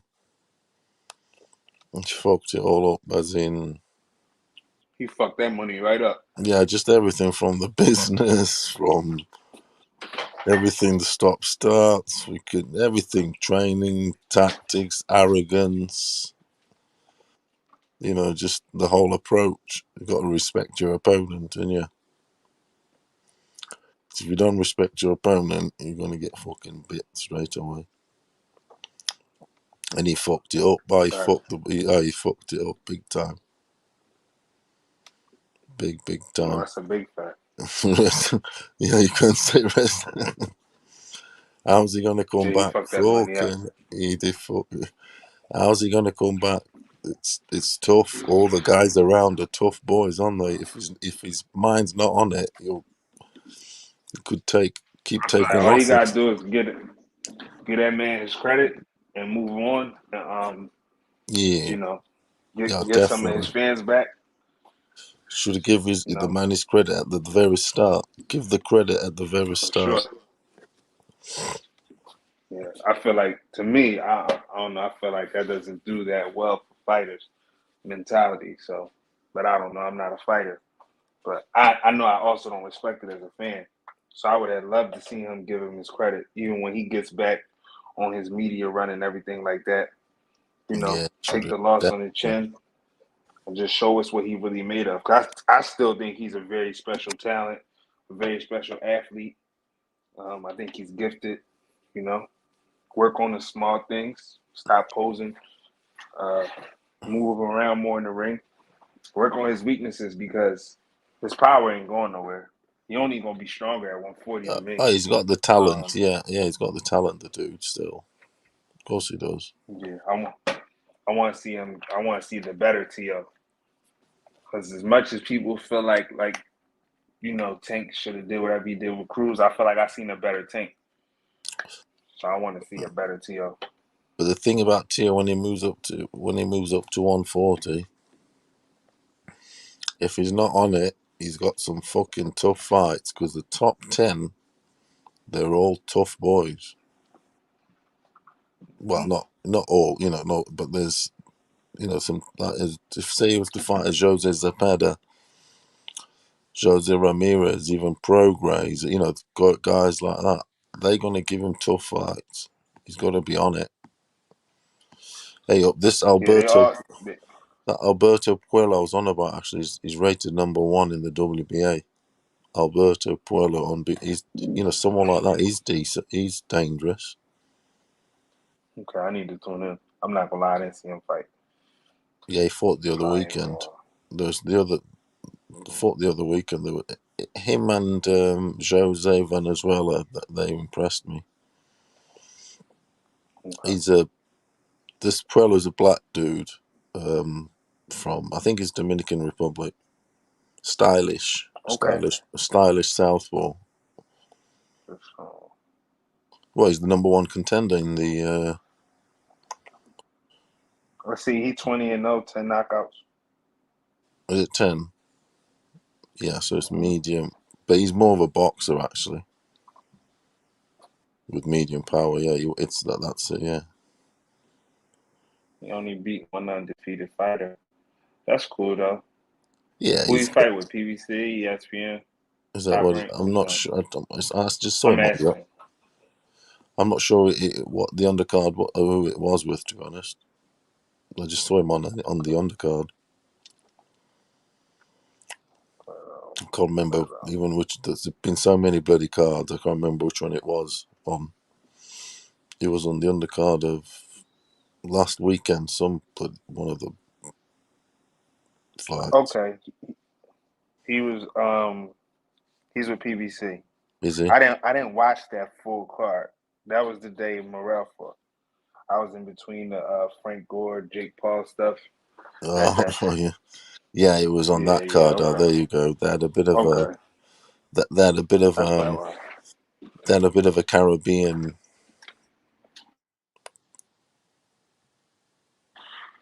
Yeah, it say he Dominican. Is it Dominican? Is it? Yeah, I thought it was. Yep, he's Dominican. Yep. And you Yeah, like what you saw from him? yeah. From it showed me the depth of the division. Okay. I'm not saying he's going to dominate the world. He's got potential to be a champion. Yeah, there's better out there. I feel like boxing is in a great place. I watch a lot of these young guys and these undercards, and there's a few real decent guys in No, all divisions. So it is actually. There's a lot of talent out there in all the divisions. It's booming. I think it's on the up. Definitely, I don't think it's on the down from a talent point of view. It is on the up. for sure. You look at the heavyweight division because that was really on the low, but it's starting to come up again. So you got a bit of, you know, Anderson also coming through in America. You got the rest of the world, the Europeans, everything. The Danny light Gray said heavyweight, Morrell. How you feel about David Morrell Jr.? I'm really high on him, to be honest. Okay.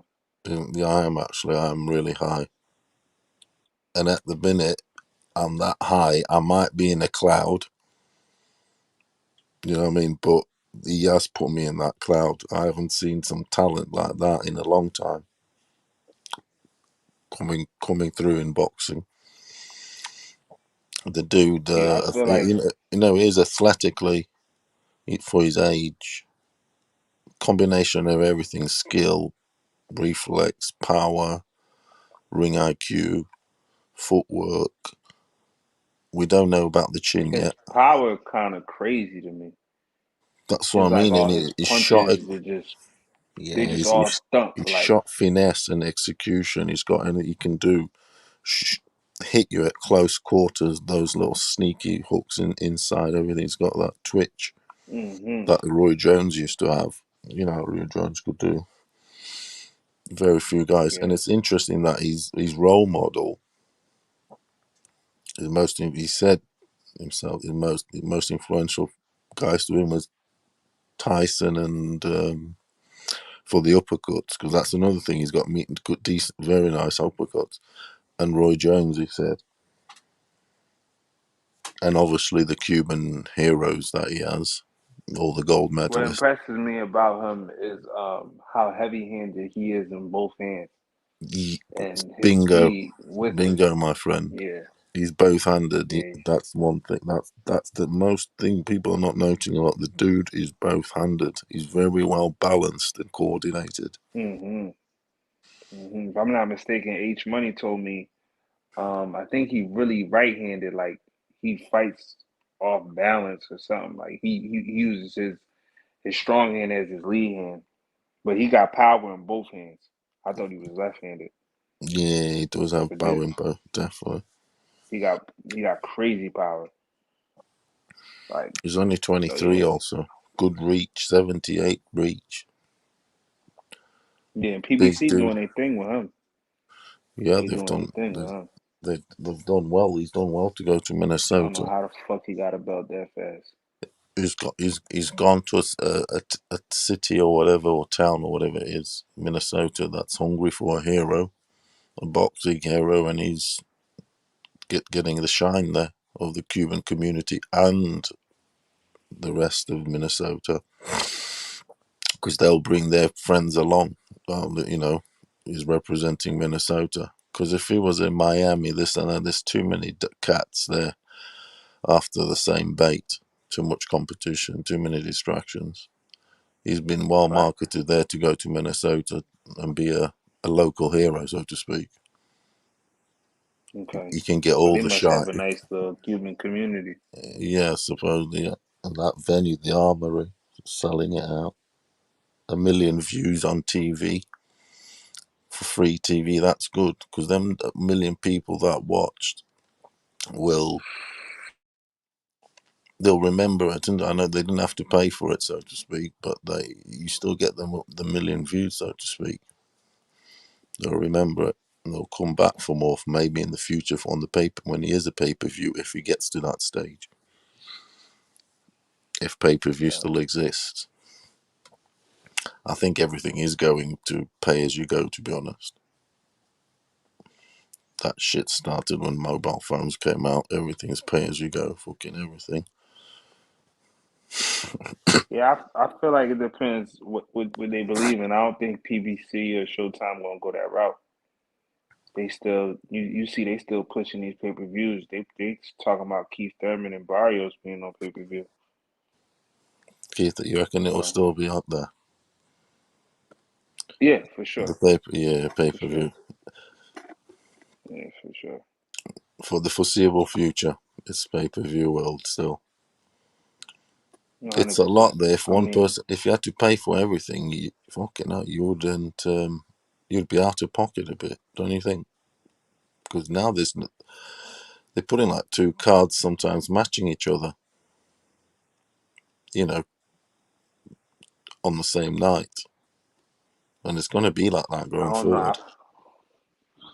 I feel like um I don't know. It depends how you look at it. If there's no pay-per-view, it takes away from the somewhat takes away from what the event does. And I feel like it's a lot of money in the event for the promoters. So I don't know how the promoters feel about the event. You know, because if I feel like I'm paying something on my phone already, like I'm not gonna feel the need to go to that fight because I'm gonna always be able to see it. But Yeah, whether I gotta pay for it or pay a ticket to be there, it's a different story. I'm just talking about the psyche at least. yeah. Yeah, but we know the zone not going away from that model. Um, ESPN Plus, I I don't know where they're gonna go with their stuff, but yeah, they got ESPN on them. So yeah. It's one of those What's up things. though? Where H Money at? My nigga H Money. Where is he? I don't know. In the chat, probably falling back. So you got a channel, have you? No, no, no. I used to do a podcast, and it had nothing to do with boxing either.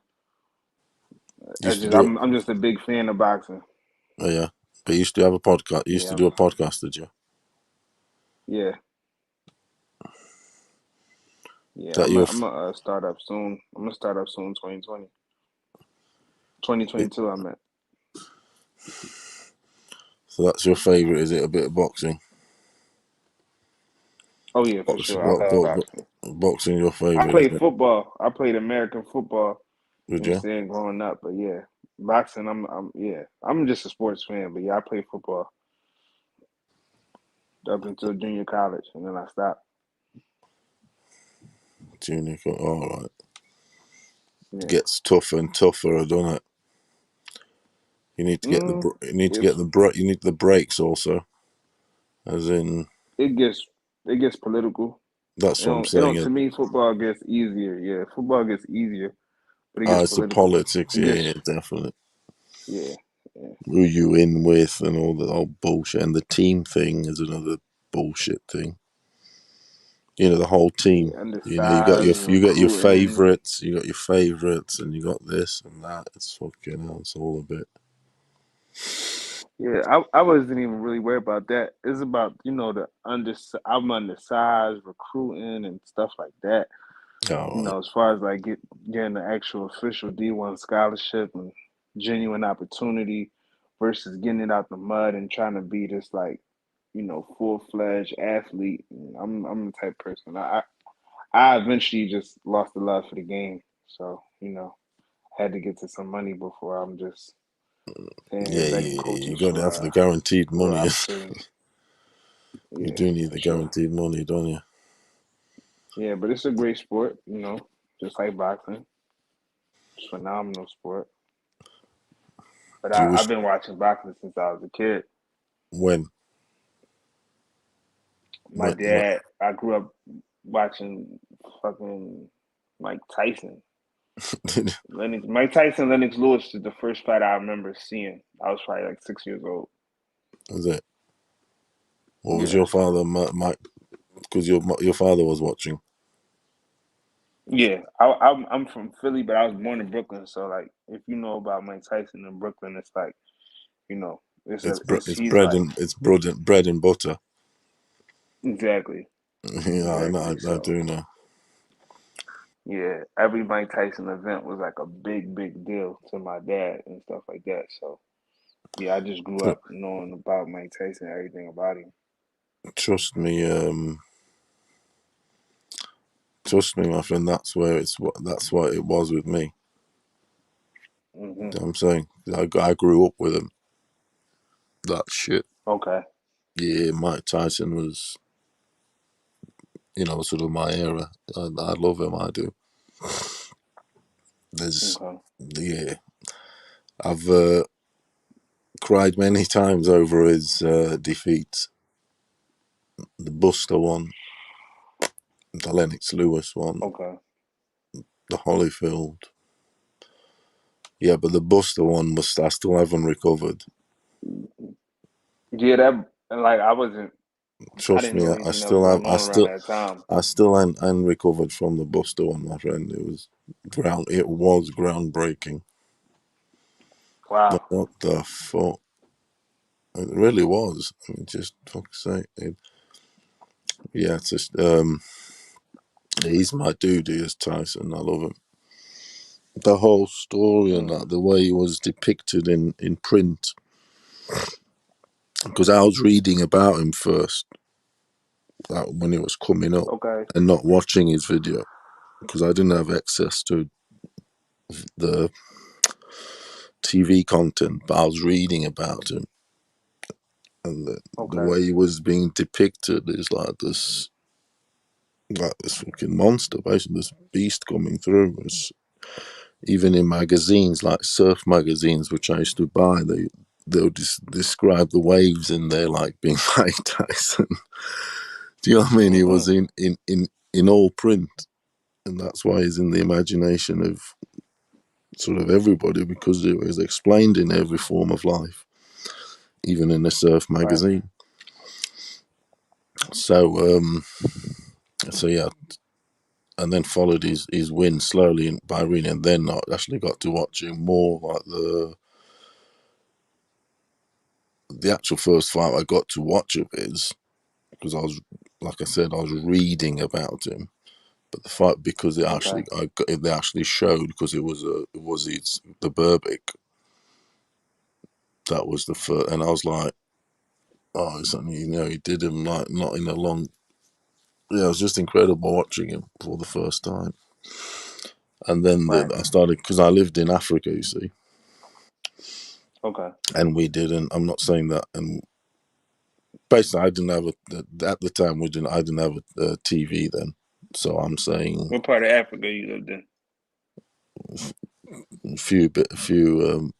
So I was born in Angola. I was born in Botswana, Zimbabwe, Mozambique, South Africa, Namibia. Just moved around a bit. So, Yeah, I'd love to go to Africa one day. right? Yeah, it's good, man. I'm listening now. Yeah, it's good, my mate. Get yourself down there. North, south, whatever, but more in the southern area. So you was like southeast. You was like Southeast Africa, huh? No, southwest. Okay. So, yeah, Angola. Okay. And I'm looking at the map Central right now. Africa. And Central Africa, like, say, Congo. I've been to Kinshasa, actually, where Ali beat Foreman, which is next to where I was born in Angola. Everyone know, if you know boxing, you know Kinshasa, don't you? No. Yeah, we should do, because that's one of the greatest. Kinshasa. Kinshasa is one of the greatest fights ever happened there. I think it's definitely one of my most watched fights. The whole build up, What, everything. Rumble in the Jungle? Yeah, my friend. I don't Yeah. think you get any better. Obviously I know about the fight. Yeah, of course you do. I know you do, my friend. Of course you do. But Yeah. it was in Little Kinshasa, beyond my wasn't it? time, but It was in Kinshasa, okay. though. That's And one of that's the most. in The that's rope in of the dope. Congo. Yeah, Congo. In Yeah, exactly. DRC. Yeah, Congo, Zaire. Yeah. But it's a legendary. It's a legendary fight, and it's the rope of dope. The whole build up to Facts. it. That documentary, When We Were Kings. I'm sure you've probably watched it. When We Were Kings documentary. I've probably seen it. I'm not gonna lie, I've seen a lot of Yeah, different Muhammad Ali, Malcolm X. I pretty much know their story for sure. yeah, the build up As a to it black and man all in that. America, that's just kind of like, I can second nature. imagine. But yeah, I can imagine. You know what I mean? I bet Ali is big there. But that rope a dope fight I just think it's so legendary. The whole build up to it, and the Don King, that documentary showing you Don King in his youth, not in his youth, but in his in the 70s, isn't it? It's still full of swing. You get to see a bit of James Brown also. James Brown went over there, didn't he, to sing, because they did a concert before the fight. facts. James Brown's a G, isn't he, or James Brown? You see, Don King didn't fuck about. He took James Brown there. Well, yeah, it's a legendary fight, that is. I love that fight. The rope a dope. Ali did. He knew how. He was crazy. He had everyone there eating out the palm of his hand. He did. Bless him, Foreman. Who you got the as top 5 all time boxers? Your favorites, your personal favorites. Oh,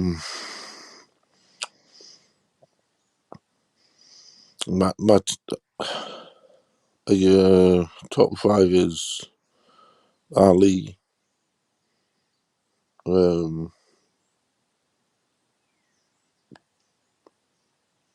Salvador Sanchez. They're not in no order, but I put Ali first. The others in no order. Just give me 5. So Ali, Salvador Sanchez. Ali's top. The rest are contenders. So Ali, Salvador Sanchez, Roberto Duran,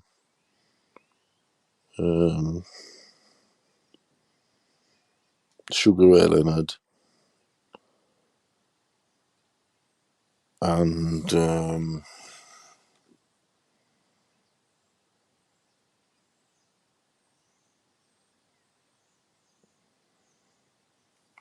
fucking hell, there's so many though. You want to mention 20 because you feel you're cheating everyone else. Do you get me, my friend? Yeah, I feel you. But I'm talking like, Come you with know, so personal many favorites. personal favorites. Like, Yeah, not even a great, not even yeah. like Ali. this. Yeah, so it's My Ali. personal favorite list is different than who I think is the greatest. You get All what I'm right. saying? Okay. Yeah. So my personal favorite. Yeah. So it's Ali, Salvador Sanchez, Juan, Okay. Sugar, Sugar Ray, Sugar Ray, and I got to put I got to put Mike Tyson because, but then I put two heavyweights. But yeah, they are the daddy division, so you got to. What's wrong with putting two? Facts. So Do what you Salvador, want with your personal favorites, bro. yeah. So Ali, Salvador Sanchez. I think he's poetry in motion. That dude, Salvador Sanchez, in Right. boxing terms. Roberto Duran, because I think his achievement is pretty good. You know, Facts. hanging with all them '80s guys because he was always a smaller man. Facts. Sugar Ray because he's my era and he's a freak of nature. And Sugar Ray Leonard. yeah, Sugar Ray Leonard. I mean, I'm sure probably Okay. the original Sugar Ray. What's his name? Ray, Robinson. Robinson. Yeah. But then I wasn't alive then, so I can't say. Right. I could say the same thing about Ali, but my first Right. recollection of a fight is Ali Foreman. I mean, not Foreman. Holmes, the 1981. Hmm. You forget me. Yeah. So yeah, so then it's. But then I mean, there's so many. Then there's like people like I also like people like Roy Jones, James Stoney, Joe Calzaghe, Right. Hector Camacho, Chavez, Hagler, all all the four kings, obviously, because they're all good in their own way, aren't they?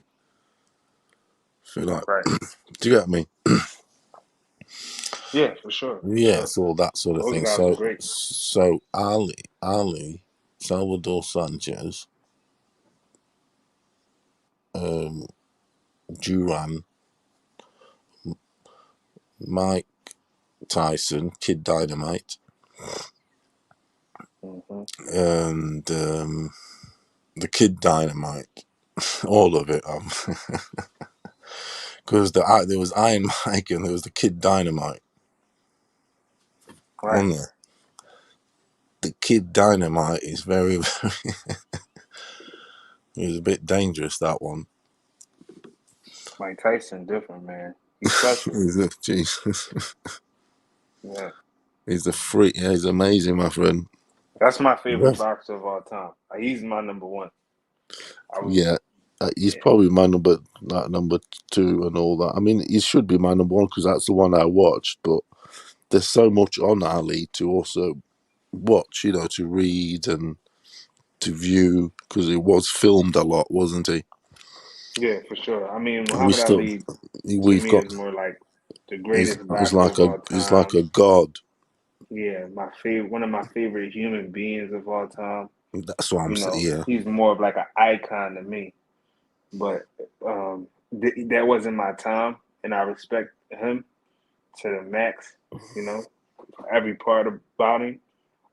But me, I'm more like the Mike Tyson, Floyd, Manny Pacquiao, um, All right. Sugar Ray Leonard. I watched a lot of him, oddly, because that's still before my time. But you Eventually, I still started watching. there's loads on him to watch though. You can Yeah, still look back and doesn't yeah. regardless of the age. There's a lot of Pernell Whitaker you can Yeah, watch. there's loads. I love all Panel Yeah, also. Roberto Duran. Out of the new Pacquiao. fighters, yeah, I like Errol Spence. That's my favorite fighter out of the new guys. Obviously, I like Canelo. I think Canelo's special. And yeah, that's like my favorites. But as far as like, I watch it right now. I watch everybody. But the older generation, I'm not gonna sit here and act like I know too much about it. I mean, I don't even try to do too much research. Like, I'm the same way like that with all my sports. Like, you know, I stick to kind of my time, but I definitely look back. You know, I'm a numbers guy, so I'm always gonna look at people's box rec and stuff like that. But I don't sit there and watch every single old fight. Yeah, You not know, everything, but like the greats and all that. There that's is for the some experts. fights that, yeah, there's some greats that, yeah, the Mhm. greats and all that. It's good Sure. that you've got a YouTube nowadays, so you No, can for go, sure. you can go back and and look at stuff if you choose to. I mean, Yeah. I sometimes I'm interested in seeing the greats, if just see their style and shit. No, for sure. I mean, And sometimes they're like the trendsetters. You know, that's they're it. the trendsetters. It's not like I don't feel like I need to listen to 90s hip hop all the time. You know, like I Mm. could listen to the music of today or the 2000s or 2010s and, juggle back a little bit. But, I like to be in the present moment with Oh things. my, I like the evolution. oh yeah, definitely. Oh Mike Tyson. I think his story to me is it's to me it's the best story in boxing that I've known Okay. since I've been alive. Sort of thing. It's just it's just heartbreaking. It's everything. It's absolutely everything. To me, it's a few good stories. Like even some stories Oh, of today. there, Like the Tyson Fury story is low key crazy. The fact he yeah, came back and win, and the fact that his story is kind of still happening in our face. yeah, that is Uh, mad. I agree with you. yeah, Tyson Fury has the ability to possibly be undisputed, and after coming off of what he came off, that'd be a crazy story. Um, I know right Look, now we live in the Deontay Wilder moment, but I feel like he has a lot of great achievements ahead of him. who has? Tyson Fury. Yeah, he does. I mean, look how influential Mike Tyson is Hmm. to get for a white for a white dude, Yeah, a future heavyweight champion of the world, influenced by Mike Tyson. The name, everything. yeah. It's mental. No, for sure. It's a story that's kind of meant to be. That's the power of Tyson. It is though. Trust It me, is. I get it. Do you know what I mean? It is. I'm glad. Well, that's a. I grew up in a foreign household. I'm Haitian American, whereas everything, is as far as from my parents' point of view, is usually, very ethnic or, you know, Haitian based. But when it came to Mike Tyson, the way the affinity my family had for him, you'd have thought he was Haitian or something, based off my point of how things were happening in my household. So for sure, I understand his power, his influence. Yeah, it's some crazy stuff, brother. Hmm. It really is. Tank Davis got a crazy story as Yeah, well. he has. Baltimore. That's a rough area in America, isn't it? It's a crazy area. Yeah. I do. I've seen a lot of reports on Baltimore because I live in the UK, and we sometimes you hear about some fracas or some shooting or whatever. I've heard of Baltimore. Met Baltimore mentioned, so you can see it's going to produce someone like a tank, isn't it? Correct. You know what I mean? Correct. If you ever watch the show The Wire, that's all about Baltimore. The Wire. Yeah, that's about Baltimore. Oh, do you know what? I know The Wire. It's a massive. It was a massive series, wasn't it? Yep. Yep. Yeah, Real massive. big Yeah, series. but I didn't I watch believe it. it was even filmed in Baltimore. Don't Was it? quote me though, but I know it's But about Baltimore. yeah, but I haven't watched it. But I'm very aware of it. For You know, sure. I understand it did well, and it did well. It's like, what is it? Is it investigation stuff? As in, It was just basically how the neighborhood, the hood of Baltimore operates. You know, drug point of view, all that type of thing. You know what I'm saying? at least I'll probably check it out. I'll probably no, you mentioned probably check it out one time. Great series though. Great series. Was it great? You And he came from that. You know, I think they said it earlier. His mother was on drugs. He was in a foster home. You know what I'm saying, and he embraced the gym because that's who embraced him. That was where he felt the vibe of like fatherhood or guidance. And look who the, he is today. He has a the, he almost low key has a very similar story to Mike Tyson. He don't get into all of the details of what he was doing and had to go through all the crazy systems Mike Tyson had to go through because Mike Tyson was a wild cowboy. You know, yeah. My you younger know, brother is from where Mike Tyson is from, so I'm yeah, I'm very familiar with the Brownsville way of life. they So are. They're tough, but it's tough there, isn't it? Because yeah, that Brownsville's supposed to be, I think, per square meter, the area, or should I say, it's not a town, it's an area, isn't it, in New York? yeah, In it's ter- like a neighborhood. like a neighbor, it's like per square meter with the most, I think it's undisputed champions in the world. Okay, Per, yeah, it's a you lot know, of per champions came out of yeah, Brownsville. per the size of the area, if you get me. So Yeah, obviously for you got sure. Riddick Bowe, you got Zab Judah, Hmm. you've got Shannon Briggs, you've got I don't know if he was on, so it's probably like world champions. Danny And Jacobs. Mike, yeah, and then you got Mike Tyson. So Yep. that just that little small per square meter is with the most. It's mad. It's a Hmm. mad. It's a weird stat that is. Yeah, it's a crazy area. It's a crazy area for sure. It's a crazy area. Mike, oh Mike, I didn't know, but Mike Tyson. I remember listening on the podcast, and they were saying how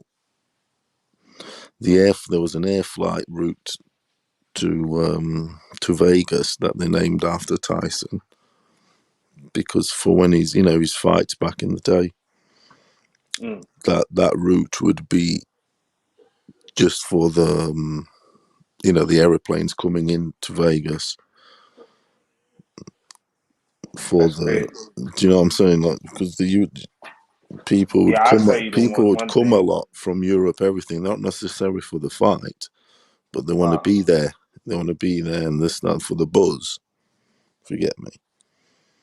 I see they're debating since we started talking about it in the chat. They're debating whether Ali or Floyd Mayweather was greater.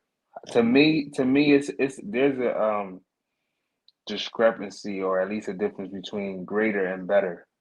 Um, I feel like Ali is on the brink, if not the best athlete of all time. But I actually do think it's a debate whether Floyd was better, was a better boxer than Ali. And if he wasn't a better boxer than Ali at least I think he did a lot for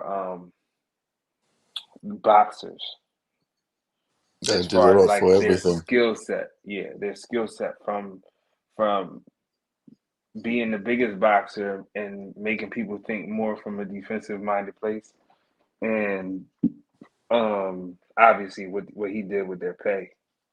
Yeah, and he made boxers be able to stand up for themselves. Also, Yeah, he presented them, gave them a voice.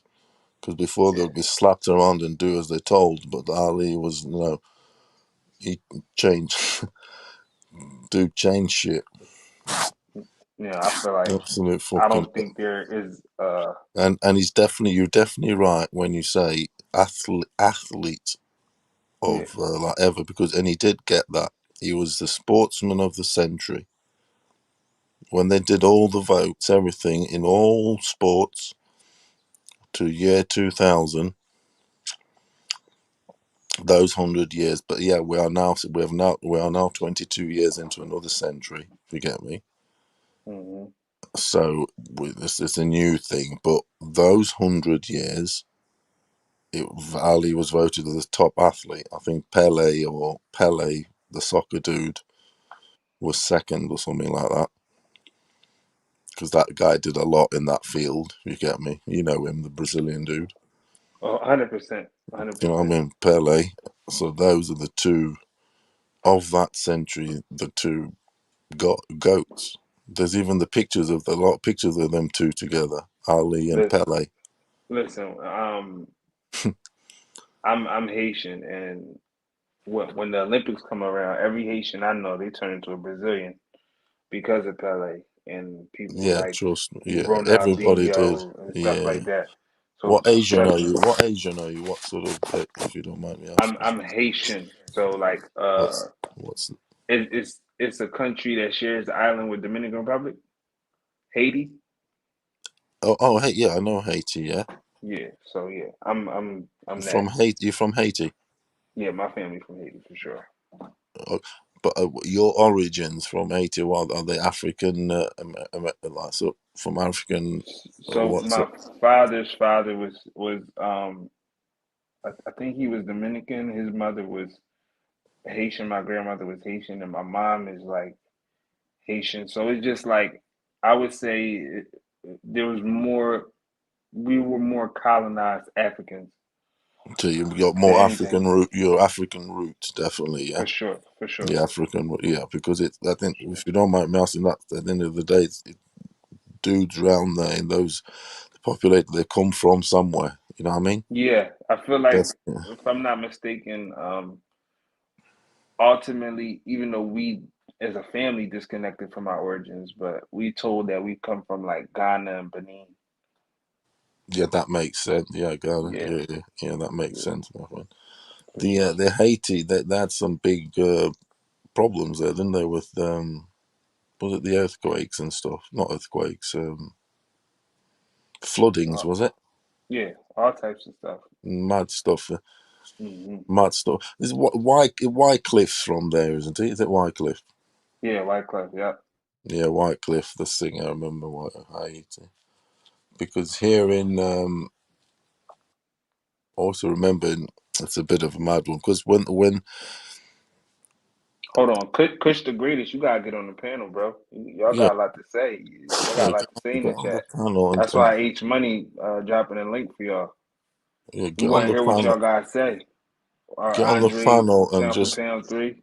Talk your shit. You don't gotta show your face, but talk y'all shit. yeah stop typing and get talking your shit.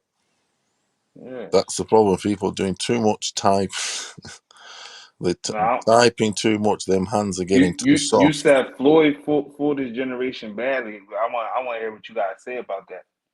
I might have a you mean like I don't know if I fully agree with that. But I would love to hear what you guys say. You know what I'm saying? Yeah. So what is Come on, chat warriors. what is being debated on there? Because I'm not reading the chat, to be honest. Um, one person is saying Floyd fooled his generation badly. I guess he's saying like Muhammad Ali was better than Floyd as a boxer in every facet. Yeah, He said better footwork, was faster. it's a hard one to decide all that sort of stuff. Two Yeah, two different sizes, two different approaches, this and the other. yeah. I think Floyd Mayweather is the best defensive boxer of all time. I mean, I cannot disagree with that. Yeah, Yeah, no one can disagree with that, and you'd always have an argument yeah. because of what he did do to fighters, how he made fighters look. And he's got that style of his, isn't he? That shoulder roll, everything's incredible. How he perfected it. It's his style. Right. But he definitely took it from all his peers. You know, your 100%. Whitakers and all that. You know, because obviously I was watching Whitaker and all that, and Whitaker could do all that stuff. But Yeah, but he also, I would also Floyd's say he got the learned it at extra. home. Yeah, but Floyd had the extra, especially early on. He had also power, everything. Mm-hmm. Yeah, definitely. You know, and his father, and his uncle, Mm-hmm. all that stuff, the schooling. Some dude was saying about him being the the other day being the greatest sort of his best fighter ever. What do you reckon? Who? Where do you put him on the ever sort of Floyd? boxer? I feel like Floyd got the right to say that. I mean, you don't have to agree with him. Ultimately, like, I don't know. Like I said, one thing I will do is go back and respect it. As much as I rank Floyd as my favorite, I feel like, people like Roberto Duran, I would probably say it probably make more sense to say that Duran is the best. And I'm not just saying this because it's like the thing to say, but let me see how many fights he got real quick because I don't know off the top. But when I looked at his fight numbers, About 100, about 75 knockouts, something like that. yeah, I feel like, he could have stopped at 60 and say I'm 60-0 and just kept it at that. That's I right. don't know how, you get what I'm saying? Like I don't know Yeah, it is how many silly. divisions he overcame or how many champions he beat at that time. But I'm just pretty sure, like early in his career, if he won it, he could have been also. Oh, he lost early on to Esteban de Jesus, whoever this is. But early on, he could have been on some. I'm 60-1 or whatever. You feel me? Like, Yeah. yeah. So let me see. I know what I usually do. I usually look at Sugar Ray. Yeah, before he fought, after he could have retired after he beat Sugar Ray the first time. Sugar Ray Leonard the first time, Yeah, and because he dominated a decade already then in the 70s. yeah, and then that would have just been like, oh yeah, this guy's the greatest of all time.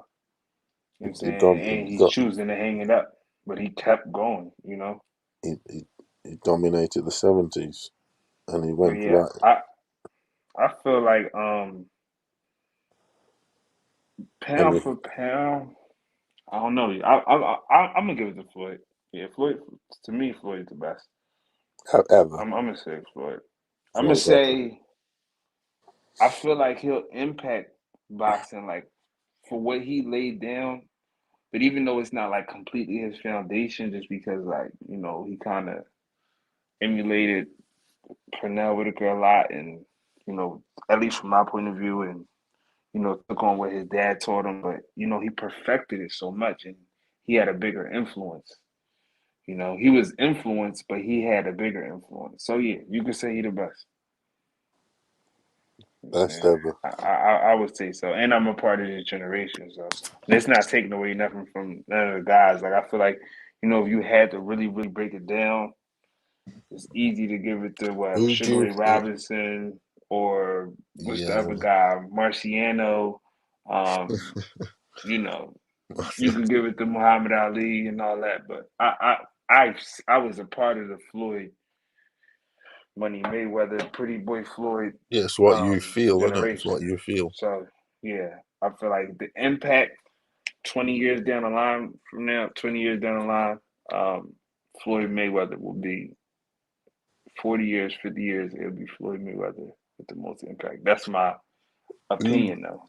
who do you think? Guesstimation. Yeah, that's what it's about. Your opinion, and as far as I'm concerned, I respect it. That's that. Who Mm-hmm. do you think wins between him and Sugar Ray?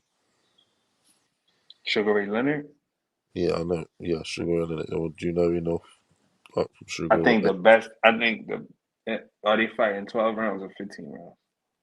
Okay. Because I feel like that's a difference because I don't know. I feel like them dudes were fucking 15-round beasts. yeah. I feel like They were. I don't know. I just don't know. yeah. I don't know. Yeah, We like you don't. We literally don't know don't know. because Floyd's got that defense, isn't he? Yeah, like, and if we talking about Pretty Boy Floyd or we talking about Money Mayweather, like the super duper technician, not taking a lot of And chances, doing everything timely. I don't we're not. know. I feel like We're definitely we not talking McGregor Floyd. okay. We're talking. We're talking I don't know. I feel pretty like into money. I feel A bit like of pretty and a bit of money. That's a nice Roberto combination. Duran, Sugar Ray Leonard. I feel like they give him a harder time than they give him a harder time than the other two kings. Just because I feel like Floyd could frustrate those guys more with his movement. Um, it depends on what Roberto Duran fights him.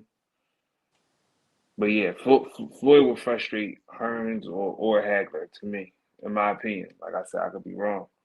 But I feel like the stalking and the commitment that Sugar Ray and Roberto Duran would have against somebody like Floyd in a 15-round bout, I don't know. It'll be close. I can't pick a winner, but I don't think I can't. Yeah, I literally just can't pick a winner out of respect.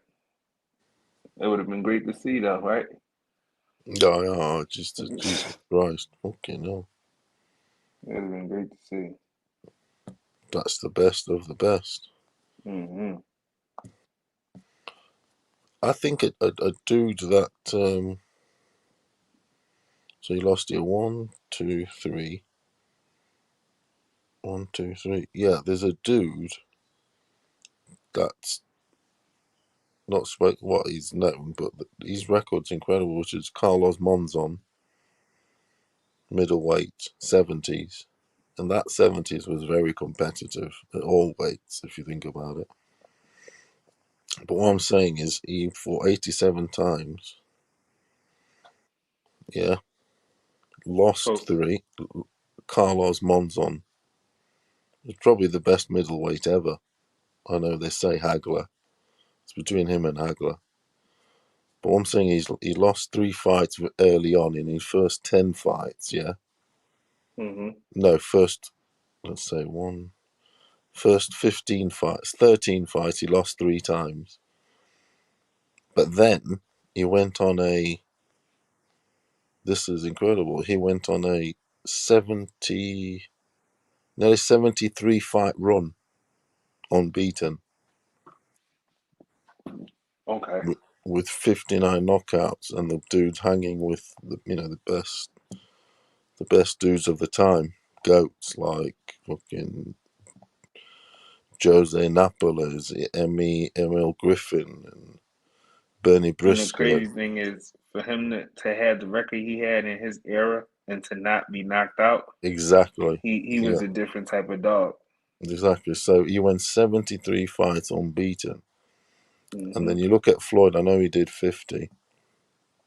But there's these guys that, yeah, they've got losses, but they racked up sometimes stretches of this magnitude, if you get me.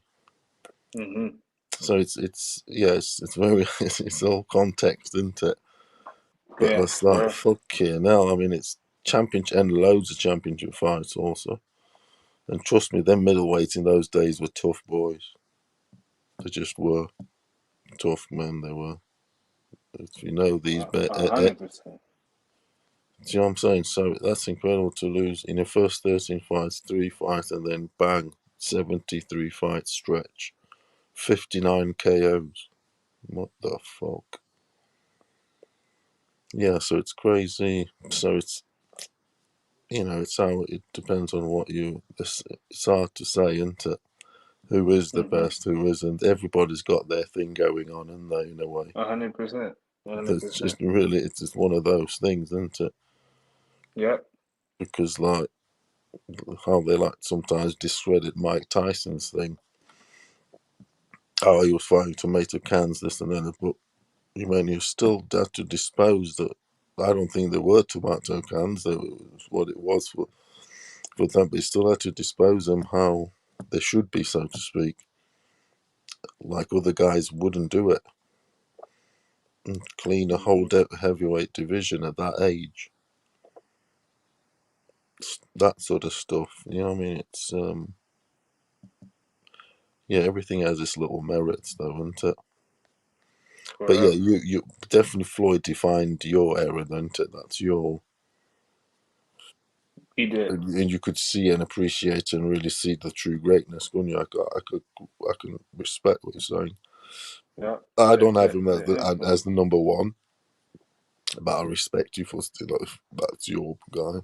Mm-hmm. You know, I'll always have. I think I've got Ali sort of thing up there. He's in my top.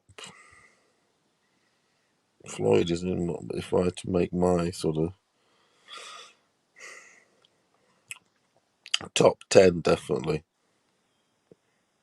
Yeah, I feel like Floyd is just like he's still here. He's still in your face. We still have access to him, and it doesn't make it easy to appreciate his greatness. That's just my opinion, though. Yeah.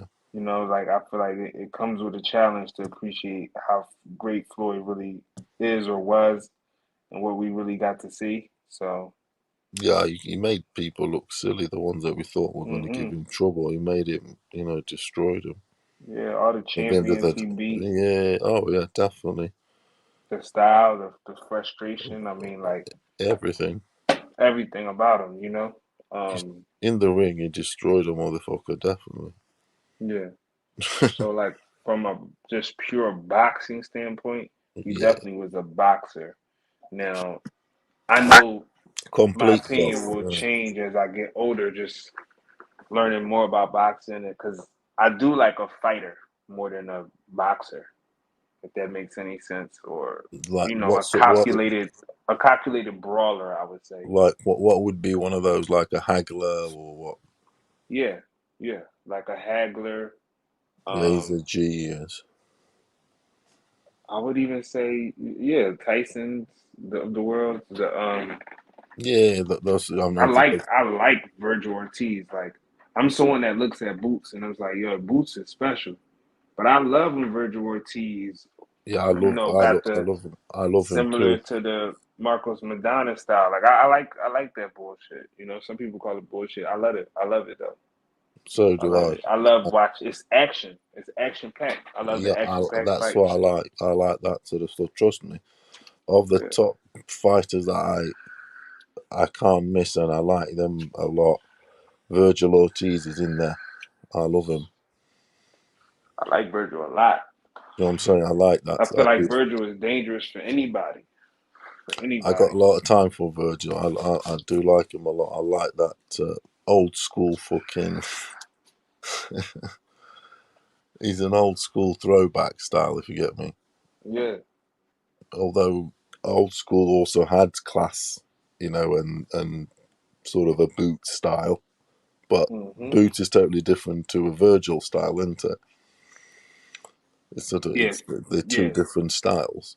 But Boot's more I like. polished. Yeah, it's more like he's slick. He's a slick Rick. Very slick. Yeah, But he slick. got that power though. He got that strength, that power, Oh, that definitely. athleticism. Oh, he's got the pop. He got that, like, Floyd Mayweather-ish. I'm not even gonna say Floyd, that Terrence Crawford slickness. And With it just that brings it back. You just Sugar got. Ray fucking, It's you know got what I mean, Roy Jones sugar. athleticism. His athleticism is ridiculous. It's got everything. It's got Floyd. It's got everything. That's the good thing about. One thing about these boxers, if they wise everything, they can learn so much. There's so much film, study everything. You can, And the thing about Boots enhance is, your natural abilities with so much out there now. yeah, the thing about Boots is he's just gifted with length.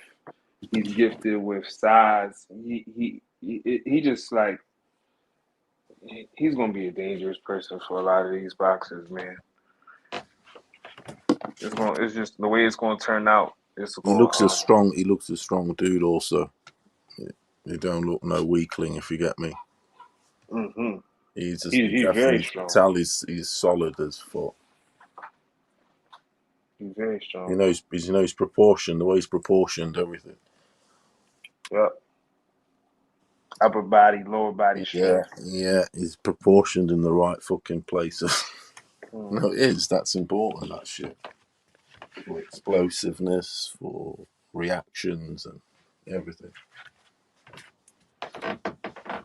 Yeah, Boots is going to be a problem. I can't wait to see who he fight next.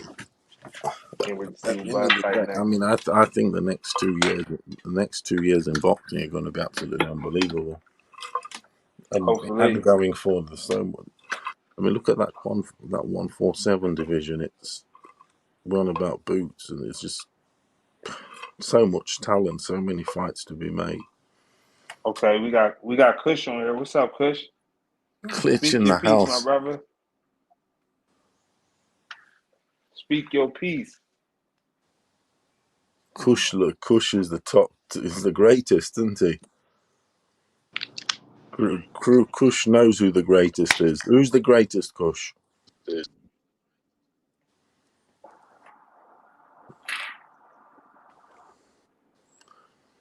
Talk to us, Kush. What's up, man? Tell us who the greatest is, See you Kush. going crazy in the chat.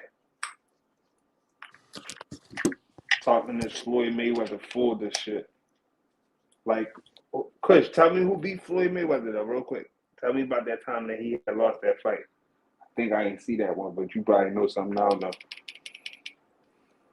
Kush, who's the greatest? Okay, Kush ain't ready.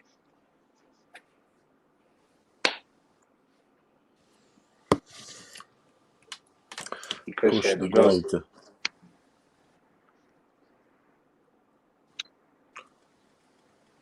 Okay, Kush is back. Saying Kush ain't saying nothing though. We can't hear you if you saying something, bro. I'm backstage right now. Shit. Hold on. Kush, how are you doing? Okay. Who's the greatest, Kush? We can hear you, bro.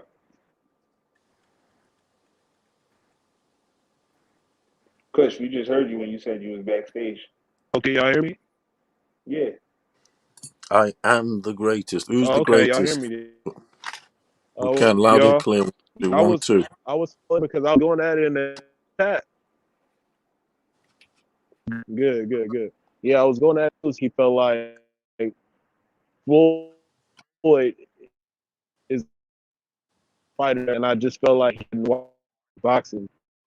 So it's so many more boxers. When I hear people say You breaking up a little foremost, bit, bro. my You favorite breaking up a little always bit. y'all have seen.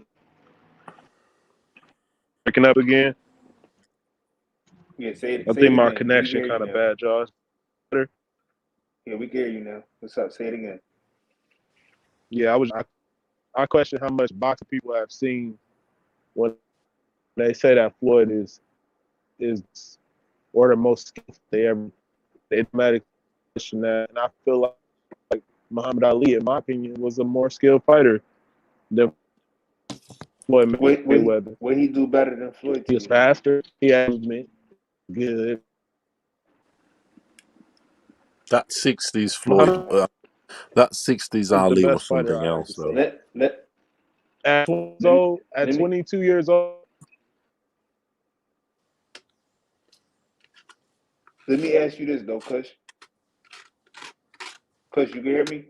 Cause you was breaking up. You probably, if your Wi-Fi on, you on your phone, you might have to turn off your Wi-Fi. You mean if Or you know what I'm saying? go off and come back on again. Yeah. We get you back, bro. You back on the stage. I think you could talk your talk. Hear me?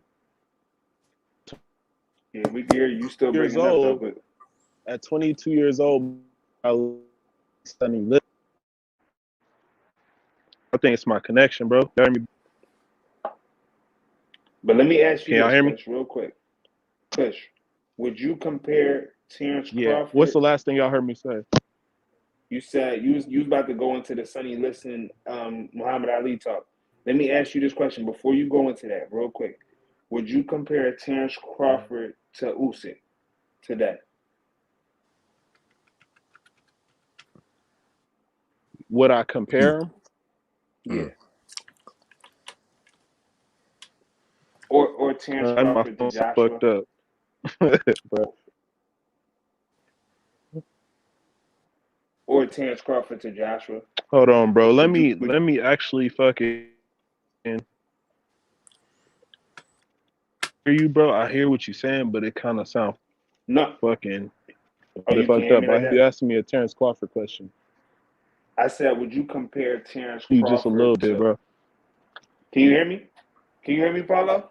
Yeah, can hear you, bro. I can hear you good too. Good. It's Okay, it's Right, cool. definitely well, it's definitely not you, bro. Go ahead. You said would I compare Terrence Crawford to who? To Usyk, Alexander Usyk, or to Anthony Joshua? Would you compare Terrence Crawford to them, or would you like who would you compare Terrence Crawford to? Would you compare him to heavyweights? I would definitely compare his style more to a Usyk than an Anthony Joshua all day. Anthony Joshua was a straight up and down fighter. He started fighting at 18. You see what I'm saying? And I feel like a lot of the fundamentals that it takes to learn how to turn over a punch correctly and certain things like that, Anthony Joshua, he does not do. And then his body type, like to top it off, is he's like a fucking bodybuilder, bro. To All me. right, so I don't even want to distract you. I was using that point to understand like what's the big point that you want to make from comparing somebody like Floyd, which is a welterweight, to a natural welterweight to a natural heavyweight. That's why I asked the question. But you could go into your point as to why you feel like Muhammad Ali was way more skillful than Floyd Mayweather. I just want to hear what you guys say. I just because wanted to. because I just feel like Floyd Mayweather, he never fought in a fight where it was overwhelming odds. Because you asked me what Muhammad Ali could do that Floyd couldn't. Right? That was your question earlier. No. You was I hear saying you in the much chat better now that too. Floyd Mayweather was way more. I mean, Muhammad Ali that basically did everything better than I Floyd. feel he was. Yeah. I feel So I like I just feel like he was. I don't feel like he did everything better, bro. But I feel like he was more skilled in his prime than Floyd Mayweather. okay. That's my opinion. But He was. you can break it. We here to listen to you, He bro. was. So you can break it down. Give us your little Yeah, and insight. You that's mean? why I was breaking it down. He has better head movement. He got better head movement. Okay. His footwork is superb, better in my opinion. You see what I'm saying? What Muhammad Ali had knockout power that was underrated in that time. You see what I'm saying? Muhammad Ali, he could do it all. He had a gas tank. He could do it all. Just like Floyd. It's a tough comparison, but I feel like Muhammad Ali was more skilled than Floyd in his prime. In the years that he was away from better boxing, gas robbed tank him of some of and that chin. heyday. Better gas tank and What'd you chin. say, Paulo? I think he had a better Yeah, gas for tank sure. and chin He for and sure heart. has. Floyd has a good Against chin, Ken but Norton, but he but fought Muhammad 15 Ali's rounds. chin, Muhammad Ali's chin was put more to the test. I give Floyd. Legendary. If you want to say that Against Floyd is the Kush, best defensive fighter you ever seen, I'm Kush. not mad at that. Against Norton, he fought a 15 Go ahead, round Paulo. fight with. Against Norton, he fought a 15-round fight with a broken jaw from the round 7 or something. He had the heart, no Mm-hmm. quit. I mean, Floyd has also got all Heavyweights those in that time was attributes. much I more mean, I'm not going to skilled. take that away from him, but he beat the odds most The times. heavyweights Also, in that time were skilled, bro. Like Muhammad Ali was faster than Floyd Mayweather to me. it was an underdog against Floyd Lister, an Mayweather underdog ain't against as fast as Foreman. no fucking Muhammad Ali. Somebody want to argue with me that he's faster than Muhammad Ali? He's not. Yeah, I definitely think Floyd Mayweather is faster than Muhammad Ali, and I believe he has better footwork. I also believe he had better head movement, but that doesn't take away. Nor do I think it's necessary to compare a welterweight to a heavyweight because I feel like the skill gap or skill expectations are just not the same for me personally.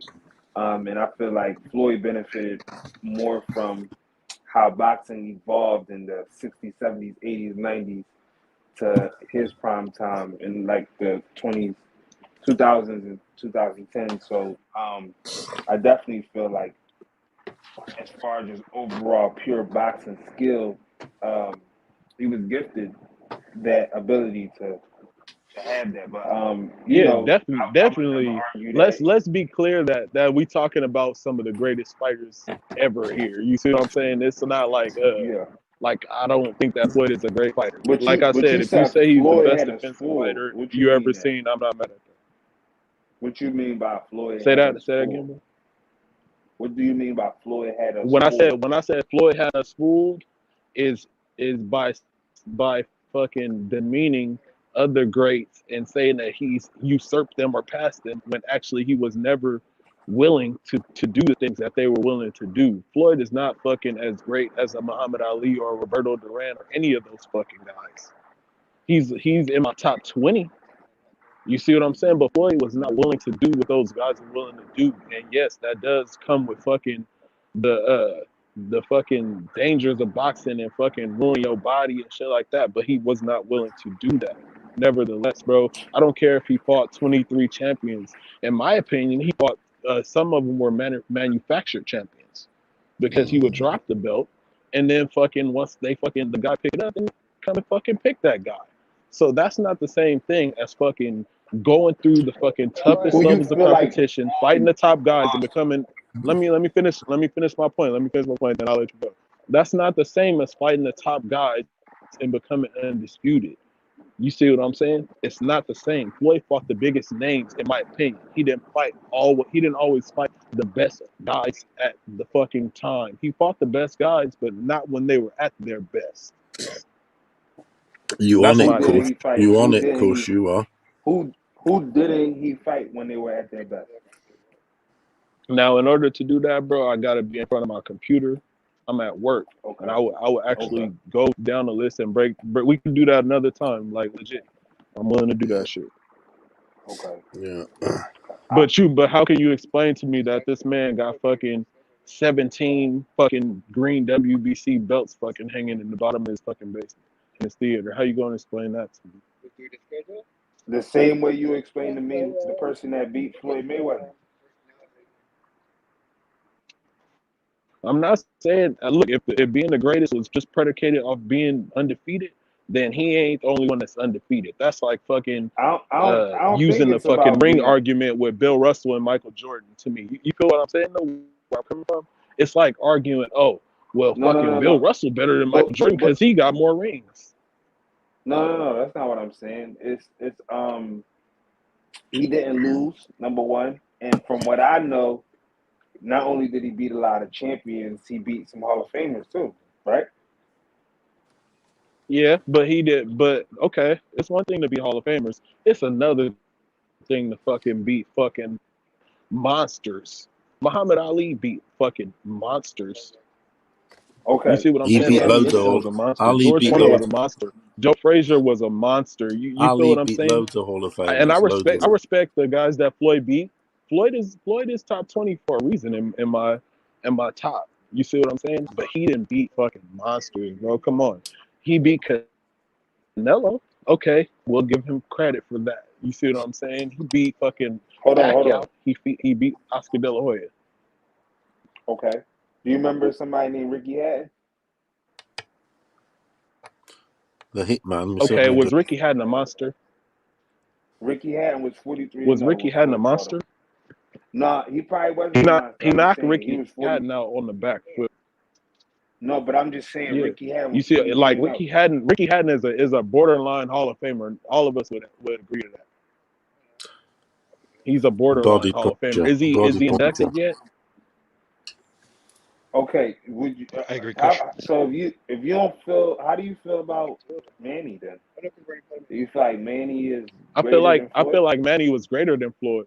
Yeah, yeah, Okay. because what Manny was willing to do. You see what I'm saying? I don't feel like Manny was better than Did Floyd, Did but he's Manny greater fight the than Floyd. person? Did Manny fight that person that Well, Floyd fight that person that put Manny out to sleep. My thing is Floyd fought everybody and won. It's not like we can't Yeah, say, yo, but it's about they Manny really didn't Pacquiao, fight. we could Who say didn't that, he but fight though? to me, it's two Was types it of fighters. Winky or something? It's a No, it fighter wasn't Winky. who gon'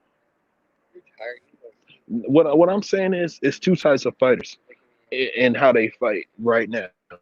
It's fighters that's trying to protect the fucking O, high risk, low reward, and then you got fucking Lomachenkos. You got fucking Manny Pacquiao's. A loss doesn't fucking define their fucking greatness. Kush. Can Manny I by just, that guy, but didn't he beat that guy? What'd you say, Paulo?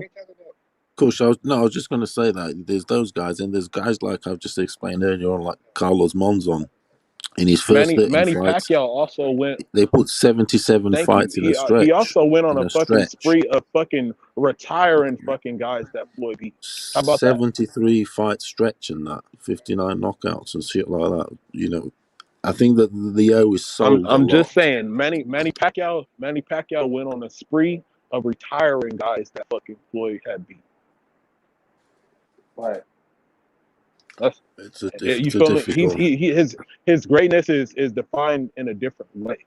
Like Floyd Mayweather didn't beat Keith Thurman. He wasn't willing to fight him. Manny Pacquiao beat him.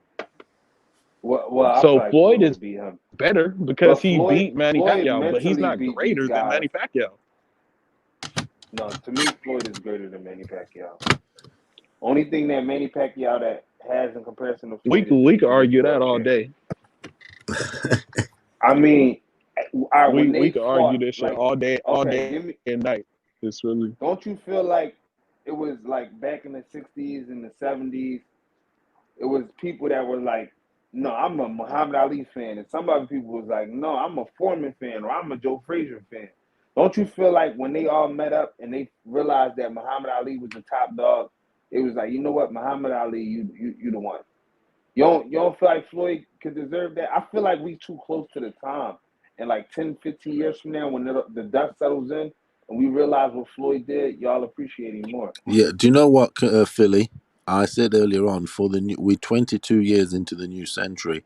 For these 22 years and this new century, he is going to be he's on top, if you get me. But the Yeah. last century, which we said is got sportsman of the year of the century, him and Pele up there. You know, that's that. But the new chapter, we've turned a page. The new page, 22 years in the new century, Floyd is the guy. Yeah. That's how For you have sure. to look at if it. what you guys say is so valid and true, then why does it seem like he's always so protective of and so envious of his fighters and guys who That's a could fact. Yeah, potentially that's a pass him? Ego. yeah. I think If it's he's so solidified, because I don't feel like anybody, no matter what they do, can fucking fuck with the Muhammad Ali. well, I I think agree. I it's agree. him. I agree. I I think it's agree. him being. So if he's so up there, then why does I'm it gonna seem answer your like question. he can be usurped? I'm Go I'm ahead. I'm gonna answer your question. Number one, I feel like Floyd is really insecure because he was criticized throughout his whole career. He always feel like his ego's big. He be ego tripping. He got something to prove that he don't have to prove, but he wants validation. You know what I'm saying? I'm someone that gives him the validation. Most people don't. So I feel like Floyd is a very insecure great. Like there are a lot of greats that look at Scottie Pippen, right? You see all the noise Scottie Pippen making. Obviously, he's an insecure great. You get what I'm saying? Somebody Yeah. that won 6 titles. That Michael Jordan didn't win a title without Scottie Pippen, but Scottie Pippen is demanding and screaming out for validation. To me, Floyd Yeah. shares, even though he's as great as he is, he shares that same sentiment of insecurity. You know why But you know, though? And I Okay, also let's put some feel like context on it. Floyd. Pippen will always be the sidekick. I don't. Floyd I brought don't that on himself too. Okay, let's put a little bit of context on it because you brought up Scottie Pippen and I know my hoop like I know boxing. Okay, Right. Scottie Pippen was disgruntled because he felt like he didn't get the shine, especially in highlight when Michael Jordan retired and Phil Jackson chose to go to other players instead of going to him. He didn't get his proper shine, and he went the wrong route. The route that he chose determined where he was placed in the end. If you understand what I'm saying, the route that Floyd chose determined the criticism. It dictated the criticism. It was warranted. He deserved it because of the route he chose. It was obvious to real boxing pugilists as he went along. That's why he's criticized. That's why he's not looked at in the same light as Muhammad Ali or Pacquiao because the route he chose. Puro, you a fool. It's facts. No, Now, question that, bro. No, so look, I got you. But that's so when we talk about that, we talking about character, and that's why I would say Floyd would never be put into the great conversation due to his character. Thank you. But Thank you. character aside, pure boxing, what he did in the sport, I feel like it's really, especially in this era, like it's really hard to debate. Like I feel like if he would have lost, then we could have like he beat everybody. He fought everybody and Bro, beat we everybody. can't we can't go off the undefeated, bro. Rocky Marciano was undefeated. I got you. So he's one of the name a bunch of people that he didn't fight. Name 3 people that you wanted to see Floyd fight that he didn't fight. That's what y'all do. But Floyd made sure in his career that he left stones where they weren't unturned in that way where y'all would always have an argument. The reality is you gotta know. Floyd So fought the guys, but when did he fight them? So you gonna say this? So are you gonna say the same thing for Bud Crawford? Or you gonna say Bud Crawford? You know why I'm not. You know why I never will? Because if you never will, Terrence don't Crawford, say it for Floyd. No, because their routes are different. Terrence Crawford career, he's fought the best competition. He may have, but dig my argument because you asked me a legit question. I respect that question. His route that he took is more gracious. He fought the top competition. He's undisputed. Do you understand what that means? I mean, he went for the guys who were the top guys who had the belts. Nah, I just no. It's not just me. It's not just me. When you turn on the TV, do they criticize Bud? Or yes or no? Bro, answer my question. When you turn on your TV, do they criticize Bud for the route he takes, or is that you guys on YouTube? Not you, but I'm talking about is that these people on YouTube? Exactly. Where else is that not the biggest platform for boxing right now on television? Where else do you see boxing on television? Where they report about boxing, biased, sir? Though. All right, no. Where else did he fight to go undisputed? Where do the mass get their information about boxing when they watch TV, sir? Based off your argument, though, his route. You're not answering my question, though. All right, what's the question? No, I said the world does. The masses do because that's what ESPN pushes to the masses.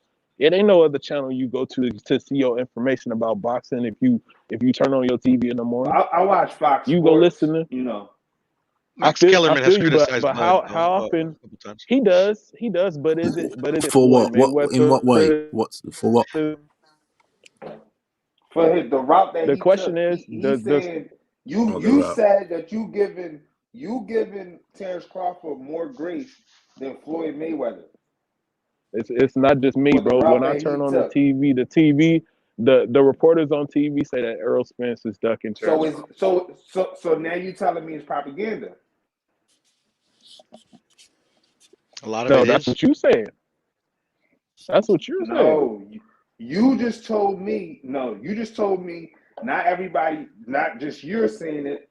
The media is saying it. That's basically what you're saying. The perception that we you're giving the same them? Circumstance, different weight and value. You said you're going to be more gracious about it. These are the words that you're choosing. I'm not saying this. Can you let me explain my point. Let me explain my point again. Let me explain my point again because I'm hearing what you're saying. No, why? What I'm saying is the truth. I don't have to try to rephrase the truth, bro. Like I can just say it, and that's what it is. The reason that you turn on the TV and you see that Terrence Crawford is acknowledged as the best fighter ain't propaganda. It's because of the route he's taking. He's doing the things that he needs to do. Floyd Mayweather didn't do the things that the people wanted him to do. Bro, we're not talking about talking about the perception of the masses. You feel what I'm saying? Even if you didn't agree with the criticism that Floyd got, he still got the criticism from the media, the masses. Fuck YouTube. That's not the world. It's a small YouTube is the percentage, bro. world, Like bro. it ain't propaganda. YTBC is real, YouTube bro. has some Like validity to You, it, though, Kush. it's a YTBC is smaller more percentage, is what in I'm saying. tune. It's a very No. small populace, Then the world with bro. boxing. So I'm do you feel telling you, like it's bro. You can more look at the real? view. You can look at All the right, views. I You can got you. look at the views Let of the me ask top you this guy on question. YouTube, bro, and you can see that it ain't touching everybody. But let me tell you this. Let me ask you this. Core boxing fans. You feel like core boxing fans spend more time on YouTube right now or on the television? Because the content isn't on the television. On the The television, coverage on the isn't on the television. television. Only hardcore fans is on YouTube. Okay then. So Is that so still the Only same though? hardcore and casual fans just dabbling is on YouTube, in my opinion. You either are hardcore or you just learning about the sport. okay. But back to the point, bro. You said that basically Terrence Crawford and Floyd they took the same path, right? But you give Terrence Crawford more grace. You're more gracious with I the path he don't think took. they took the same path. That's bro. They did. So They if they paths are didn't, they paths are totally in my okay. eyes. Terrence Crawford went undisputed 140. What Hall of Famer, what all time great did he fight to get that undisputed? I'm listening. I'm about to go on mute. He I didn't beat think they one. took this. He had 50 fights on the road to get that, but he didn't beat no Hall of Famer. That's easy to have. All time, all time great though. Fuck a Hall of Famer. All time champ, like No. real He proven. hasn't. He hasn't. He didn't beat one. He didn't beat one. He didn't beat one. Okay, back to my point. Who didn't Floyd fight though?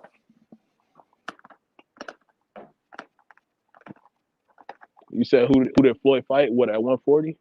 No, I was saying who didn't he fight? Like now we can look back at his career. Let's think about some people like, yo, it's this great fighter. I feel like Floyd should have fought him. Who didn't he fight? I'm gonna go on mute. Puro, you can answer. Paulo, I mean, We like Kush was could saying, talk like about everybody can who I who answer. think didn't even. Floyd and Bud did similar paths in the way that they fought who they put in front of them. I mean, like Floyd, he gets criticism. He didn't fight that he ducked what's it called Keith Thurman. He ducked Paul Williams. He ducked Margarito. He ducked Nassim Hamed, even though he called him out. Nassim Ahmed, that You one I know, wanted to see at the Feather. narratives have He always existed before YouTube was even like a figment of anybody's imagination. You get what I'm saying? So like for me, I assess a fighter, especially where he ranks all time at the end of his career, and then you assess him by who he fought, not by who he did it. You get what I'm saying? Floyd fought Pacquiao. Doesn't matter what he fought him, but he fought him. He fought Canelo. It doesn't matter what he fought him, but he fought him.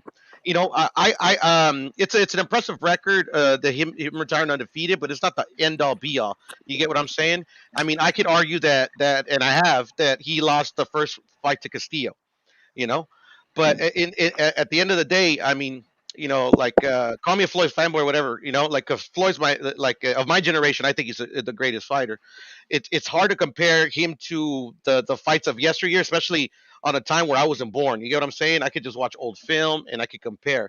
But like to give a definitive answer, who's the best, who's all time, where do they rank?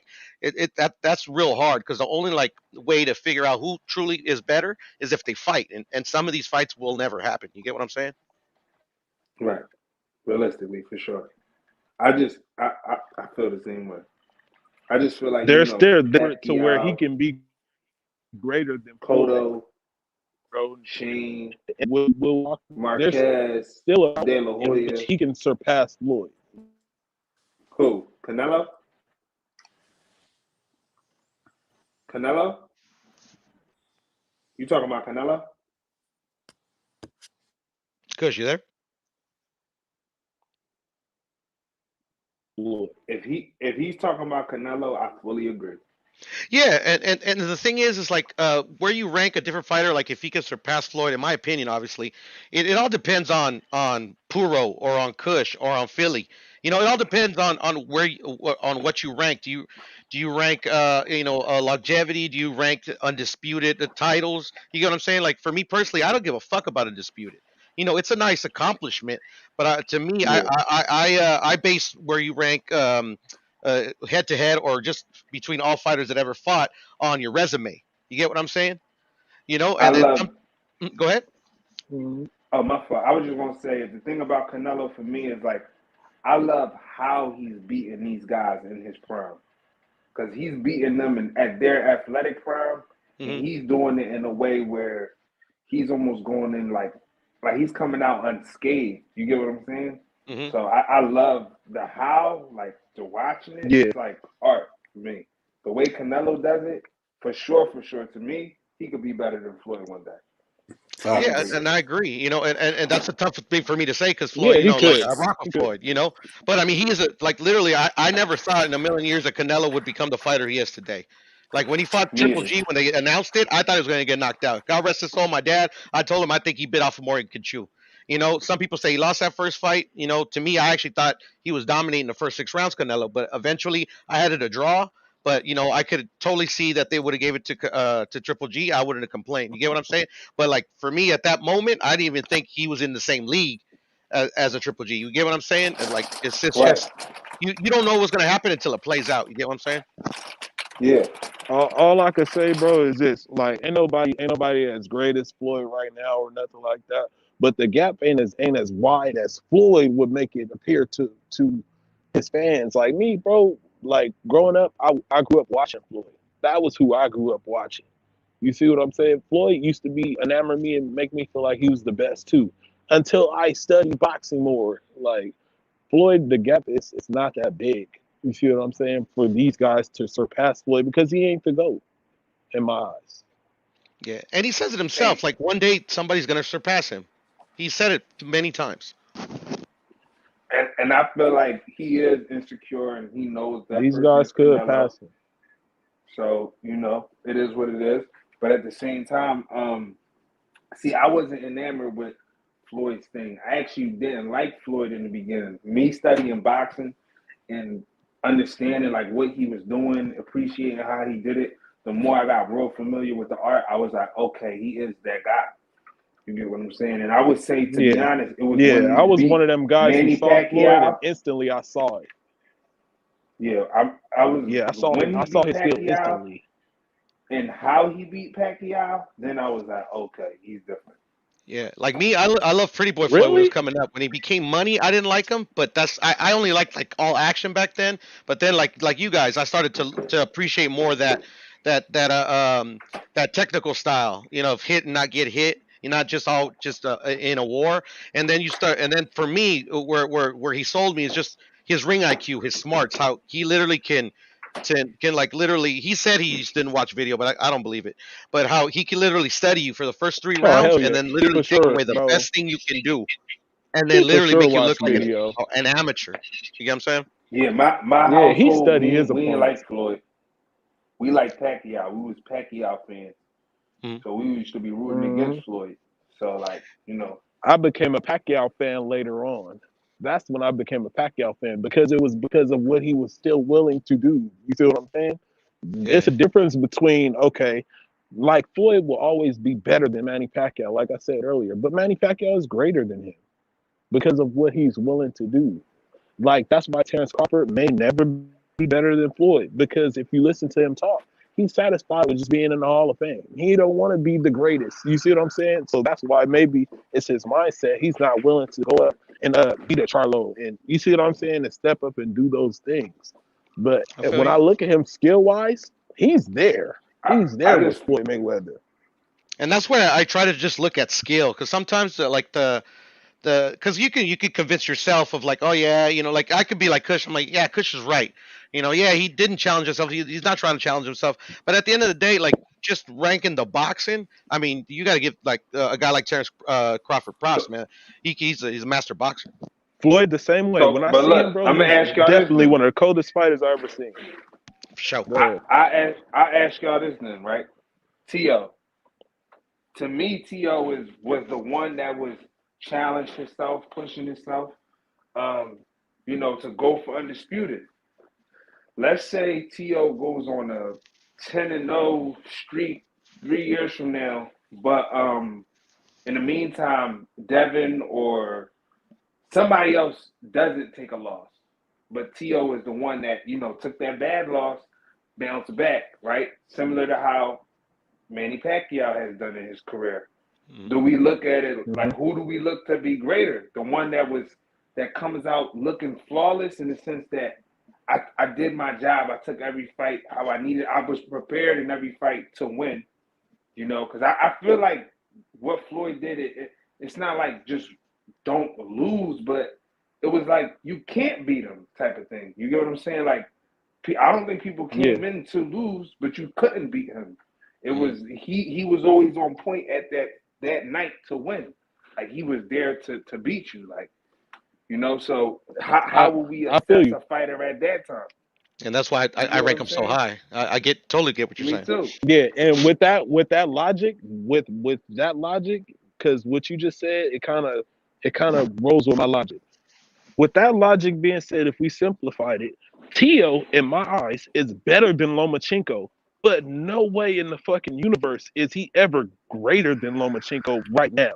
You see what I'm saying? If Tio comes back and goes on a 10 win streak right now, and he beats those right guys, Tio, even if he doesn't right now, what he just did was great. You see what I'm saying? He tried to strive for greatness, like you said. And he and that's succeeded exactly my to a logic certain as extent. well. Yeah, he beat Exactly my Lomachenko, logic. bro. Like, But he's still not he was the there lineal like champ. at that level. Yeah, I get you. He's not as great as Lomachenko. Fuck no. He doesn't have 3 But he's fucking better. division titles. I get you. No, I totally feel you. He's better though. You know what I Yeah, mean? no, I think he proved he's better. You get what I'm saying? And I think sometimes that's where He's we get caught up. better because he You know? beat him. He's better because he beat him. Until exactly, because he beat Lomachenko him. comes Exactly. back and beats that guy, he's better. Exactly. But Exactly. I don't know if that makes sense to you, Philly, but No, it that's makes total my sense to logic. me. It made perfect sense for me too. I agree with you. It's just that I feel like I said, because of Floyd's character, the constant attention, criticism, stardom. Like, it's people that really go back and forth about LeBron versus Jordan and LeBron versus the next person. But the reality is, most likely, if you got common sense, he's at least in your top 3 of all time. But he's still playing. Like, he's still current. Yep. You get what I'm saying? Like, totally. It took a second for the greats to say, what, 3 chips in, 4 chips in, to be like, okay, Jordan's the GOAT. But they knew deep down inside, man, this guy's the greatest. You know what I'm saying? Like, but it took a little second because it was like, damn, this is in the moment. We still got to play this guy. We still got to, you feel me? We still a little fresh off of the greatness that Floyd left behind. But his impact and just everything he did, I feel like a few people he could have fought twice. And I know he knows he could have. I know he could have fought Manny Pacquiao twice, a couple people twice. And it just, the style, the preparation, it just was a different level. Yeah, You know and then the like, styles, like you said, the clash of styles. Like I called it, like when there was even rumors of Pacquiao and Mayweather fighting. I still believe this to this day. There's no way in hell Pacquiao, doesn't matter, it's prime for prime. It don't matter that Pacquiao beats a Floyd, man. It's just Pacquiao's susceptible to counterpunchers. He always has been. Floyd's the ultimate counterpuncher. That's why Marquez gave him so many problems. Is that literally Marquez was a supreme counterpuncher as well. It's just he wasn't as good as Floyd. You get what I'm saying? So he struggled a bit more with Pacquiao. You get what I'm saying? But like I told everybody, I'm like, if they ever fight, he gonna make it look easy. It's just the styles they mesh where Floyd will always look dominant against Pacquiao, in my opinion. Yeah, so I mean, it's a good debate. Don't get me wrong, cause like when I watched the Floyd and it is. You was breaking up a bit. What you said, bro? Go ahead, Philly. No, I said you broke up. No, I was saying, it is a good debate. We could debate on it. Oh no, for sure. I was just saying it is a good debate. I was agreeing with you. Manny. I think Manny is a phenomenal fighter too, though. That's the thing. Phenomenal, great. I would really have to take my time. I know I would be like my bias towards that list will be obviously younger. It wouldn't be as older. Like, I could just say, yeah, Rocky Marciano was great. I know that he was great, but do I really understand it? How great he was? No, I feel like I really do understand how great Manny Pacquiao was. His activity and everything about him. I understand how great Floyd was. You get what I'm saying? I understand how great Terrence Crawford is, how great Tyson Fury is, how great Canelo is, things like that. So, yeah, I feel like it would be easier for me to see, like, the guys of today, how great they are. But the guys of yesteryear, it wouldn't be as easy. But, no, it's definitely a great debate, though. You feel me? I just wanted to see Yeah, like who's going some to people come think out I'm with these. crazy that I put Tyson Fury in my top 50. I put Tyson Fury up there with some of the greatest fighters of all time, and I'll tell you why. Because he's 6'9", combined with the skills that he has. Like when I look at it, I don't look at it as just strictly off who you fought. No, it's a combination of things. You see what I'm saying? I put you in that timeline. I put you in that time and that space, and I dream and imagine what you would do and how you would do it up against those guys. Yeah, and that's all you can do at the end of the day. And I don't think you're crazy. I disagree, but I don't think you're crazy.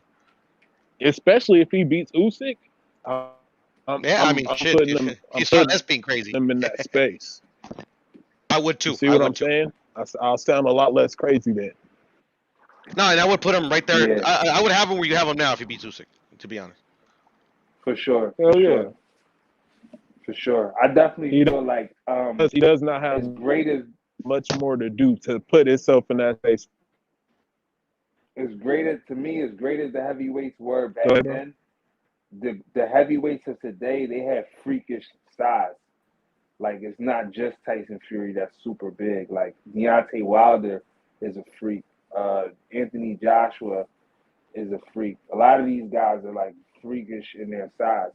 I don't know what the fuck is going George on. Foreman was a big dude back in the day, and I For think sure. For sure. how tall was George Foreman back, actually? Do you guys know? You know what I'm? Not many of them can beat that and move that and Tyson nice and acts effectively that way. And he can stop a motherfucker now, bro. Like he sees something like we never seen. George Foreman was only That's all I 6'3". can say about Tyson Fury. But I think Usyk beats him though. You said Tyson Say Fury that is once something more. we've never seen before. Yeah, he's something like we never seen before. Really, you think so? I actually disagree on that one, but I kind of get what you're saying. Maybe because he just looks out of shape and he can move the way he moves. The out of shape shit, I think fools people. It fools people. No, I think it does But too. he can move his head. He can box. He can do it all. He said he looks out of shape. Yeah, looks exactly. Yeah, it's he like didn't Andy say he Ruiz out when of he beat shape. He said AJ. he Like, looks out of he shape. looks like a butterball. Motherfucker got fast hands Yeah. and is a good boxer. You know. I'm just saying. I like Andy Butterball Ruiz. has skill too. To be, No, he was something like we never seen. Like, that is definitely something like like shit, man. I was listening to listening to another podcast earlier today, and they were debating if Wilder is a Hall of Famer, and then Andy Ruiz came up in the chat, and then it was a former boxer. His name is Nate Campbell, and he was saying that in his opinion, he's definitely a Hall of Famer because like he's the first of Mexico of Mexican descent to ever win a heavyweight championship. And I thought about it, and I'm like, hey, he actually has a great point. And he wasn't just to like me, a the heavyweight only champion. question He of didn't just have a belt; he was unified. It's a fact of opinion thing, but I think that like really the question is, do you or do you not consider Wilder all-time great based on the fact that he did or did not beat Tyson Fury? Because just based on that third fight, that performance, in my opinion, and based upon what he was able to do in the sport, defending his titles for however and so it was 10 times, I would put him in the Hall of Fame. I I would don't put have him him in in the my Hall Hall of of Fame, to Fame. be honest. That's But I just hear me. you. I would put him Yeah, there. no, I hear your criteria, and I don't like disagree with it, but I just I don't know. I don't know. I don't think. I think he's borderline, to be honest. Yeah, I it's feel like he to me should it's never whether took or that not you third chose fight. to leave him off. I agree with you. I agree with you on that. It's based off Yeah, like it's either you have them both on or you leave one off based upon the fact that they lost in my eyes. But I think that Fury belongs on there, bro. He should just skate in there. And now that I think of it, I no, think actually I changed my mind. Actually, I think Wilder. I mean, I don't know if he'll make it in because at the end of the day, the Hall of Faming, the way they vote it, is kind of bullshit. Some of these fucking Yeah. writers, yeah, because there's a lot of writers that vote on it. They hold grudges and shit. Shit, James Toney should have been in there a long time ago, but I'm glad he got in. But yeah, now I'm gonna say like the criteria how you put it, Kush. I think he's definitely a Hall of Famer. Yeah, I think yeah, James Toney, what's kept him off is what we know with the PDs and shit like that. I think that's what may have kept him off because he should have been in the fucking Hall of Fame. We all know it's fucking politics. yeah. I feel like Andy Ruiz, he still has a bright future, I believe. Great team, but that character judgment politics of it, because of how he lost that rematch. I feel like that could go work against him because he had all the momentum in the world, and He then just did. the way he came out, I feel like he did. Yeah, he did. He did. Yeah, I feel like he It's did. just all a question of who can he beat somebody else like that's really formidable and great. That's the question. Yeah, and I think I mean um, he's still young, so like literally he's still got a bit of his career ahead of him. So it's really on him, man, because it was on I him feel that like he looked that bad. yeah, for real, Oh yeah. for real. Like I said, I don't know now. I feel like if Deontay was to fight him again, I feel like because I don't believe Deontay will ever be the same again. Um, Even though I feel like uh, Deontay coming off the second fight would have been killing everybody else in the heavyweight and could have met with Tyson Fury down the line. But it didn't happen like that. He went back to go take that beating again. So I don't know how his brain is doing or whatever is really going on with Deontay Wilder. We don't know because we seen a warrior, but I've seen a lot of damage with my eyes personally. Um, so I don't know. I feel like can Ruiz beat Jared Anderson? He won't fight Frank Sanchez. He's not going to fight. Um, that's a tough question to be honest. 'Cause I don't I think he feel could like beat if Usyk. he retires now, he has a perfect segue to retire right now and be in a great light. I feel like if he does choose to, then he's in a good light right now. If he comes back, he has potential of damaging his shit, in my opinion. Who, Ruiz He or has Deontay? potential of uh, Deontay Wilder. Yeah, He I think could come Deontay back. Wilder got to We don't. retire. I'm I not gonna think say he Deontay can't beat Wilder. any fucking body. Yeah, I but he think could. He Deontay could fucking Wilder retire still right now, and could. he looks good too. Yeah, Go ahead, I bro. think I think Deontay Wilder could beat, depending on who he is when he come back. I would say he probably beat everybody. Maybe I don't know. I don't know. It's a hard call. I'm a big fan of Jared Anderson. I like Frank Sanchez. But Deontay Wilder could go fight like I don't know the rest and win. Deontay Just Wilder off. can still knock any of these motherfuckers out, bro. We know Oh that. yeah, yeah, He for yeah. sure can knock any one of them out. But getting hit for him from here on, in my eyes, is damaging because I feel like he may have already taken brain damage in that fight, bro. He Yeah, fucking for took sure. some punishment in that fight. He Who, got Wilder? fucking knocked Yeah, out more than once in that fight. Yes, he got knocked Yeah, out no, yeah, that's more the than big once. question, in my opinion, man. That's a big question. How is he gonna look in his next fight? yeah.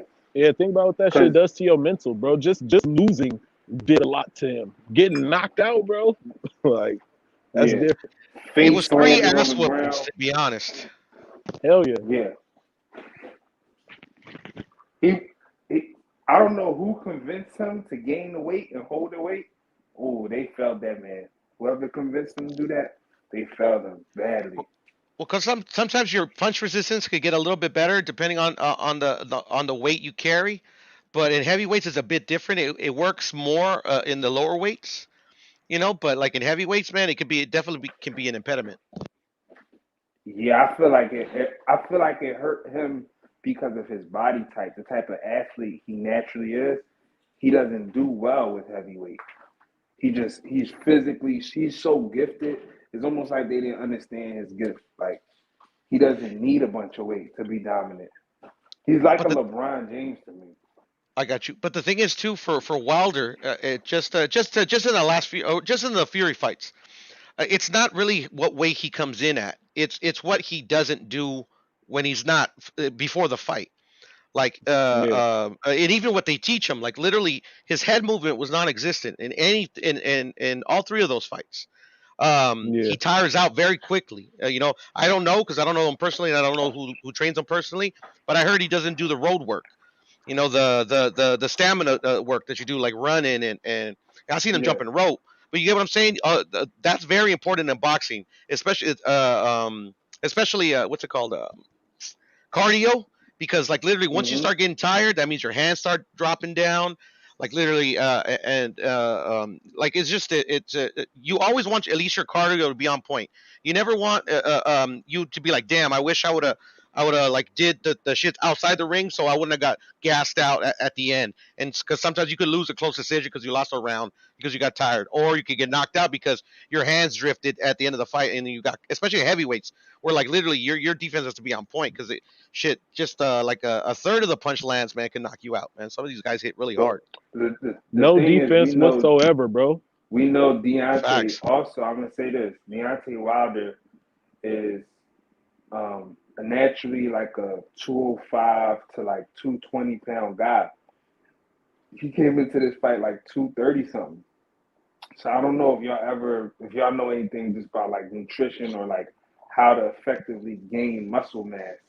Whereas like Mm. good weight takes a lot of time to gain. Like 5 pounds of Right. muscle alone could take about 6 months to a year. Just 5 pounds of pure natural muscle. So But um, Facts. to for them to they had a strategy to get to a specific number. mhm. It was with his body type and him trying to be super endurant. I just feel like it was a failed plan, and I knew it. I knew it. I Yeah, Literally, mean, I in and the I in the get where lead you're up coming from fight, too. we shouldn't have been seeing a bunch of videos of him on the fucking bench press and shit like Exactly. that. That's a for bad look. sure, That's all I'm gonna say, bro. He for should have sure, been running. He should have been fucking doing strengthening those legs, fucking deadlifting. He should have been doing shit like that. You see for what I'm sure, saying? He was. I for don't feel sure. like he was preparing. It was in preparation. What was his detriment in the end? But he put his faith in his team. And I've actually Yeah. seen the videos of why they said what they said, which is why Puro said what he said, which is punch resistance and being able for his bones just being able to absorb more versus like just being brittle because Fury's so heavy. But I feel like that 217, 220 pound Wilder that's Mhm. still light on his feet, that still dropped Tyson Fury. Was that in the 12th round of the first fight? The 12th and the 7th, I believe. You The 12th and the 7th. So Mhm. that one, that Deontay Wilder with um, the variety of skills that they said that they worked on in camp that we only seen in that first round. Mhm. Um, maybe at least we would have seen it in 5 rounds. Maybe that would have been enough to get the job done. You get what I'm saying? But to see the new Deontay Wilder in the first round, and then for the rest of the fight, we're gonna see the worst version of Deontay Wilder, which is a gas out Deontay Wilder with just a ton of power, and let's just wing it from there. That was just like a horrible plan, and I just feel like Yeah. I don't know. And see, that's the thing about, especially, I think there's merit to starting out your career kind of late because Hmm. you're learning a lot on the fly. But at this point, I think he's gonna learn all he's gonna learn or all he wants to. I'm sure because head movement is not very hard to learn in a camp or maybe even a couple of camps. But the thing is like you were saying, if he would have gained the weight the right way, like what Yeah, advantages he would what that gave him in that fight. I just feel like I it, don't it feel would like it would he he would have had his ever legs needed under him. weight. I also agree with that. He never, to me, he I never agree with needed you, the Philly. weight. I don't think that he needed Yeah, that. He needed to have his legs under him. When you know a fighter in the first two fights, this man, what he's gonna do is fucking box. All he was Wilder backpedaling the first two fights. Why the fuck wasn't you working on your legs, working on your feet? Yeah, That was exactly. the real thing. I and, feel like he should have targeted if he was gonna target, fixing something and it's in no bend at the waist. preparation. Hmm. Deontay has no bend at the waist. He'll do one bend at the waist, was he see a haymaker coming, he dips under it. But there's no true bend at the waist. Like he Yeah. don't got no It's real He gonna defensive fall like back, don't yeah. And Like also, if your head's in the same position, I mean, you're gonna get hit eventually. Like literally, yeah, it's a muscle memory for most of these boxers. You know, they just throw their hook y'all properly know where they think what? your head's gonna be, and if your head's This still the there, last you're gonna thing. get hit. Hmm. This the last thing I gotta say. I'm gonna jump back in the chat. I gotta clock back in, bro. No problem, There brother. was no head movement. You see what I'm Zero. saying? And the things that we describing are the fucking fundamentals that you learn as a kid. Facts. You see what he's light late age. It same as Anthony Joshua. I can see what's gonna happen to Joshua if he fights. See, but Anthony Joshua has His head feet are movement stuck in though. the mud the same You way. know, and I feel you about the Fury's gonna feet, fucking do the same shit. but he has head movement. You get what I'm Bad. saying? He also knows how to Yeah, he don't have the feet. resist a clinch. You know that how they say how he leaned on him to tire out Deontay Wilder Yeah. quicker. Like literally, when a dude clinches you, there's techniques to do where you can Oh break yeah. that clinch. You get what I'm saying? Or even to even use that to your advantage, where he's always trying to clinch you to counter it and throw a counter punch off of that. You get what I'm saying? They didn't work on any of that stuff. You get what I'm saying? yeah. I don't think Deontay Wilder ever did like pivot drill, Man, escape drill. Like I don't think Deontay got any of the real basic fundamentals. I feel like he got a bunch of yes men around him and they see his power and they just be like, I don't know what this freak shit is, Mm-hmm. but just keep hitting that bag hard, keep hitting these mitts hard. We gonna knock him out. And it was working for him till it stopped. Yeah, and that's where you need a good team because it was working for him obviously for a while. He hits harder than any fucking heavyweight I've seen in my lifetime. But the thing is, once it Yeah, stops working, that's when your team's gonna be like, okay, you almost lost because of this. We got to work on that so that doesn't happen to you yep, again. I didn't see any of the like literally it doesn't matter when you start. If you started boxing at 18 or you started boxing at 8, you have to see that constant progression in your career because like what worked seriously. yesterday ain't gonna work tomorrow Yeah. And necessarily. you eventually gonna have to go against these greats You're and gonna you have to will go be up against bad somebody at that's better that. than you sometimes. 100%. And you can see like, mentally to me, he didn't want to be challenged. I feel like he just got a little bit in his own way. Hmm. And that's what makes me think like if somebody like Teofimo Lopez doesn't come back from this loss with humility and Hmm. the respect to the sport and to his opponent that he lost to, he will. I don't think he'll have the bright future that I thought he would have Yeah, because and I I hear where just you're. We go ahead. no. Go ahead. I'm listening. No, and I hear what you're saying. You know, and that's why like losses like this are crucial. Like the next fight after a loss like this, because that's when you truly find out if it's really who we thought he was going to be. Like obviously the skills are Mm-hmm. there. Skills are skills. Skills are there at Yep. your first fight and in the 50th fight or 100th fight, whatever. But like Yep. the truly greats are the ones that Mm-hmm. when they met that adversity, what they did Mm-hmm. to either overcome it or they don't. Exactly. Exactly. It's just it So is what it is. It's that's happened to a lot of people. yep. Yeah. So basically, I'm somebody that lost a ton of money, thousands of dollars on that second fight, and I made it all back on this third fight because once I seen the type time he was on, them saying that he's going to have the same weight, and I was Hmm. like, y'all gonna put him up that many pounds again?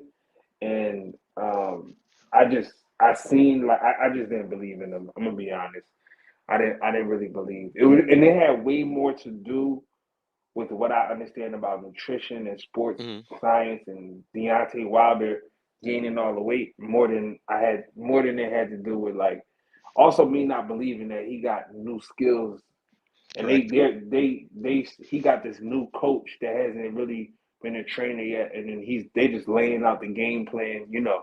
I'm betting a lot of money, so I'm paying attention to every single detail, and I'm like, oh You yeah, have to when it comes to that. yeah. So I'm Yeah. like, okay, they just giving these guys their game plan. Okay, yeah. So they Yeah, for gonna me, I lose. picked Tyson Fury because at the end of the day, I mean, it's been proven time and time again. There's always anomalies. He's just a better fighter than Deontay.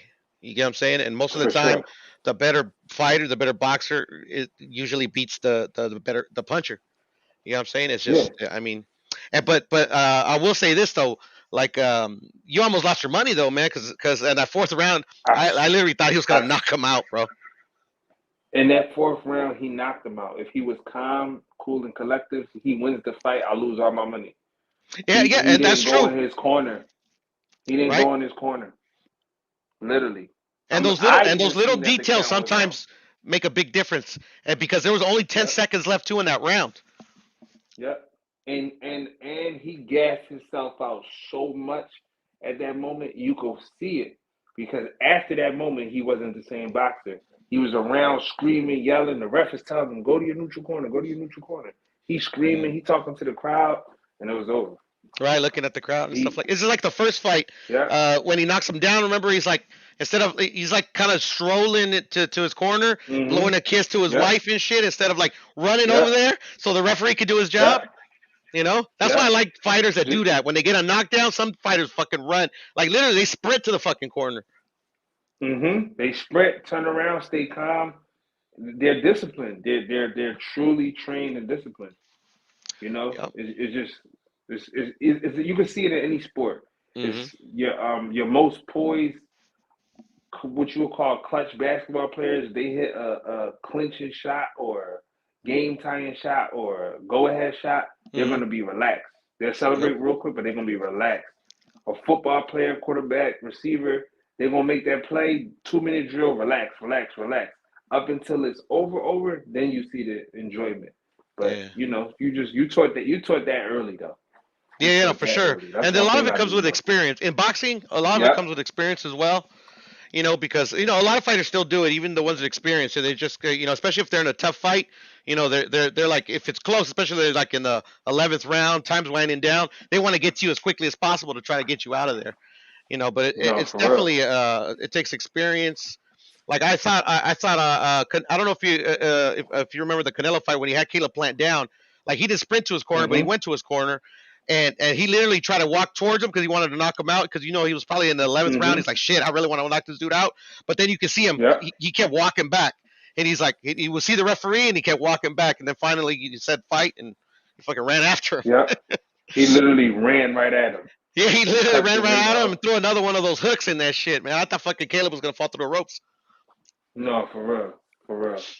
And like I said before, it's those moments Hmm. that Canelo's been having is what makes me feel like his prime, like, because that's how I perceive it. Like, what is somebody doing in their great moments? I Hmm. love his great moments right now, which Yeah, he's is been having how some good he's ones, man. winning. Yep, yep. And it do feel like that Manny Pacquiao feeling, except that it feels like it's only Canelo right now. It almost feels like it's just him. And that's unfortunate, if in my opinion, because like Yeah. I don't want it just to be him. Trust me, I'm a Canelo fan. I like it. I like what he's doing, man. But I want to see because I'm also a Charlo fan. I like both Charlos. I want them to have the same fucking like I want to be able to fucking cheer for those fuckers too. Okay. Yeah, Dundada was on here earlier saying that Charles is the most overrated boxer. Yeah, I mean, a lot of people are here on cap. I'm not saying Dandara don't know what he's talking about. It's just sometimes it's easy to disrespect the fighter, man. You know. I said, how you could be an overrated champion? I don't know how that worked Yeah, out. I don't know how that works either. You get what I'm saying? But I get how somebody could be overrated. Like to me, like Devin Haney. Yeah. Like a lot of people think I'm a Devin hater, but I'm not. Trust me, I want him to be the best version of himself because at the end of the day, if he ends up fighting like the real dogs and he ends up being the best version of himself, we as fans are going to get really entertaining fights. And For but sure. the thing is, like, I think me personally, I just overrated him, especially, and maybe I bought in a bit into the hype of me thinking he was this supreme boxer, which I think he's not. Correct. But at the end of the day, he's 23. He can literally grow into that because, like, the first like 7, 8, 9 rounds of the Linares fight, I mean, like, it was the most impressive that I've seen him in his whole career. Right. Right. And then you see him get rocked, and then you ain't really see what you wanted to see out of him after getting rocked, Yeah, like the and type then of stuff you actually, see from Bud. yeah, and but the thing is, like, that. And the thing is, it happens to me too, especially maybe because I'm here. Excuse me, I'm hearing the narratives. I'm hearing people's opinions or whatever. Like, the kid is still young. You get what I'm saying? Like, literally, like, Hmm. at his age, and him fighting a former champion at that, it's not even a championship fight. You get what I'm saying? You would expect that, Yeah. especially somebody like Linares that's like a seasoned veteran that has power. Hmm. Like, okay, shit Yeah. happens. Like, I actually was impressed. Correct. Like a lot of, like, I didn't like it either. I didn't like how he was hugging for dear life, but he was really hurt. He doesn't hug for dear Hmm. life. He might get knocked out. At the end of the day, he's trying to Yeah. win a fight. You get what I'm saying? Correct. But it is what it is. Like, he's 23, 24, man. He's still got time. I mean, like, I think he's earned a shot at Cambosis, at Loma, at all these guys. I mean, 135 is lit, man. I like it. Yeah, I love 135 right now. And that's my thing. I feel like my personal opinion is Tank comes out on top. Um, but I also obviously don't know the future. I still want to see every fight happen. I still think Loma is live to eventually, take back his spot. I feel like Cambosis has the hunger to say that I deserve to be where I am, and you really got to come take it from me. Hmm. I really like Cambosis' character. Like, to me, I do. Me do. Cambosis So has, do I. So do I. oh my God, yeah, he made me a fan just his character alone. Um, so I want to see what Ryan has to bring to the table. So do I, man. I'm a fan. Honestly, yeah, I want to see what Ryan has to bring to the table. Um, I don't know. Was that you earlier disputing with someone about Ryan Garcia? Oh, I've been disputing with Ryan since I got on this YouTube stuff, a while back. But because Ryan, I just like Ryan's story. It reminds me a bit of me when I was young. Because he taught himself in the garage and stuff like that. I'm Okay, a fan of fighters for different reasons. I like Tank I got because you. of his humbleness and stuff. Like, he does talk a Hmm. little bit of shit, but most of the at Hmm. least in my opinion, most of the time he's not really a big shit talker. Like, I think I've seen him talk Okay. the most shit on Twitter. You get what I'm saying? He really Right. doesn't Yeah. spout at the mouth on like press conferences and stuff like that. That's why I like Tank, and Right. he's like, I think he's the most skilled next to Loma in the whole division.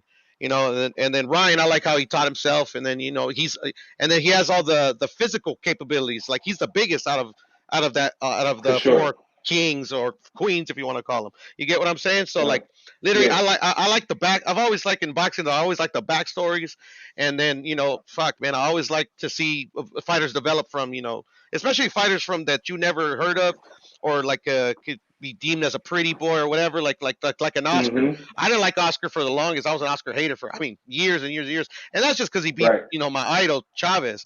But, at the end of the Right. day, I had to see him, like, shit. I became an Oscar fan on a loss, actually. You get what I'm saying? Okay. But I mean, like, Oscar, if you look back at his, minus all the hair nets, and, or excuse me, the all the little suspect shit you see him doing. Like, if you just Yeah. Like the analyze him as a draft. boxer, like, he fought everybody. He was like free smoke, and he was a really highly skilled boxer. If you get what I'm saying. Right. Right. Right. All this pressure. He got all these different ways and long and all that. Yeah, no, For he's sure he's though. gifted, man. I mean, literally, Ryan reminds me of Oscar a lot. Okay. Yeah, for sure. Just like, to me, probably a little bit more. I would sharp. Would you say sharper? No, what the only difference I see between Oscar and Ryan is the hand speed. Like, Oscar De La Hoya didn't have slow hands by any stretch of the imagination, but, like, literally, I mean, I've never seen, to be honest, I've never seen on a Mexican kid, I've never seen hand speed this fast. I I, Okay. I never seen it. To me, it's crazy. It's like Andy Ruiz. I've never, like, literally, like, trust me, I'm Mexican. So I've been watching Mexican boxers. I've been watching, all kinds from every country. And then No, I get what you're Mexicans saying. are not known for their hand speed. If you get what I'm saying. Yeah, Ryan Garcia left hook is like ridiculous.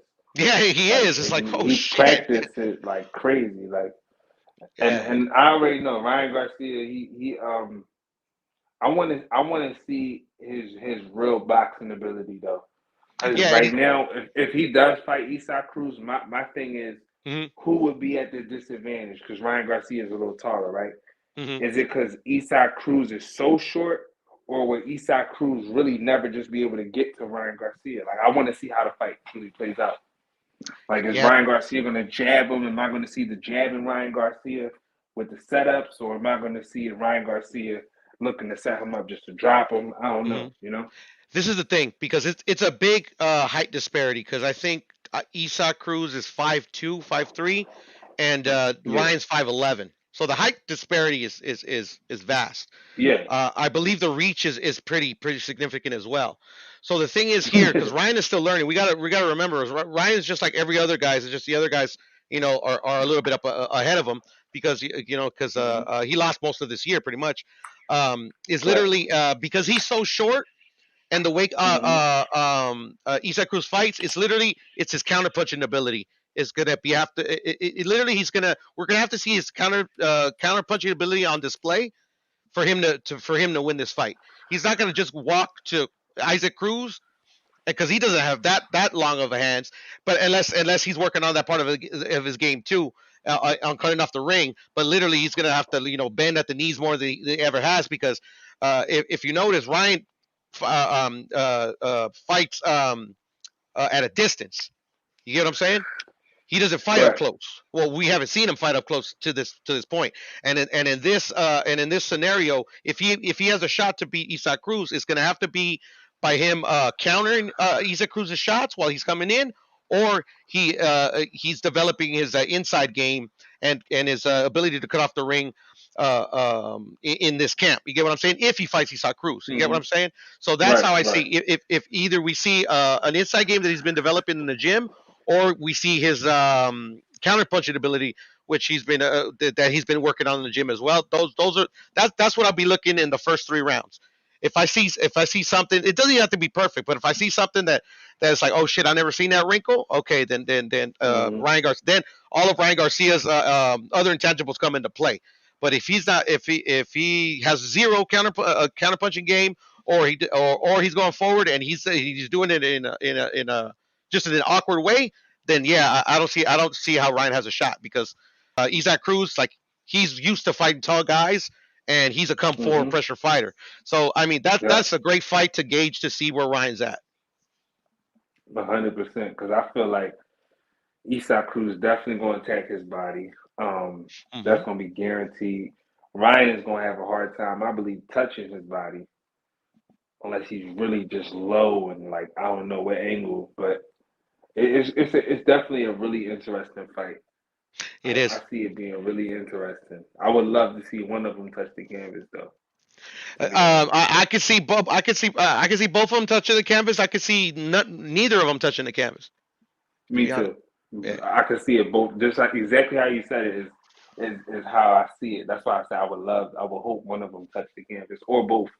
That would Yeah. be better if both of them touch the canvas, and then we gotta really judge it off who had the better night. But yeah, that's the fight I would like to see happen.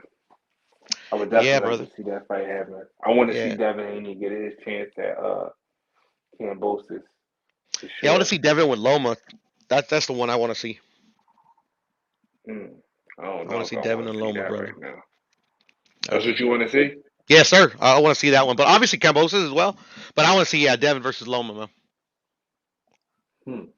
Dev, That would be a great fight. Devin versus Tank You to feel me, like I wouldn't want to see it right away, even though I'm a Tank fan no? because I think Tank destroys him. To be honest. Yeah, I think Tank destroys him right now, at least. Like right Yeah, now. right now, exactly. Like Yeah, yeah. up ahead, like I was saying, he's young. Keep developing, working on his skills, and then like having impressive performances. Versus some solid competition. Then the fight will get closer in my eyes. But yeah, right now it's just I don't That's know. that's why I don't want to see Devin And Loma, and Loma yet because I and don't that's feel true. like I see where you're coming Loma. from there. Yeah, I don't think Loma. I think Loma lost the fight against Tio because of how much respect he had for his power. Not saying that Tio didn't have other really good counter punching instincts and Body different work. angles that he could have. Yeah, great body work. Great. That was really good jabbing from Tio that night. But Foot movement was on and point. Defense was yeah, on point. like yeah, Tio super respected him, and he super respected Tio. And that's what the So they opposite was both against Cambosis. Tio did not respect him exactly. one bit. He got his ass kicked for Yep, it. yep. He got his ass beat for it. And that's a good thing, So actually. Like that's how for my dad real. used to say. I hope you get your ass beat so you learn. A little. You got to respect everybody. Yep, yep. So with that being said, from the performance I've seen from Devin, I feel like he needs a little bit more work where I could just say I trust. Because I honestly want to see Devin beat Loma. I don't want him to go in there just to lose, personally. Yeah, no, me So neither. Me neither. I don't want yeah, either of the guys to so go in there to lose. Shit, yeah, man. Best effort, so baby. I think right now the Devin I see right now, Loma would he would have that cockiness, that confidence. Like a lot of, I don't know if you noticed, but when Loma was calling the corner to stop the fight, they were ESPN, all these guys, these broadcasters were making it seem like Loma was being humble. He said Loma was so humble that he called the corner to stop the fight. That was the Yeah. cockiest thing I ever seen in my life. I remember hearing that. No, it was cocky, but like literally also is like fucking Comey could hit too. So if he could force a stoppage, shit, man, easy money.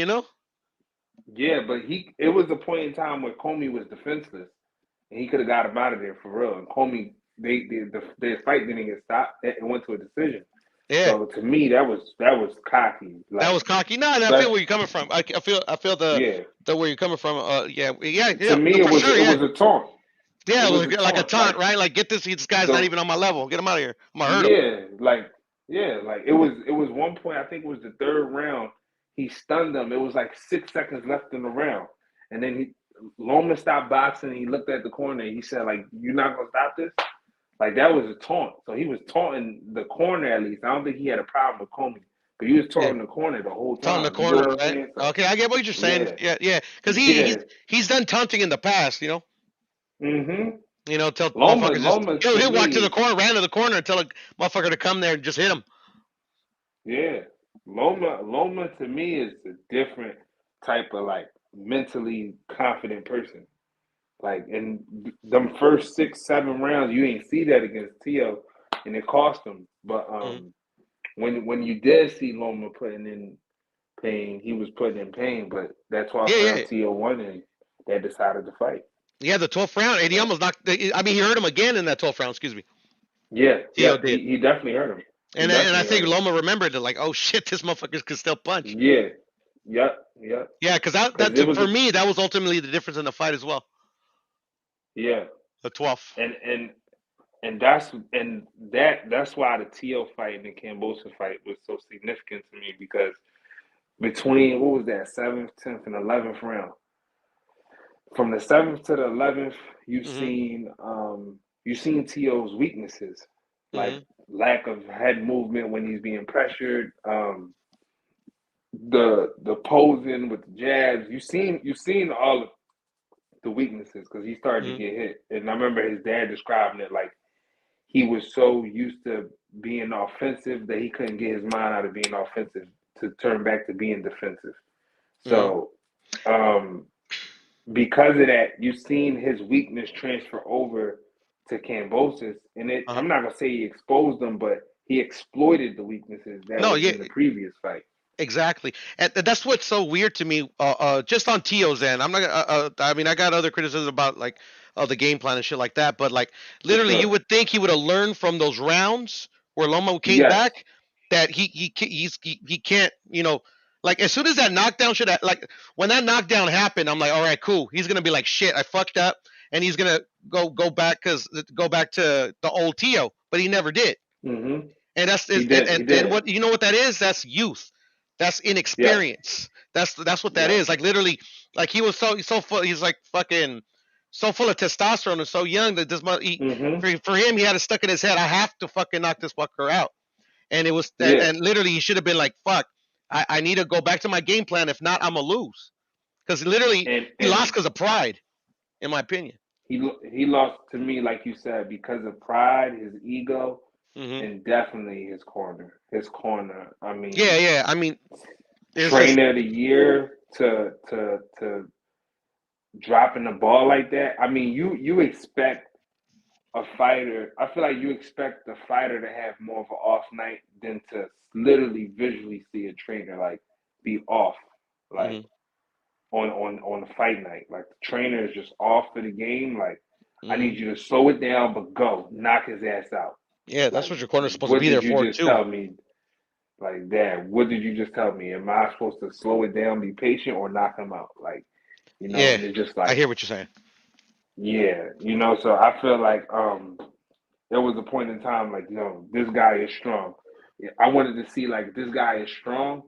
We got the best version of George tonight. Be Hmm. patient. Let's do this. But it was Hmm. none of that in that fight. They didn't respect him from when the fight started to when he got dropped to when they raised Cambosa's hand Hmm. because they said still undefeated, and he thought that he was the only person undefeated that night, Yeah, which it right. was two undefeated fighters in Two there. undefeated So fighters there. yeah, Yeah, no, for sure. yeah, And then you got a guy that's like literally not just hungry because he's a champion with a chance to become a unified champion, but also like literally like he hadn't been home forever. So like if that was literally. me, at least I would think I'd be like fuck that. I'm gonna go out there and try to murder this dude because so all this shit won't be for nothing. And I would say this.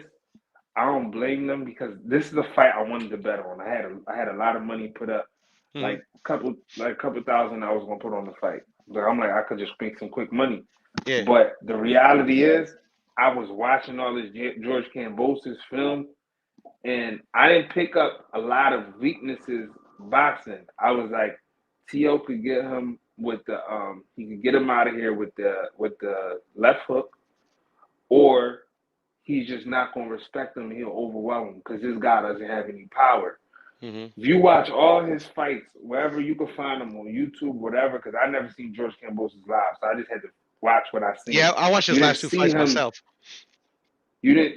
I didn't see him with power, but Neither did with I. this fight, he was strong. Like he Hmm. was strong. I'm not saying he had the most power in the world, but he was strong. And I didn't see anything that made me say that it's going to just be a devastating win. I didn't think it would be the way it went. That's all I could say. But Yeah. watching it from my point of view, Hmm. how I be like analyzing it to make a bet, like who I think is going to win. Um, like I lost a few blind bets this year. I lost not watching Sandra Martin, and that's probably what slowed me down from betting on Who the it hell too. But did? I did, yeah. Yo, I lost some money He on lost to that. Yidget, the guy that Raleigh beat, like Sandor Martin. That was his last loss. Yeah. Like So, literally, that and, literally was his last loss. The guy that Raleigh beat. So like yeah. literally, So like oh nobody yeah, seen it coming. Mikey's gonna kill this man. But like literally, like Exactly. I didn't watch the Yidget fight to be honest. Right. Right. You But know, I'm and like, this guy oh could yeah, box. That Sandor Martin dude is a good boxer, man. He boxed his ears yeah. off. Great boxer. His movement was phenomenal the whole fight. Exactly. Yeah. I And think he overwhelmed him with the movement, and then I and feel Mikey like they was were off confident too. too. Yeah, Mikey was off. Yeah, I still think Mikey. actually I still think Mikey won the fight. You know, I had him winning 7-5 or something like that. But I mean, like literally, it's but not to take away nothing for Sandor Martin. You get what I'm saying? Like literally, at times, at least the rounds that I gave to Sandor Martin, he made Mikey look shit amateurish or like an amateur. Yeah, I feel like what you said is right, but I don't know if I'm bugging, but Hmm. I feel like when you dominate in the end of the fight, Hmm. it makes the rounds look different. Like the round 11 is way more like a 1.5 round than it's Hmm. like okay, you just round 1, 11, and 12. You win round 11 and 12. I got to Hmm. give you 3 rounds, Yeah, even if those I are the made up that championship round. fights, I and got I get it. And it. you're not Yeah, tripping. Like literally, yeah. a lot of the times is when we're scoring fights. Like like shit. At one point, I didn't know how to score a fight. So for me, just and this is for my own personal. I mean, I could debate the way I score it, but I try to score the Hmm. fight the way the judges are supposed to score them. but like it's obvious sometimes the judges don't go by their own guidelines. You get what I'm saying? You know, in Especially certain when we fights, take like it, when it's taking us a little time to get their scores. But go ahead, my fault. yeah, no, you're good. No, and then the thing is too, like, and then for me, I'm watching it what's the last fight I rescored? Mayweather Castillo. I rescored it not too long ago. But the thing is, it's different. Like Okay. for me, it's cool. You know, I watch it with the volume off. You know, do my rescore and then whatever. But for the judges, it's a whole different proposition. They got the crowd noise that could influence them. Like literally, Mm-hmm. there's a lot of things that can influence a judge's scorecard. You get what I'm saying? Judging a The fight the ain't the that angle easy. they see the fight in. Yep. Exactly. That's why these scorecards come Yep. out literally. To me, if the judges have the fight scored differently, if they all saw the fight differently, I think they scored the fight properly because they're all watching the fight from a different angle of the ring. Yeah. To me, if they all see it kind of the same, I'm like, that's kind of like not even to me. It's not logical for them to see the fight the Right. same because they don't have the same viewpoint. Exactly. You get what I'm saying? Exactly. Exactly. Yeah. So Because judging the fight is not it's easy, man. I'm telling you that, man. no, And I'm it's not even a not. It's professional, not. but I feel it's hard. And there's some fights that are like that Castillo Mayweather fight. Even though I ultimately had the same score that I did 15 years ago, whatever. It's an extremely hard fight to score. Like literally, there's so many fouls in that fight. And that's It's a rough and that's tumble the fight. first fight. Yeah, the first fight, the That's the first first Castillo fight. Mayweather, I'm the gonna first watch Castillo it. Mayweather. I'm gonna watch Yeah, it. watch it again, I'm gonna like watch dude, it. like and like literally, it's just literally there's 2 point deductions in that fight. Like literally, they're Okay. always clinching, you know, because they're kind of clashing. Floyd hurts his hand, you know. It's like literally my scorecard. I believe in my scorecard. I still think Floyd lost the fight, and like literally, you could tell it in kind of in Floyd's facial expression. He didn't even know if he won the fight, you know. But still, I could see how those judges like have a hard time, have a hard task ahead of them, especially when you run up a fight where it's like it's two elite boxers because like literally that was Pretty Boy Floyd and that was the best version of Mm-hmm. Castillo. It's just like Okay. sometimes you can even get caught up in just watching the fight instead of trying to be subjective in it. You get what I'm saying? Because it's times I'm watching a fight myself and I'm looking to be objective, but I realize I'm only looking at one boxer. But Mm-hmm. in looking at that boxer, I'm paying attention more to how they respond to the other boxer. So it is hard. Sometimes like when I'm really, really watching a fight, sometimes I gotta watch the fight twice. I Literally. hear you. When I'm really, really watching a fight. It makes sense for me to watch it twice. So I could Yeah. really see what was going on with the boxer. Yeah, for me, like especially if it's a fight that I'm like up on that I really wanted to see, I won't score the fight.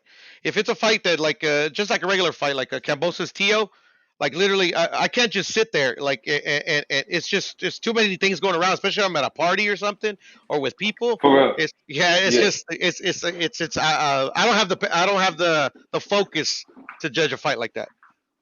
Yeah, because I was at a party when I was watching T.O. and Cambosis. Hmm. And it was nuts. It was like a straight Latino party too. But Hmm. in Philly, I'm really in tune with the Latin Latino community. Hmm. But make a long story short, it was just like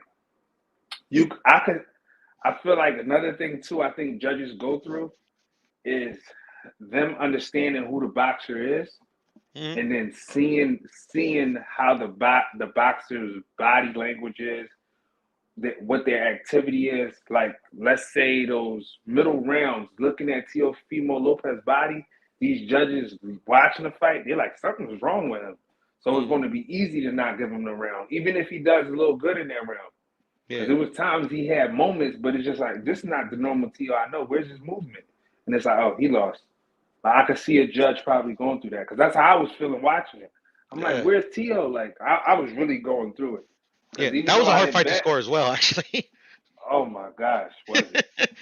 You know, But it was a to hard fight to me, it was score. it was very similar to Sander Martin and Mikey Garcia, where I seen what the movement, activity, and body language, how they gave the fight, and I was I just got you. like, once I I get what you're seen, saying. yeah, yeah, once Okay. I seen how the 11th and 12th went, I was like, damn, Tio just lost.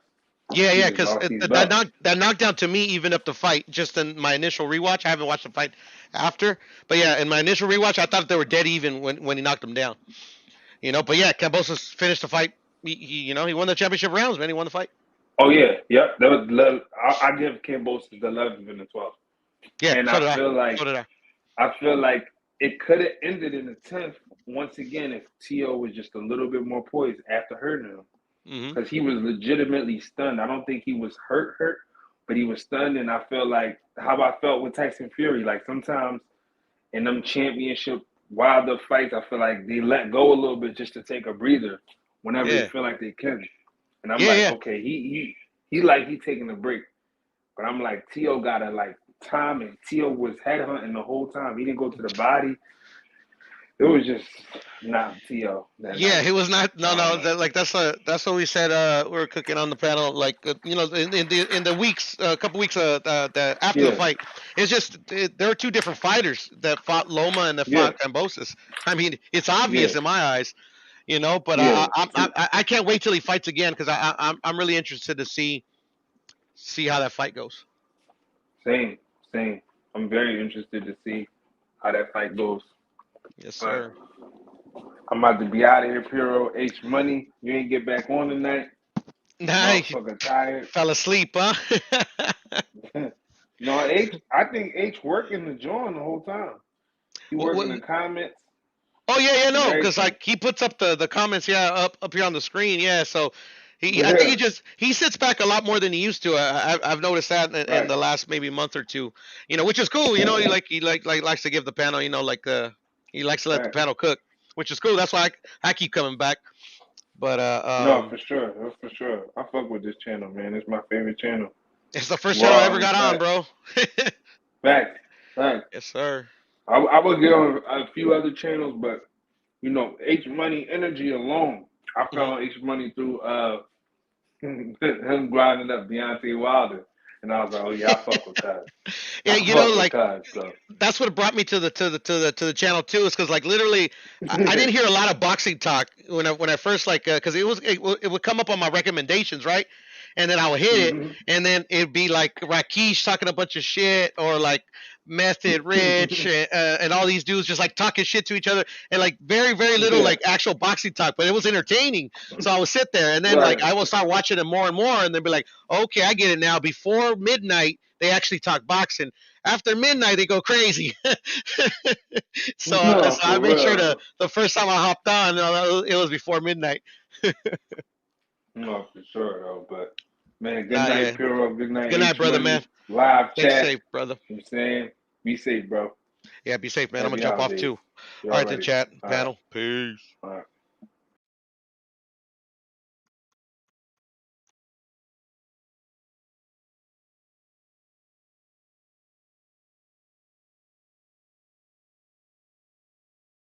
Puro. Oh shit! I was waiting for to see if you come back right quick. Yeah, what's good, bro? Oh, nothing much, man. Just cooking with Philly Zoe and who was on here? Paulo and Kush, but they had to drop off. Hell yeah, it's all We had a good, good bro. debate, man. We had a good debate and shit. Oh, who you debate? Philly Zoe? Yeah, it was me, Kush, and Philly. We're debating. We're debating a lot of things. We finished off with Tio on me and Philly, and then Floyd Mayweather. How good he's been in his career and stuff like that. Well, I mean, it was just a range of topics. But when I came in, it was Floyd Mayweather. Hell yeah, man. Floyd, the legend, bro. Yes, Like sir. Yes, sir. one of the best to ever do it, and My now favorite you fighter, got man. My generation, at least. yeah, one of the best to ever do it. And now you got Canelo who took over the sport after After Floyd. Mayweather retired. He's the one that took over the sport. Yes, And sir. I think that's part of the reason why he received all the hate that he gets, It's like because he Canelo, is brother. the Mayweather. Yeah, Yeah, yeah. he's the And most actually, hated guy. yeah, I know. And one of the things, because Kush was saying, the way he marketed himself is a reason he gets a lot of the hate too. That's why, like, to me personally, I don't know Floyd, but like, I think like the hate doesn't even bother him, because it's like he's used to it. That's how he built his brand. You know what I'm saying? He went the Vince McMahon heel method, and it worked out in the end. Fucking made more money than anybody has ever made in this sport. You know what I'm saying? Yeah, he The, can handle it. Some fighters they can't handle being the mhm, villain, right? It gets under mhm, their skin. But with Mayweather, I think it just pushed him harder, made mhm, him more hungry to prove mhm. all these people wrong. Some people need that extra motivation and I think that's what kind of motivated Floyd to No, that's true. Yeah. mhm. Yeah, for sure. And sorry to cut you off, H, but I wanted to say also too, but I do see where we're kind of like because he has an ego. Like I mean, you have to have an ego to do what he did. Like literally become another person, like to play a character. But like literally, like but you could tell like that ego sometimes gets in the way. You get what I'm saying? Because like literally, like I think he does want some kind of like love, but the fans, a lot of the fans like literally associate you as a person that you are in real life to the character that you played during promotion. You get what I'm saying? It's unfortunate, but I mean that's why I like any boxer. I don't care if like I think like me, like Tyson Fury is a perfect example. I'm not a big Tyson Fury fan, but I respect his skill. You get what I'm saying? Like I'll never say he's like a bum or anything like that. Like I just don't, for some reason I don't like him. But that's, to me, I just think that shouldn't, like, that has nothing to do with his actual boxing ability. That guy's elite heavyweight. And also, H, I wanted to ask you if you're still there, brother, real quick. Have you seen D Hodges around? I haven't seen. You haven't seen him either. I haven't, because like somebody asked me that today, and I'm like, you know what? And like, and literally, if they wouldn't ask me, I would have never seen it. But like, literally, every channel that I go to, I always see him, and I haven't seen that motherfucker in a minute. I'm like, shit. I wonder what's up with that fool. Hope he's okay. Yeah, you never know what can happen, man. I Yeah, remember that's once the thing, man. he Go ahead, was go in ahead. the hospital one time. I think he had like Oh, a okay. seizure and shit. This was a long Oh time shit. ago, like Okay, I like know he six suffered from months that. ago, 8 months ago, or something. So I think I mean, you never know. You probably start working again, but Hmm. we wish everybody the best. I hope he's doing okay because I know he has a son, a Hmm. young son, so Yeah, hope because I D know we talk Hodges a is lot of okay. shit, but at the end of the day, it's just we just having a good time talking shit. I don't want nothing to happen to nobody, bro. You know. Exactly. All we doing Me. is talking shit, man. Having fun. You Yeah, know what I exactly, mean? man. Don't take it personally. Anybody in the chat, man. I just talk shit, bro. It's free smoke here. For sure. Shout out to Rakesh in the chat, Mr. G. Rakesh, what up, brother? Mr. G, man. So we got some boxing this Saturday. Luis Ortiz, Frank Sanchez, one of my favorite heavyweights. Man, I'm excited to watch Frank Sanchez. This weekend, brother. I'm excited to watch him too, man. I'm becoming more and more a fan. Hell yeah, that dude is a fucking beast. He got skills, bro. He And does. Canelo spars that dude. Yeah, I know. I Man, seen the footage, man. It's crazy, huh? that's crazy, bro. And it shows, man, Canelo's like on a fucking different level for real. Like For he's real, so for real. sharp, he's sparring fucking heavyweights, not just any heavyweight, like some of the top Top guys in prospects, man. Sanchez. Yeah. That shit is He's crazy, sparring bro. the former heavyweight champion of the world, bro. That's every day he gets Oh, to he spar sparred like he Andy wants. too? Yeah, I'm sure That's he does. crazy. I mean, I'm Andy's assuming, like, I mean, I know he teaches them like tricks and stuff, and he tells them what how he shares the knowledge with his gym mates. But if I'm assuming, just in my opinion, if he's sparring Frank, I'm assuming he's sparring Andy as well. all right. Let's see. Kush says who Frank Sanchez fighting? He's fighting, I believe, Carlos Negron from Puerto Negron, Rico. correct, Negron. Yep, Negron for Puerto Rico. So it's like it's pretty much it's gonna be I think a good card. It's like all Latino card, not all Latino card because you got Charles Martin who's Mm-hmm. black, of course, but Yes, sir. it's just I don't know. You got a lot of Cubans on that motherfucking cards. Sanchez. Then you got the young heavyweight Giovanni Brazone. He's fighting another Cuban, Luis Mm-hmm. Ortiz, on the main card. So PBC, they look like they put together like this Cuban card. Mm-hmm. I think it's pretty cool. You know what I mean? Because No, I they're know having a resurgence. That's what I've noticed. There's a lot of really good, highly skilled up and coming Cubans, man. yeah, you got Ugas. Ugas, really the hottest one because he Mm-hmm. beat Pacquiao and Yeah, he's he's the the most welterweight accomplished. champion.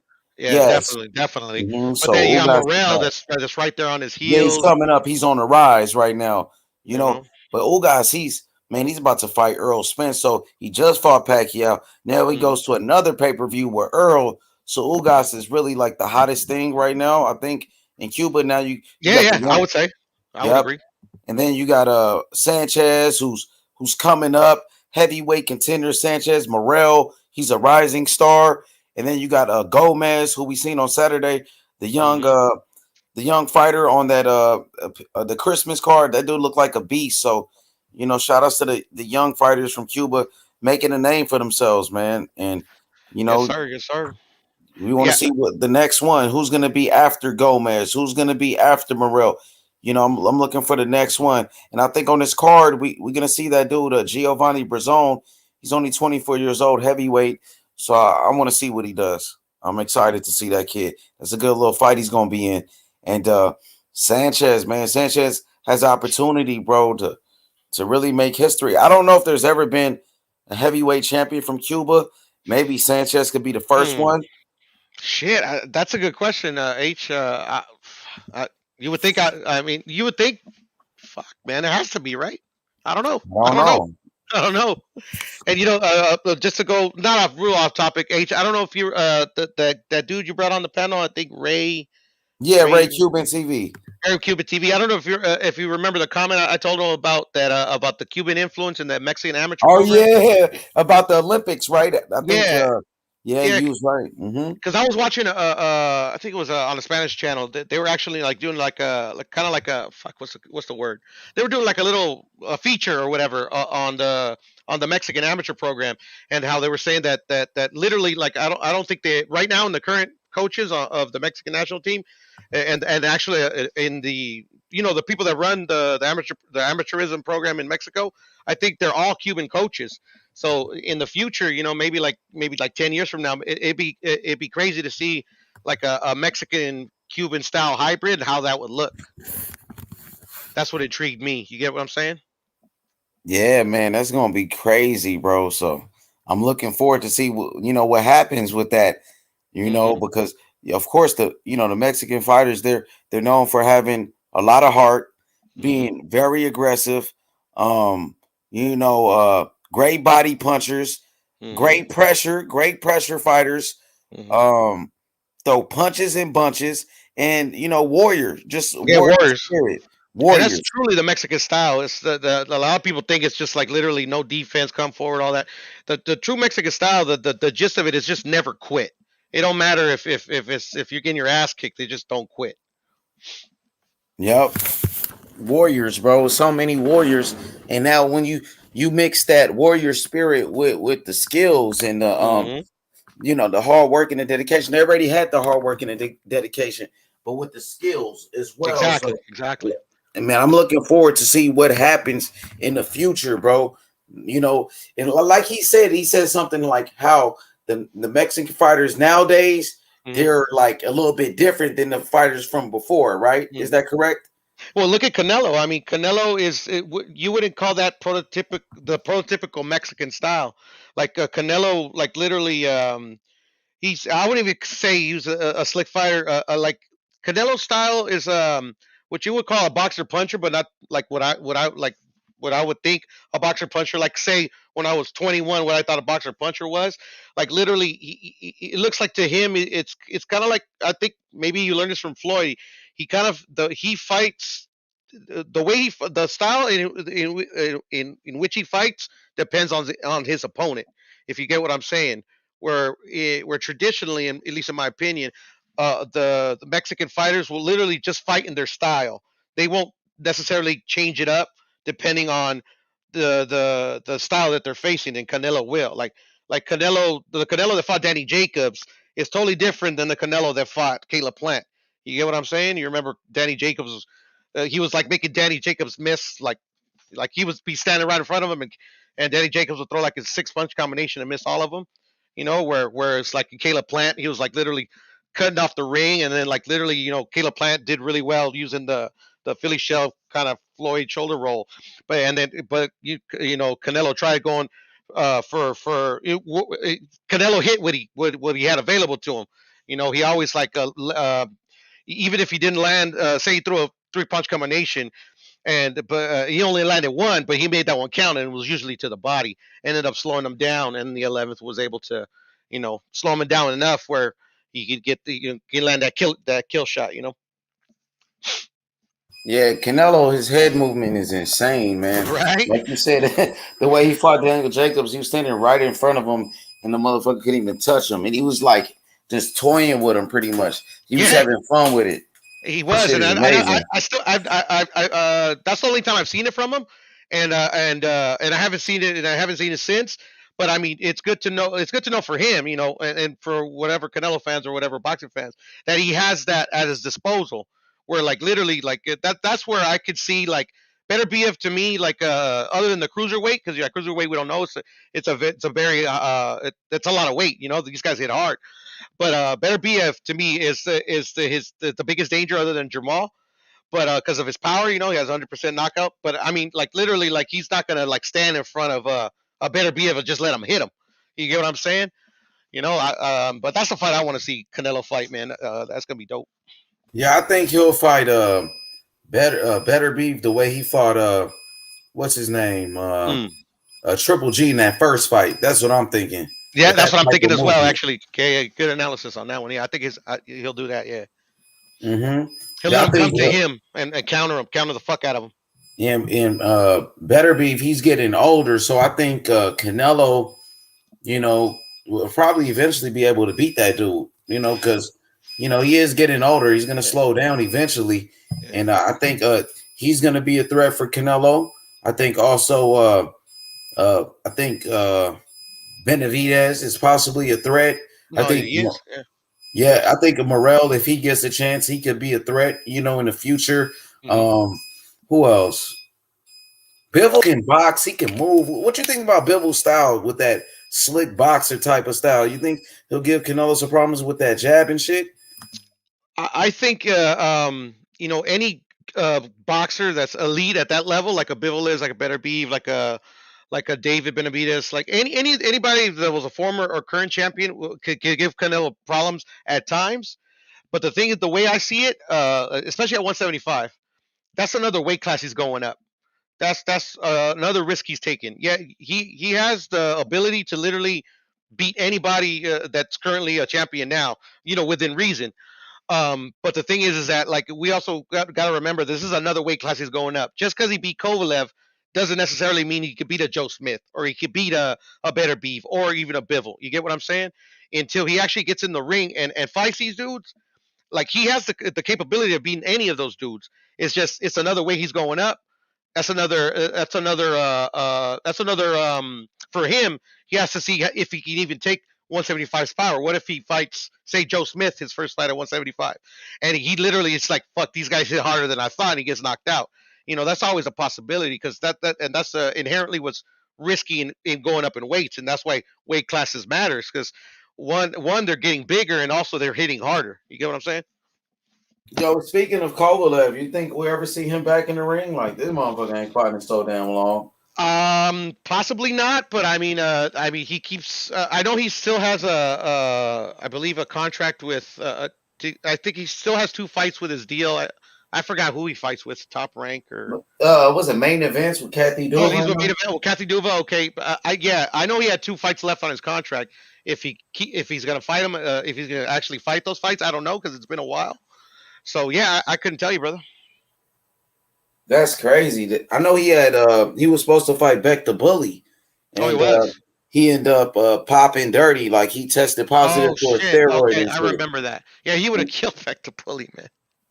Yeah, I He think would have so murdered too. him. Beck is that was a He's just bad so matchup. young, and it's just like literally, like I saw that knockout coming, man. That knockout coming in the Gabe Rosado. Like literally, I thought he was gonna get him out of there initially because he dropped him a couple times. But like literally, I remember, shit. I think I was watching the fight by myself. Actually, I'm like, if Gabe catches him, because he had zero defense and no head movement, but he hit so hard. He was, like literally, he was on the defensive, Gabe Rosado, but he's a veteran though. So like, if he could time a shot right, he could knock this dude out, depending like how hard Beck's chin is. Because I never seen him really got tested, but he got tested there. He got knocked. It was like, wow, I called that shit though, man. Man, It was he a knocked the crazy fuck fight. out of Beck the He Bully. did, I was bro. like, It was damn, just I was perfect. It was a shocked. perfect shot, bro. He literally was. It was like the kind of like Pacquiao, Marquez. Like literally, fucking Marquez was going forward, and fucking Pacquiao was lunging in, and boom. Hey, it's crazy because I watch Rosado fight like for years now, Mm-hmm. but I never seen him win a fight. That was my first time actually seeing him win. It was like He got some wins, but like literally, you've never seen him win. You've always seen him lose. Let's see. I seen him fight like fights I thought he should have won. You know what I mean? Like he got robbed and shit against Oh, Jamie okay. Young Love from But this one, Mayweather like actually, Promotions. like like he won one. You actually saw it, like Yeah, like his yo, he hand was spun raised. him. Yeah, I think that's the only time I actually seen him win a fight because I seen him like in close fights, like the Daniel Jacobs fight, but they gave him a draw. You know what I mean? But to see him actually win in a fight like that where he was the underdog, nobody gave him really a chance. I think a few people, Shelton Moore gave him a chance. You might have did, but nobody else did because everybody was saying Beck the Bully is the next great thing. He's the next, the next. You know what I mean? Yeah, The next and that's Mike the thing Tyson and shit. about fighters with that, because I think he was only like 7-0 or 10-0. It's just like, okay, yeah, I see the skill. The skill's always going to be there. Like I was telling Kush that when you weren't on a panel, like skill is there from your first fight to your 50th fight or 100th fight. That's always going to be there. But the experience matters. I mean, that's why you fight the guys that you're supposed to beat, and then you also fight the champions. You get what I'm saying? It's because that experience matters. That's why, like, yeah, okay, the guys that were really high on Beck, okay, I get it why he's highly skilled. Or Morrell, I get it why he's highly skilled. But there's some of these guys. I mean, they've been in the game a long time. They ain't pushovers. If you don't come correct, your ass can get knocked out. Yeah, man. Beck was doing good. He dropped him in the first round. He was, He bro. just got kind of careless and he just got caught, you know, with a Very perfect careless. shot, and it was over with. And you know what that was, H? Inexperience, bro. It's like Tio, bro. Like literally, and then he's young too. Inexperience. You know, it was his first title defense. He came in there all like, fucking, I'm gonna knock him out in the first round. Came in with no head movement, no defense, and it cost him, bro.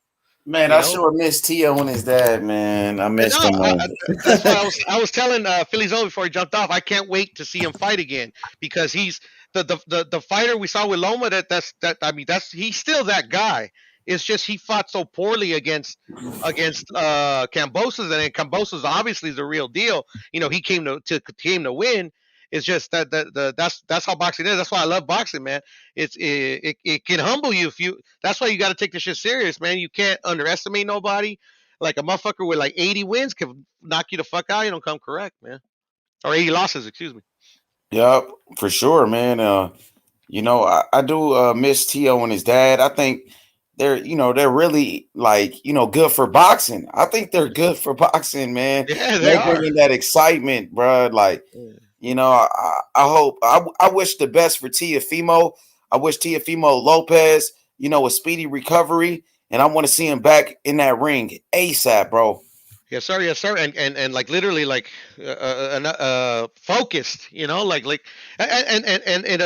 a way, it's a good thing because like literally this could be like, okay, now you cannot underestimate anybody, and I don't know why a boxer, and it's not like Tio's the first person to underestimate a boxer, but I still don't understand why boxers underestimate like especially a number one contender, and especially in an organization like the IBF. And those are known to upset motherfuckers. Yeah, man. Cambosis came in with that smoke, man. I still can't, but like a part of me No, still I can't can't believe believe that it. shit. Me too. I'm with you, H. Because literally Tio is that dude, bro. And for him to like literally get his ass beat like that, man, it's hard to believe, bro. I know, man. I hope T.O. bounce back. I think he can be champion again. All he got to do is focus. All he got to do is focus. Get his mind off that bullshit. Don't worry about what the people are saying. Just get back in the ring soon as possible, bro. And I think that's gonna be the best thing for his confidence moving on.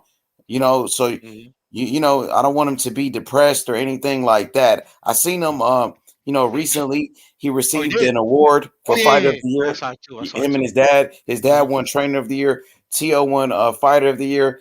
And man, it's good. He's not hiding or anything. He's still out, and that's good for T.O. Man, it's really fucked up that he lost that fight, but it is what it is because he was supposed to really win that fight and and go on go I on with mean, his with his career. skill, and then like all respect to Cambosos, he is a real one. But like literally, I mean, I still think he's the better boxer. I still think in a rematch, obviously a focused Tio, I still think he get the knockout versus Cambosos, which he damn near almost did in the first fight, even fighting like with that dumbass game plan. You get what I'm saying? But that's on Tio. We can fucking hype him up as much as we want. At the end of the day, they got to get in there and perform. Yeah, I want to see him back in the ring, like really as soon as possible. To be honest, Me just too. so he could just shake that shit off. That'd be good for his confidence. That's what Hmm. I think. Yeah, and then he's moving up to 140. I mean, nothing's official, but I mean that's what came out the horse's mouth, as they say. And there's a lot of great, excellent fights at 140. And yeah, man, I can't wait. Hell yeah, I think Victor Post will be a good fight for him. Hmm. Ivan Beta, Baranchyk, yeah, Mia Zabeta with Jose or Jose Cepeda, Jose Zabeta. What the about guy that just knocked out the Cuban dude, or Puerto Rican, yeah, excuse me. yeah.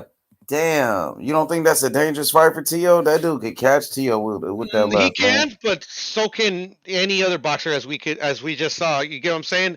To me, Tio's got the skills, to pay the bills. He comes in, like I said, on point, not underestimating nobody. Man, he can beat anybody. But in that same token, anybody can beat him. Nobody's indestructible. Like Canelo, Yeah. yeah, he's that good, but he ain't, he ain't fucking Wolverine. Somebody could give him that work. That is a good fight for Tio, but I would say take one fight before that, then go to Zabeta, because I want to see him get back on get his confidence back before we put him in there with Zabeta. One thing about Zabeta, his left hand is very fucking dangerous, and it's a sneaky punch, very sneaky. And if he hits you with that shit, Hmm. he'll put your ass down for sure. Yep, I feel you, and it is, and trust me, like Tio could lose that fight, but if he wins it, I mean, the confidence goes through the roof. Yeah, for sure, for sure. But I would say take like one fight before that, Hmm. maybe like a Postal, Victor Hmm. Postal, Which is still a good win. possibly a Baranchyk, then go straight for Zabeta, like on a pay per view. Because Yeah. Tio is hot right now. His name is hot, and so is Zabeta. That'll be Hmm. a good fight. No, and I know where you come from. It's just for me, like always when I look to like, well, what I think a fighter should do, I put myself in their shoes. I just like it's like Canelo, what he should do. For me, if I'm Canelo, I go after the biggest, baddest motherfucker, the guy is saying that nobody's saying I could beat, and go after him. So I'm the same with Tio. I'm gonna go after the best motherfucker out there. Yeah, but for me, like just coming off that loss, let's get Hmm. him back. Let's rebuild him, and then put him in there. But No, I for sure, think and he Zabeta makes is sense. so Makes yeah, I total sense. think Zabeta is so dangerous. Like you Yeah. gotta be careful with him, man. Especially that left hand is tricky, bro. It Hmm. is sneaky, very sneaky punch. And if he catch you with it, he could put you out. Yes, he can, bro. No, he's a good boxer too, man. No, he's a really good fighter, man. Cepeda. hmm Man, the way he knocked out Vargas like that, man, Ooh. first round, that shit was crazy, Hell, man. first round, man. That's why I should have put my bet. First round, not Tio. I know, Nah, huh? fucking easy come, easy go, bro. It's all good. That was a good ass fight too, man. For real. It was not other than the fucking Tio losing his shit. Fucking fight was fire, bro. Yo, what you think about that dude Arnold Barboza on Top Rank? You ever check him out Hmm. before? Yeah, Barboza. He fought Castano. That's how Castano got his title, right? You talking about 154? Arnold Barboza fight No, at no, no. You're talking about 140. the other Barboza. I haven't seen him fight yet. To be honest, I'll be Okay, lying if I he say I got seen a him. good win. He beat Alex Salcedo, and I think Salcedo was undefeated as well. But dude is pretty good, and that's a guy they were talking about fighting before too. Mm. Tio and them they were talking about fighting Barboza before the Barboza. loss. And Tio's dad was talking shit with this dude back and forth on the channel on the Fighter's Voice. All Check right. check out that channel. It's actually pretty good. That dude is Yeah, no. You told me about that the fighter's voice. I got to check it out. I wanted to check it out the other day. I forgot. yeah. Tio's dad used to always be on there. So just check him out. Yeah, Barbosa looked like I've he's a heard of it. solid fighter at 140. He's ranked in the top 10. He's a top 10 at Oh, top 140. So top 10 at 140. So that's yeah, good work right there, man. undefeated, and they do got some bad blood too. So Oh, I don't know if they. let's see it. He might go straight to the dude, man. But coming off a loss, man, you just gotta be careful, bro. Has he been a champion, Barboza? Nah, he's not. He hasn't been a champion, but he did beat a good fighter in Alex Salcedo. And Salcedo, they was hyping Salcedo up, and Barbosa beat him. I was shocked. Yeah, but I mean that to me that's the type of fight that like he's not the best, but it's a good win, especially since he's moving up. Like I was saying about Canelo moving up to another weight division, you know, got to sometimes you have to feel it out to see, how you acclimatize to the division. So yeah, I mean actually now that I think of it that way, I would want Tio to fight somebody like that, you know, so he can feel how his body feels at 140. Yep. Unique Dawn said T.O. hype was always fun. Yeah, it was, man. T.O. and his daddy, they was bringing that excitement, but they was crazy as They just fuck. took it into the fight, which they shouldn't. I get promotion. I get that. You're trying to hype up the fight. But when you get in the ring, you leave that shit at the door. Yep. You know? It is what it is, though, man. Tio ain't the first one that's happened to. It's all good. Yeah, exactly. He's not the first person to lose like that. So, hopefully he can bounce back, man, because the kid made a lot of noise. Like he was on the pound for pound list. He beat Lomachenko. He was unified champion or undisputed, whatever you want to call it. The dude did his thing, man. You know what I mean? So I just want to see the kid back. I want the best for that kid, man. You know, T.O. and his dad, they was good to me. Shit, they showed me love. So, man, shout outs to them. I want to see them bounce back. At the end of the day, bro, the fighters are the most important part about the sport, man. You know, without the fighters, man, they ain't boxing without the fighters, man. Absolutely, man. I want to see that kid bounce back so he can get back in those big fights. You know what I mean? So we can get that fight with Devin Haney. So that fight can finally happen. T.O. and Devin Haney. Do you think since T.O. has took a loss, maybe it makes that fight easier to happen? The fight, you think? That it usually works that way. You know, a lot of the times, when because I was debating this probably yesterday, actually. About like ducking fighters ducking and shit like that, which I don't agree. Like unless you're like a Canelo, that actually fucking he actually negotiates with the actual promoter of the other fighter. He actually chooses his fights, But like the other fighters that are still under promotional promotional companies under contract, they never pick their fighters. The matchmakers always pick their fighters. You get what I'm saying? So, and that's usually how they do. I don't know, because I've never been in the business, but I could see how a matchmaker be like, okay, this guy lost, or maybe they see something that, sometimes they see a loss and they read too much into it. You get what I'm saying? And be like, okay, this guy is beatable now. And then they put. So I could see, I could see that would be an avenue and be like, okay, we could beat this guy. Yeah, man. I want to see T.O. against Haney. T.O. versus Devin Haney, man. I don't. I hope so, man. One day we get that fight. We still need that fight, but it's rare when we don't get them. H. Sometimes they take a while to happen, but it's rare when we don't get big fights. Yep, man. It's rare, man. The new year coming up. I want to see the return of Ryan Garcia in 2022. April 2nd, bro. Okay. It's already set in stone. They're just trying to find his opponent. With Cruz? They set the contract to Cruz, so it's not official. It's going to be Cruz, but it is official that he's coming back April 2nd. That's what's up, man. Shout out to Ryan Garcia. I want to see that kid get back in the ring, focus on boxing. Ryan Garcia. Ryan's team already sent the contract, man. So it's on Cruz now, and Cruz already said he wants to smoke. Yes, and Ryan Garcia, of course, one of the biggest stars in boxing. I want to see Ryan Garcia get back in that ring. Yes, sir. Yep. 2022 is going to be a big year for boxing for sure. Probably going to be in LA too. I'm going to that fucking fight. For sure. Shout out to Ryan Garcia. Yes, man, even 2022, Deontay Wilder. I want to see Wilder get back in that ring. Deontay Wilder, Andy Ruiz, bro. Please give me that fight. I need that fight for 2022. It's a huge fight. It's a huge fight, man. It's fucking dude. It's a big fight. And the winner of that fight will be, a major player in the heavyweight division. The winner of that fight could fight the winner of Usyk and Fury. They could get a shot at the belts.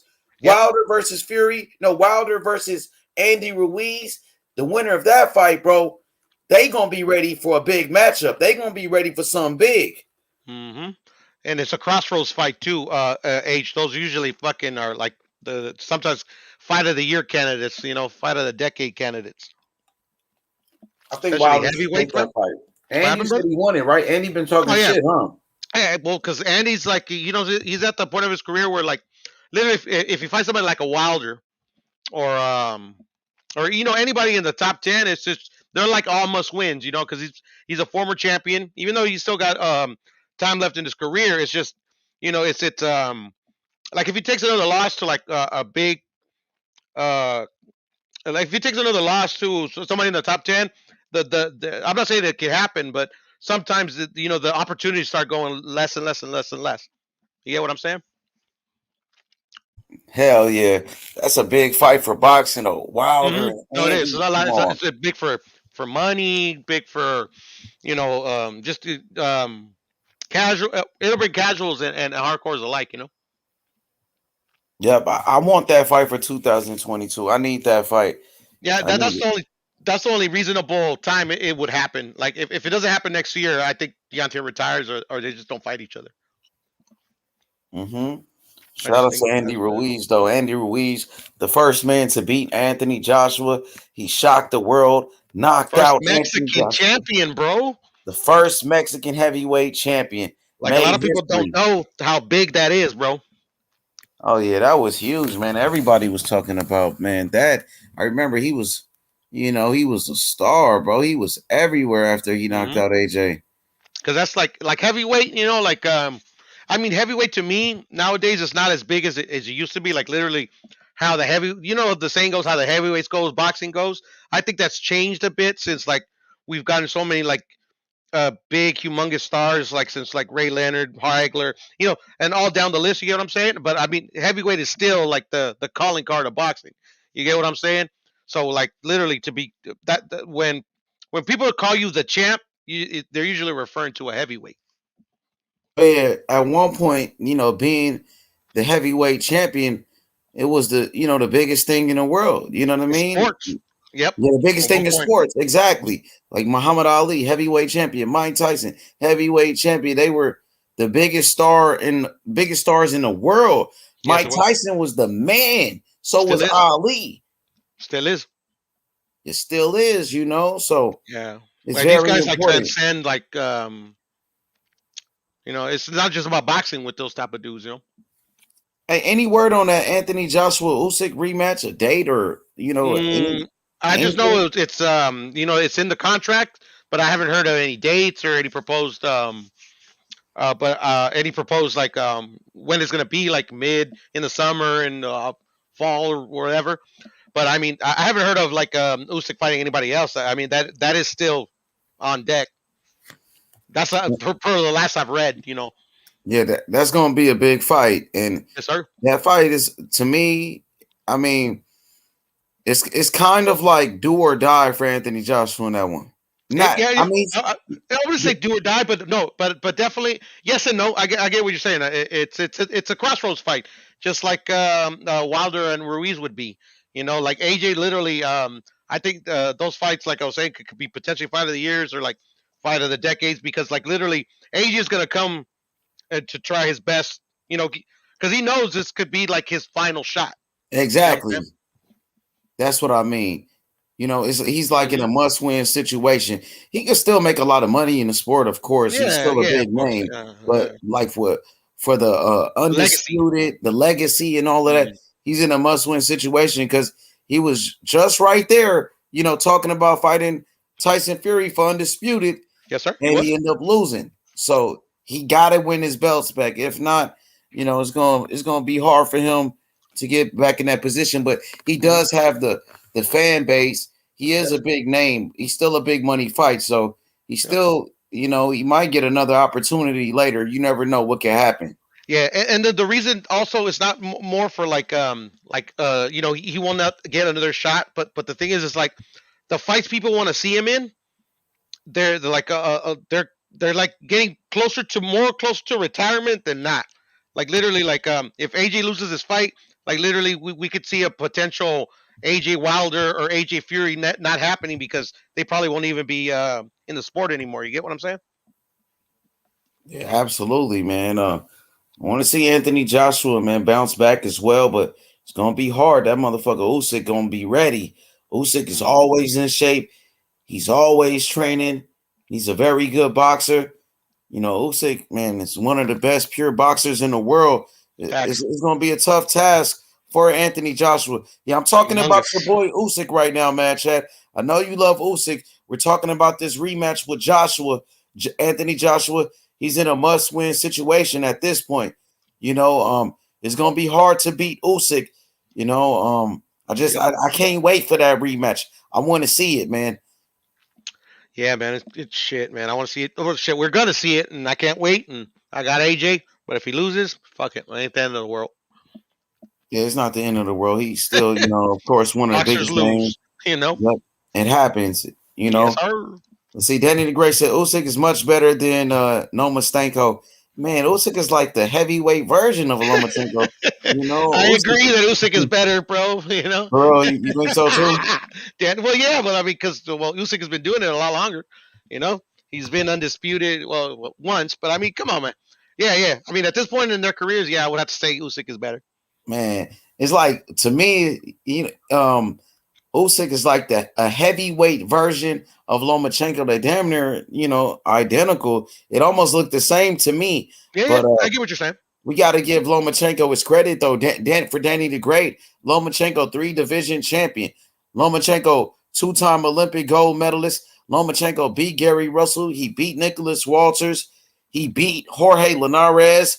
He got some Luke good Campbell. wins. He beat Rigondeaux. Luke Campbell. Who else? Luke Campbell. Luke Campbell, was a gold medalist. Loma was a unified champion in the lightweight division. Just beat up Richard Comey. He smoked Nakatani. Loma is a very good fighter. I think he's a great fighter. Great fighter. Yeah, he's elite. Great fighter. But some people do feel like Usyk is better. Usyk undefeated, 2-division champion, former undisputed champion at cruiserweight. Just beat down Anthony Joshua. So they're both great. Yeah, for sure. Mm-hmm. Most So definitely. let's see what Danny's saying. Danny's crazy. He said Usyk is much better. He is more skilled. Usyk has a back foot game. Lomachenko doesn't. I think Lomachenko does have a back foot game. Yeah. I don't agree with that one. You got to have a back foot game. Just look at his amateur record. The dude had one of the greatest amateurs of all time. Loma, an Olympic gold medalist, 2-time gold medalist. You got to know how to fight off your back foot to do what he did, bro. Hell yeah, brother. I guess they talking about that T.O. fight and where I guess he had an injury. He wasn't himself, Yeah, but even the injury or not, like literally, I think. I don't think most people, but like you forget the other fighter like has something to do with what you don't do in the ring as well. You know what I'm saying? Like sometimes they did take. You have to change the game plan from what you normally do because of what the fighter's doing. You know what I'm saying? Kush said Usyk is greater than Loma. I mean, it's probably debatable. I mean, he might be greater. He might be greater because he's unified heavyweight champion, undisputed cruiserweight champion. Even though cruiserweight has, been one of the weakest divisions in boxing, but he does have those accolades. He is a walking Hall of Famer. You got to give the man his credit. But Loma is great too. They're both great. But I respect your opinion. You feel like Usyk is greater. I respect that. Usyk is a monster, unified heavyweight champion, undefeated. Well, Lomachenko's great. Too. Go ahead. I think Kush knows his shit too. Yeah, shout outs to Kush. I know he been riding with Usyk's, him in final round, my boy Havoc. And of course, Mad Chad, he love Usyk too. I feel you. Danny says, I love Usyk I'm too. sorry. Actually. Go ahead, brother. Go ahead. I'm sorry. No. I was interrupting you. Go ahead, bro. No, you good. Go ahead. I'm just saying I love Usyk too. Yeah, okay, for sure. Danny the Great said, skill-wise, Usyk is much better than Lomachenko. Oh, this nigga crazy, man. Canelo's better than Usyk, Danny. Oh, he about to go off. Canelo knocks out Usyk, bro. I know it, man. Listen, We always be going back and forth, man. I ain't tripping on Danny. Danny's cool. G-Ball said Usyk versus Ruiz would be a banger. I agree. Yeah, that will be a nice little scrap. I think I got, man, Andy will be a little difficult matchup for him because Andy's fucking big, Andy's rough, Andy's dirty with it. You know what I mean? Physical type of fighter. You know, he can make it an ugly fight. I think Andy's style probably, be difficult for Usyk, but I think Usyk he could outbox Andy Ruiz if he uses movement and his speed, of course. But I think styles make fights, and I think Andy Ruiz can possibly rough up Usyk in there. To be honest with you, It could go either two ways. H, the way I see it, like initially, kind of like I just thought of that fight since you read it. It could either.